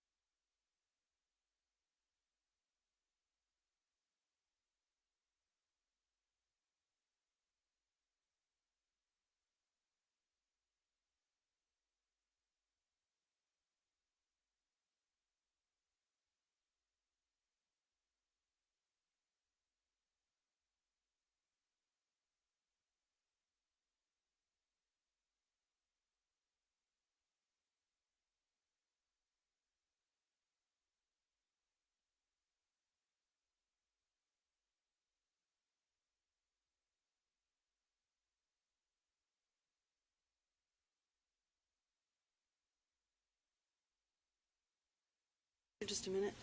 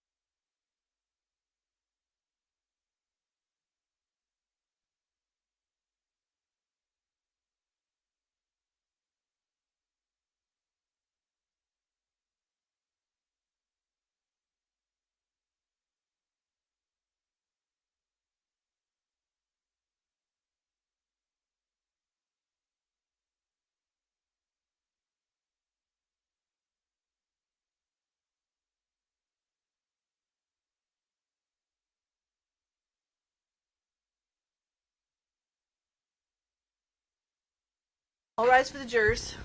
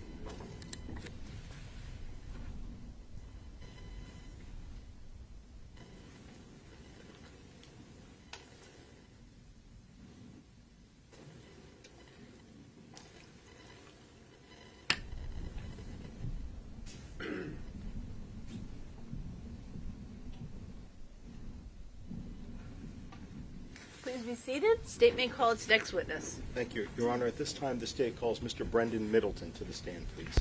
All right.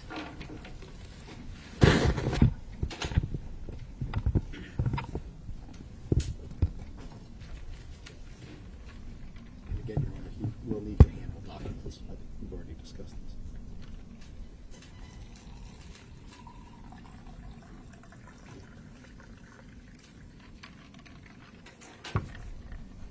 Good afternoon, Mr. Middleton.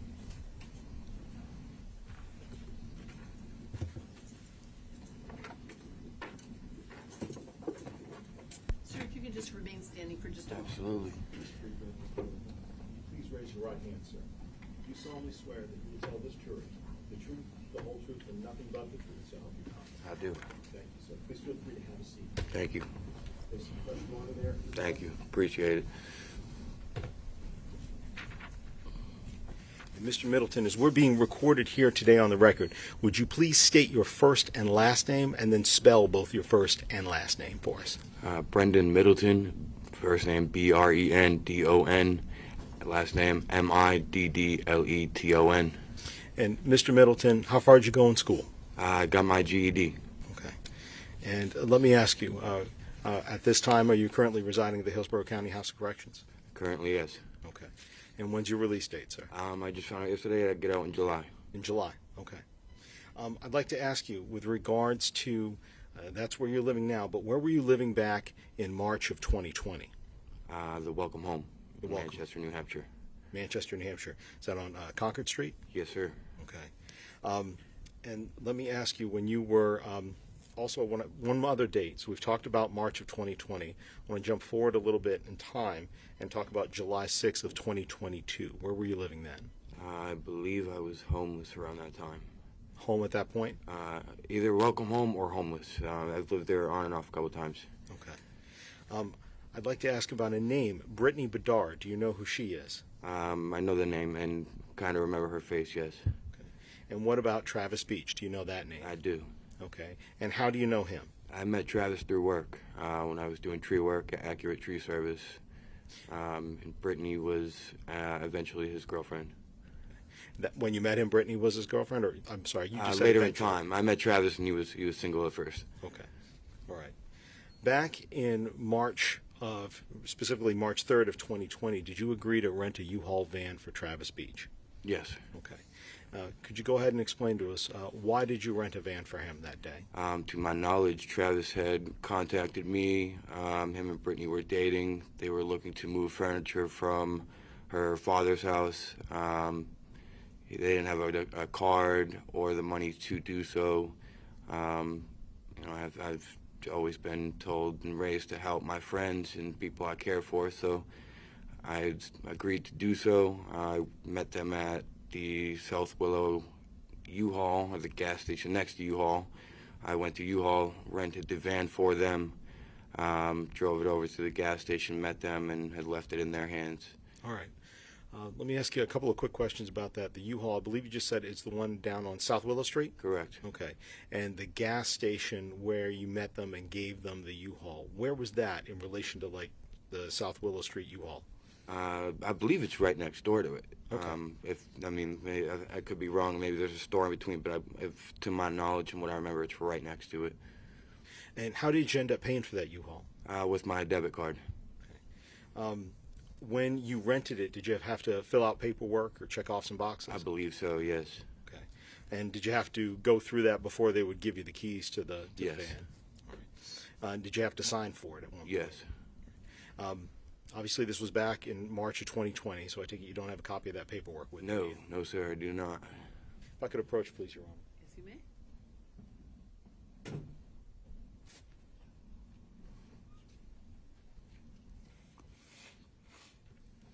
Mr. Middleton, I'm going to present you with a copy of what's been marked States Exhibit 94 for identification purposes only. And we'll go ahead and take that out for you. If you can go ahead and just generally flip through. I'm going to turn the cover page, kind of look at page 1 of the substantive exhibit. Take a minute to look through that and each of the next pages. Take your time. And then I've got a couple of questions for you when you get done, okay?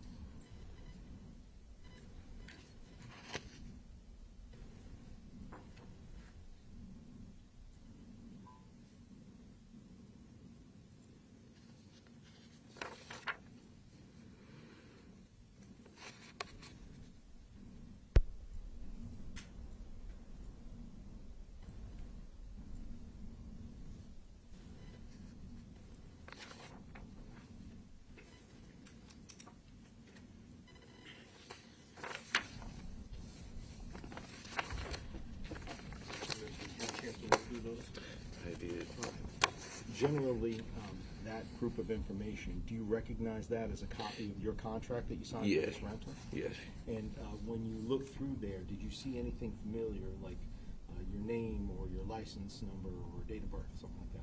Yes. Okay. And with regards to the other details of the rental, are they all contained inside that document? Correct. All right. Other than the fact that this does not have your hand signature on it, with that difference and the fact that the first page here has got a little red sticker, any other sort of changes from when you remember going through that same paperwork and those same fill-in-the-blank sections as when you see it here? No, as far as to my knowledge, this is everything that I remember. Yeah. All right. At this point, Your Honor, I'd ask for the identification to be stricken from State's Exhibit 94, please, and it to be a full exhibit and published to the jury. No objection, Judge. All right, the ID is stricken, it's entered as a full exhibit, and it may be published to the jury. Thank you. Mr. Minson, I'm going to let you hold on to this exhibit. No, you're good with it. Okay. What I want to do is ask you a couple different questions about some of the information that you filled in on this particular rental that's seen there in the documents and the ones that you signed for.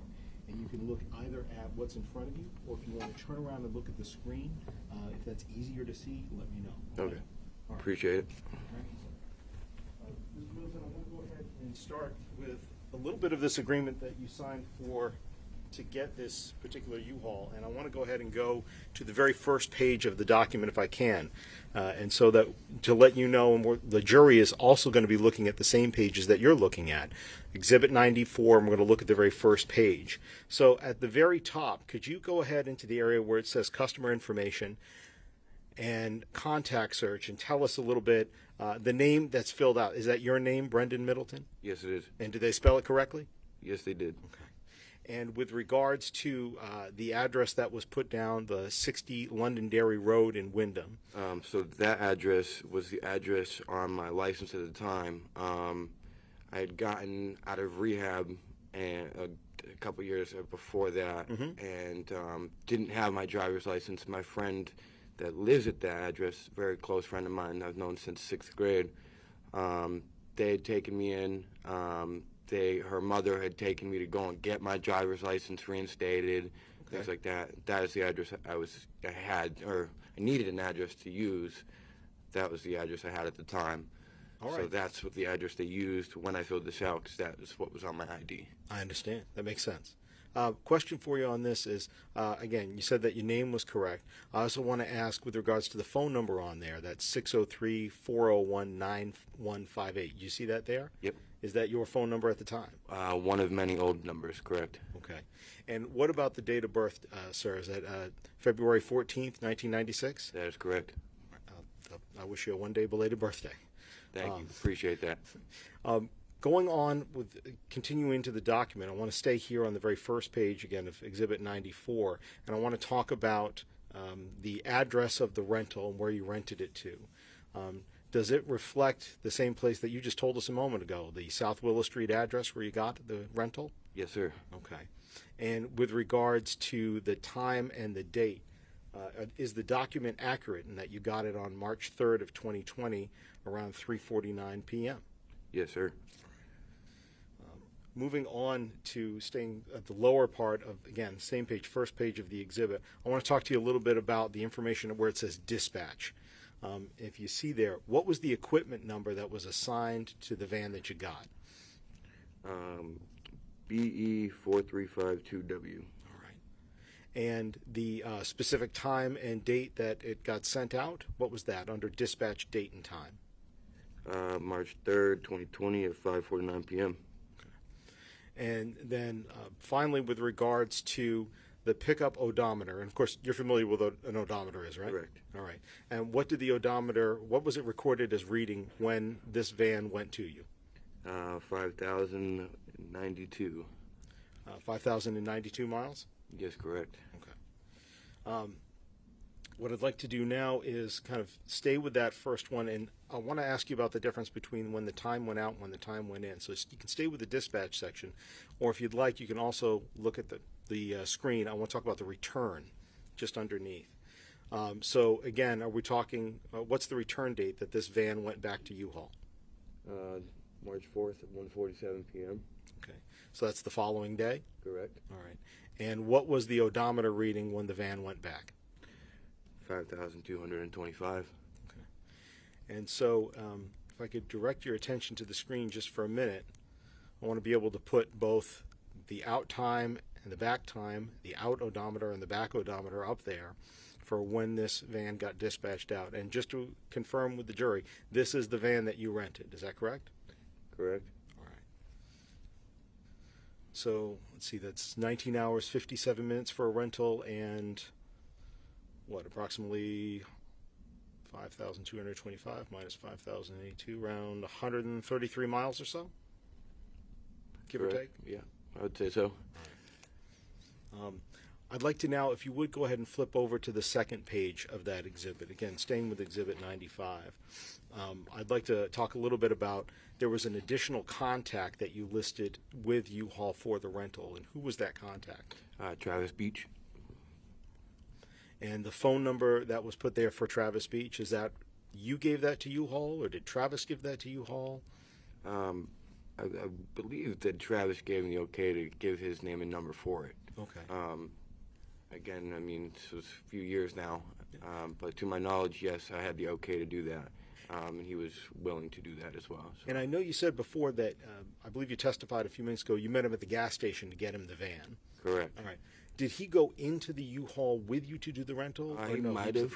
I don't exactly remember. I just know that my vehicle was over at the gas station, and I did not leave it unattended. So I don't know if one of them came with me or none of them came with me. I can't exactly remember, but I know of me personally, yes, I went into the U-Haul. Right. And when you say them, one of them came with you, who are you referring to? Who's I want to say it might have been Travis, but then again, it could have been Brittany. I don't really remember. So them is one of those two, Travis or Brittany? Yes, correct. All right. Thank you. Skipping now, if you could, I'd like to go to the fourth page, if you would. Oh, you were the authorized driver on that, correct? Yes. All right.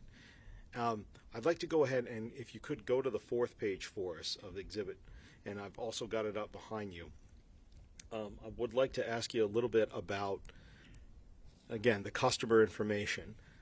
That's your name, again, being listed down there with 60 Londonderry Road of Wyndham. Is that right? Yes, sir. All right. And separate from that, also, again, the rental out time, is that reflected on there? That March 3rd, 2020? Yes, sir. All right. 5:49 p.m. is when it finally went out? Correct. Right. Moving a little bit lower, the equipment, where it's listed below where it says equipment, is that same BE 4352W that you read before? That was the equipment number back on page 1? Yes. All right. And what is the string of letters underneath that? AJ78147-AZ. Okay. And are you familiar with what the license plate was on that U-Haul? No, I do not remember. Okay. Well, I'd like to go ahead and bring you through a little bit farther into the document. First of all, there is your signature block that would have been down at the bottom that you would have signed on page 4? Yes. All right. I'd like to jump now to the next page of the document, page 5. Again, it's got yourself listed as the customer. Is that right? Yes. Right. And then the phone number, again, I want to make sure that that's accurate. That's the phone number you gave before, 401-9158? Yes, sir. Skipping along to page 6, if you would, please. I'm going to flip one more. And I want to talk about the rental date time for when it was returned. Do you see that at the top left-hand part of the screen? I'm sorry, the top left-hand part of the page? Yes. Where it says rental date and time and then return date and time? Yeah. Okay. And could you read for us what the rental date and time was, please? March 3rd, 2020 at 5:49 p.m. and the return date was March 4th at 1:47 p.m. And later on that page, if you look a little bit below there, again, down from there and slightly to the left, I wondered if you could go ahead and read us the equipment section where it says equipment before it goes MI out and MI in. What's the equipment information that was listed in your rental? BE 4352W. And the next string of numbers and letters? AJ78147AZ.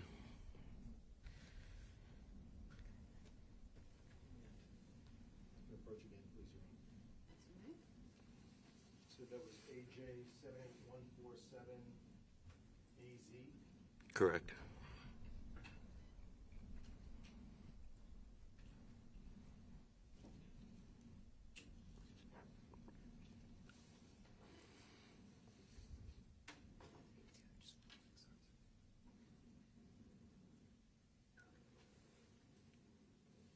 Mr. Middleton, I want to show you what's been marked State's Exhibit 100B for identification purposes only.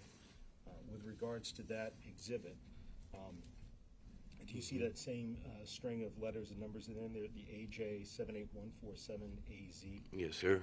You see that also on this particular document? Mm-hmm. Okay. Having seen this document, does that help refresh your recollection of what the license plate number was for that? Yes, now it does. And what was it, sir? AJ78147. Okay.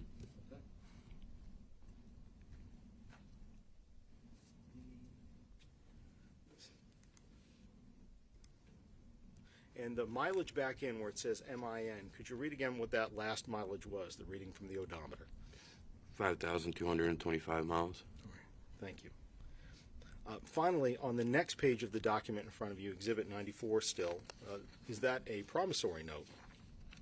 I'm sorry? Is that listed as what's called a promissory note at the top? Yes. Okay. And do you know what a promissory note is? Not exactly. You'd have to I believe, from what I read, it's me promising the money that's owed. Okay. And that's okay. If you don't know, I don't want you to guess. I just want to make sure that... yeah, no, I do not fully understand that. All right. That's all right. Thank you. With regards to that, though, on this particular document at the very top of the page, is your phone number listed again? And your name, your address of 60 Londonderry Road that you gave in Wyndham. So basically your name, your email, it's all of that listed again. Yes, sir. And does it also include your date of birth again? It does. And then finally, with regards to that same document, if you would look in the middle, sir, of, again, top of page 87, does it specifically list out what the license plate is of the vehicle that was rented? Yes. And what does it list? AJ78147. Well,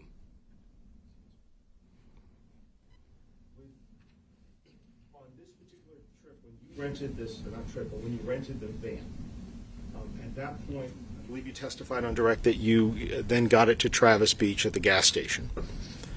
Did you ever see that van again? No, sir. Are you the person that returned that van? No, sir. When you got him the van, did you get your car back? Or was your Yes. car right there, I should say? Yes, I had parked the van. I had gotten back into my car, and I left, and they left in the van. And who did you see leaving the van, just to be clear for the jurors? Travis and Brianna. Brianna, Brittany. Brittany, I'm sorry. I just want to make sure we're accurate. Yeah, and, yeah. And was that Brittany Bedard who you were talking about Yes, before? correct. Brittany Bedard. Did you know Adam Montgomery back I've then? never heard of his name at the time. And what about Caleb Montgomery back then? No, sir. Back then, did you have any idea who they were? Nope. Did Travis ever talk about the name Adam Montgomery when he asked you to get this rental for him? No, sir. Did Brittany Bedard ever talk about an Adam Montgomery or Caleb Montgomery when you were interacting with her and Travis that day to get this rental? No, sir. Just a moment, please, Your Honor.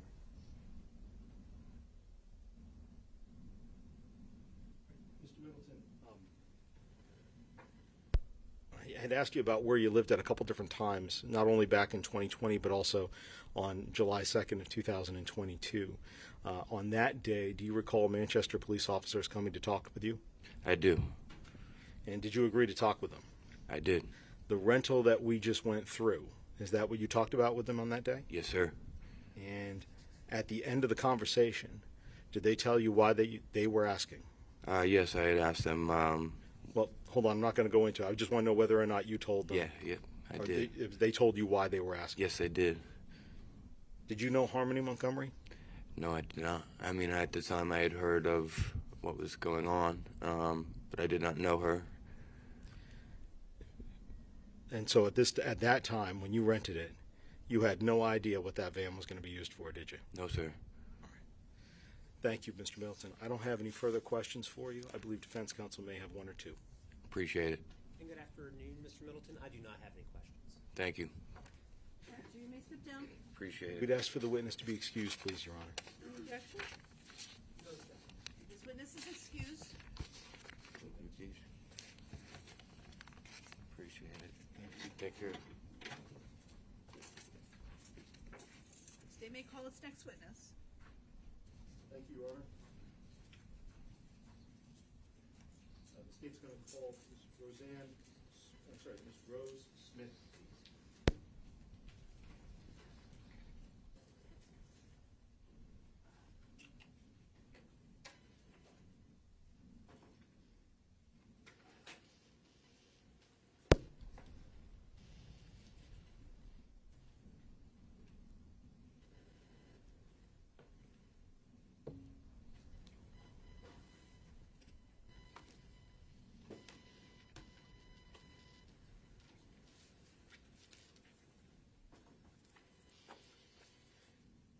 Ms. Smith, would you please go ahead and watch the cords as you walk up there, and if you would just remain standing when you get to the witness stand.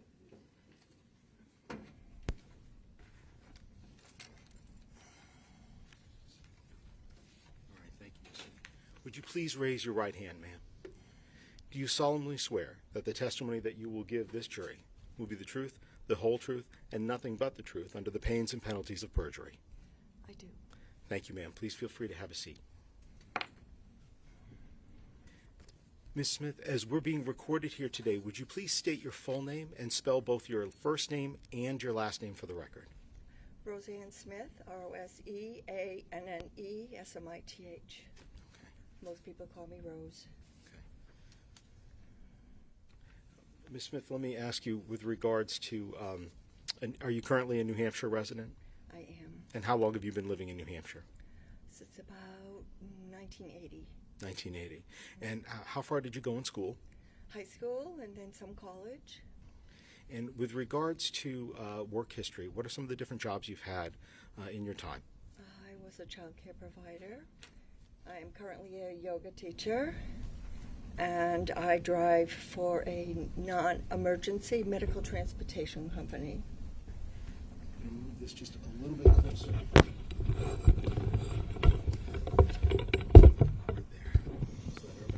Okay, that's good. And there is some water there if you'd like. Feel free to pour yourself a fresh glass if you would care to. Ms. Smith, you said you drive sometimes for was it a medical care transportation? It is a non-emergency medical care transportation service, and that is fueled by Medicaid. And what's the name of that service? That's Pelican Transportation. Do you still drive for them? I do. And how long have you been doing that? For 5 years. 5 years, okay.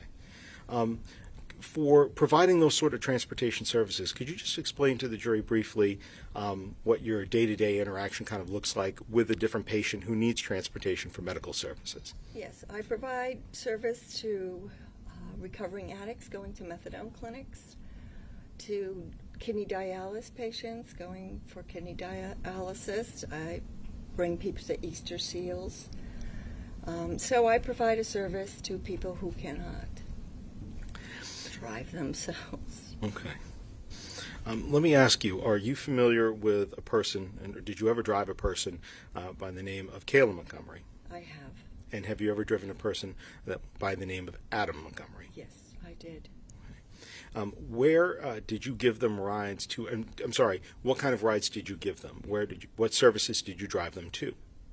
I drove them primarily to the methadone clinics on Market Street. On Market Street? That's correct.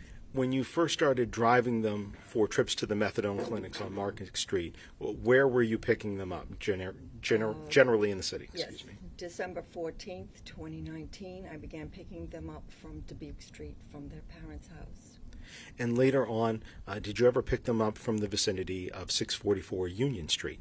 Yes, I picked them up from Union Street as well. With regards to the two of them, would you drive both of them at the same time, one at a time, the entire family with children? How would you drive them? I would drive the entire family, and they would go in and dose, and I would sing Baby Shark with Declan and Seamus. And those were the two children that they had with them? That's correct. Okay. And did they have a child with them named Harmony? No, they did not. I'd like to ask you specifically about one particular incident in 2020 with regards to a ride that you gave Kayla Montgomery. And what I'd like to ask you about this is with regards to a conversation you may or may not have had then with Adam Montgomery, okay? Mm-hmm. All right. You have to say yes or no. I'm sorry. It's how we record here. Yes. All right. Do you know the incident that I'm talking about?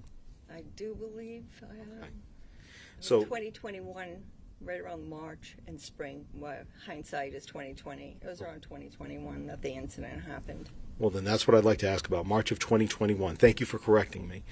So in March of 2021, would you say, would you or would you not agree that this incident was not like other this driving was not like other driving that you've done for them? Absolutely. It was something I will never forget. Okay. And ma'am, I'm going to need you to raise your voice. It's a big room, and everybody here needs to be able to hear you. Okay. Thank you. It was not like other rides. Okay. I'd like to ask you, when you first saw, did you see Kayla Montgomery on that day for this particular ride? Yes, I did. And without going into what Ms. Montgomery said, when you saw her face, how did she appear to you? Her left eye was badly bruised and starting to swell shut. Did you drive her that day down to the methadone clinic? I drove both of them that day. And with regards to, pardon me, excuse me, with regards to that drive, had you driven Miss Montgomery the day before? Yes, I had. Did she have that black eye the day before? No, she had not. So on that day when you drove her down to the methadone clinic with the black eye, who else was in the car with you and Miss Montgomery? Adam. Adam. And by that you mean Adam Montgomery? That's correct.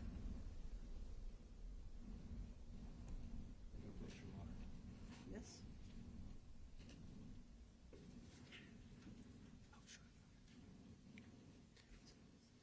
Smith, I'm going to show you what's been marked State's Exhibit 101. Do you recognize who this person is? Yes, that is Adam Montgomery. And this is the other person that you drove in that car? That's correct. Were Declan and Seamus with them on this drive? I do not believe so. I think Kayla said she left them with a neighbor. Hold on just a Oh, second. okay. I don't want to ask what Kayla said quite yet. So Okay. I appreciate that. Okay, the children were not in the car with them that day. Okay. So they were not with them that day. When you saw Kayla with the black eye and you were driving down to the methadone clinic and back, how was she moving in her car? Could you describe physically what you saw in terms of her movements? She didn't move very much, and she didn't say very much because Adam was in the car. Okay. At some point in time, did you pull out your cell phone? And can you She had asked to use. hold on just a minute, Ms. Smith. I'm sorry. I can't ask you what she said to you. No. So I just want to talk a little bit about what happened in the car. Okay. Physical movements, okay? Yes. And I apologize. That's on me. I should ask more clarifying question or a more specific question. With regards to the drive to the methadone clinic, Yes. did anything occur in the car on the drive down to the methadone clinic? No. Okay. And then for the drive from the methadone clinic on Market Street back to Union Street. Yes. Let me ask you, the event that I want to ask you about, did that occur when you were back at Union Street? Yes. Okay. When this event occurred, where was Kayla? In the front seat beside me. Okay. And where was Adam at this point? Walking away from the car. Okay. And with regards to there with Kayla, what, if anything, did you try to give Kayla? I tried to give her my phone. Okay. What did you believe she was going to do with the phone? She said, well, I can't do, she said. No. She wanted to call for help. Okay. And with regards to that, how was she physically at the time? I know you've described the black eye already. How was she physically when you went to try to give her the phone? She was shaky. Where was Adam when you tried to give her the phone? He was walking back towards the car, but And so at that point, you said he was walking back towards the car? I didn't see Adam there. I saw rage. I saw pure rage walking towards me. What did Adam do as he... and were you in the driver's seat? Yes. And where was Kayla? Beside me in the passenger seat. And what did the defendant do? He reached into the window of the car and twisted my phone out of my hand and said, "You're not giving my wife that phone." What did you say to him when he did that to you? I looked at him and I said, "Adam, I love you. Please give me the phone back. I'm trying to help you guys." What did he do then? He then gave me the phone back and I was able to give it to Kayla. Did he say anything else? No.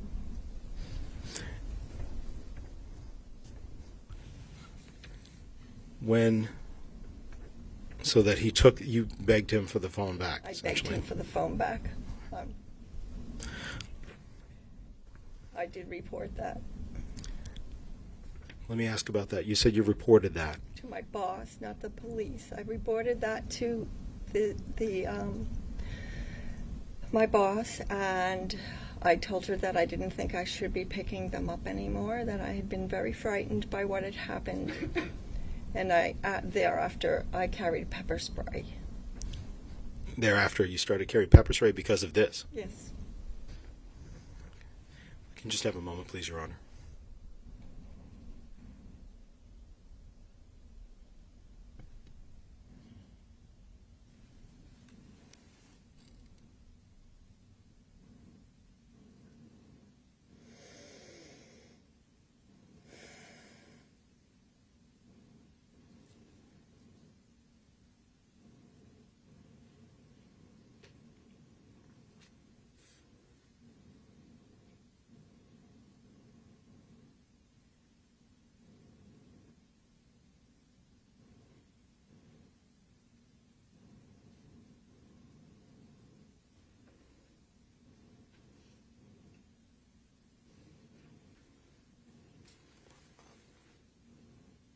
Thank you, Your Honor, and I apologize, Mr. Smith. Sometimes we need a minute to confer.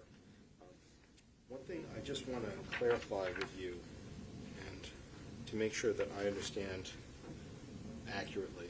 Attorney Agati, if you would use the microphone and keep Sorry, your Your voice Honor, I up, thought it was please. close enough. Thank you. One question that I would like to go ahead and ask you, and just trying to clarify, is I know that you testified a moment ago that this occurred, in your memory, that this was back in March of 2021. Yes. And I want to ask you whether or not you are sure with regards to that particular date. I am. Okay. Do you feel that at all that, or excuse me, have you ever provided statements to others that had occurred in the spring of 2020 other than 2021? I had to meditate on that. And I concurred with my boss. We have records. You have records? My boss at Pelican Transportation has records. Okay, so let me just try to clarify. So when you say I had to meditate on that, I asked my boss. You asked your boss. Okay. All right. Meditation out loud. So you asked your boss about the date and when you asked to not have to drive them anymore. Am I understanding that correctly? Correct. Okay. And after doing that, you looked at some records? Yes, my boss has all the records of when we picked them up and when we dropped them off. And after speaking with your boss, now your memory is that this was in 2021 rather than 2020? Yes. Okay. Thank you, Ms. Smith. I don't have any further questions. I believe defense counsel may have a few. Okay. Hi, Ms. Smith. Hi. Are you able to hear me okay? I can hear you fine, yes. I'm sorry about what happened. I can tell that it shook you. Mm-hmm. But this was March of 2021. Yes. No doubt in your mind about it. That's correct. When Adam took the phone, you told him that you loved him. I did tell him that. And he gave you the phone back. He softened, and he gave me the phone back. Thank you so much, Rose. Okay. Bye-bye. Thank you. Very briefly, Ms. Swift, you Yeah. said that he softened. He did. Softened. The anger in his face went away, but the rage that he had in his face, and then that knee-jerk reaction that he had to it by snatching my phone out of my hand, it was very frightening. I understand. It was assault. Thank you. All right. Nothing here, Judge. You may step down. Thank you.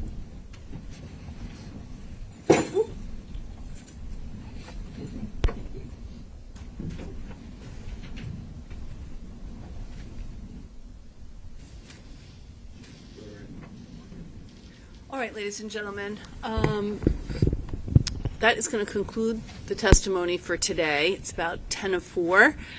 You've been very, very attentive. We all very much appreciate that.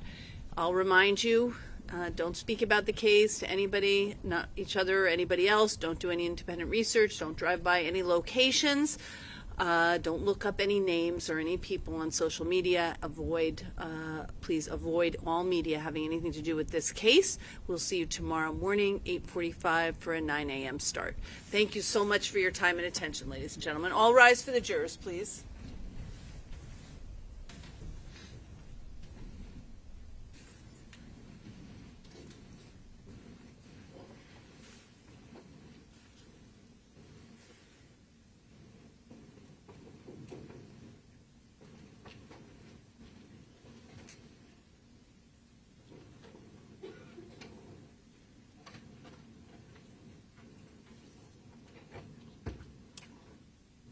All right, anything? Yes. Yes? Okay.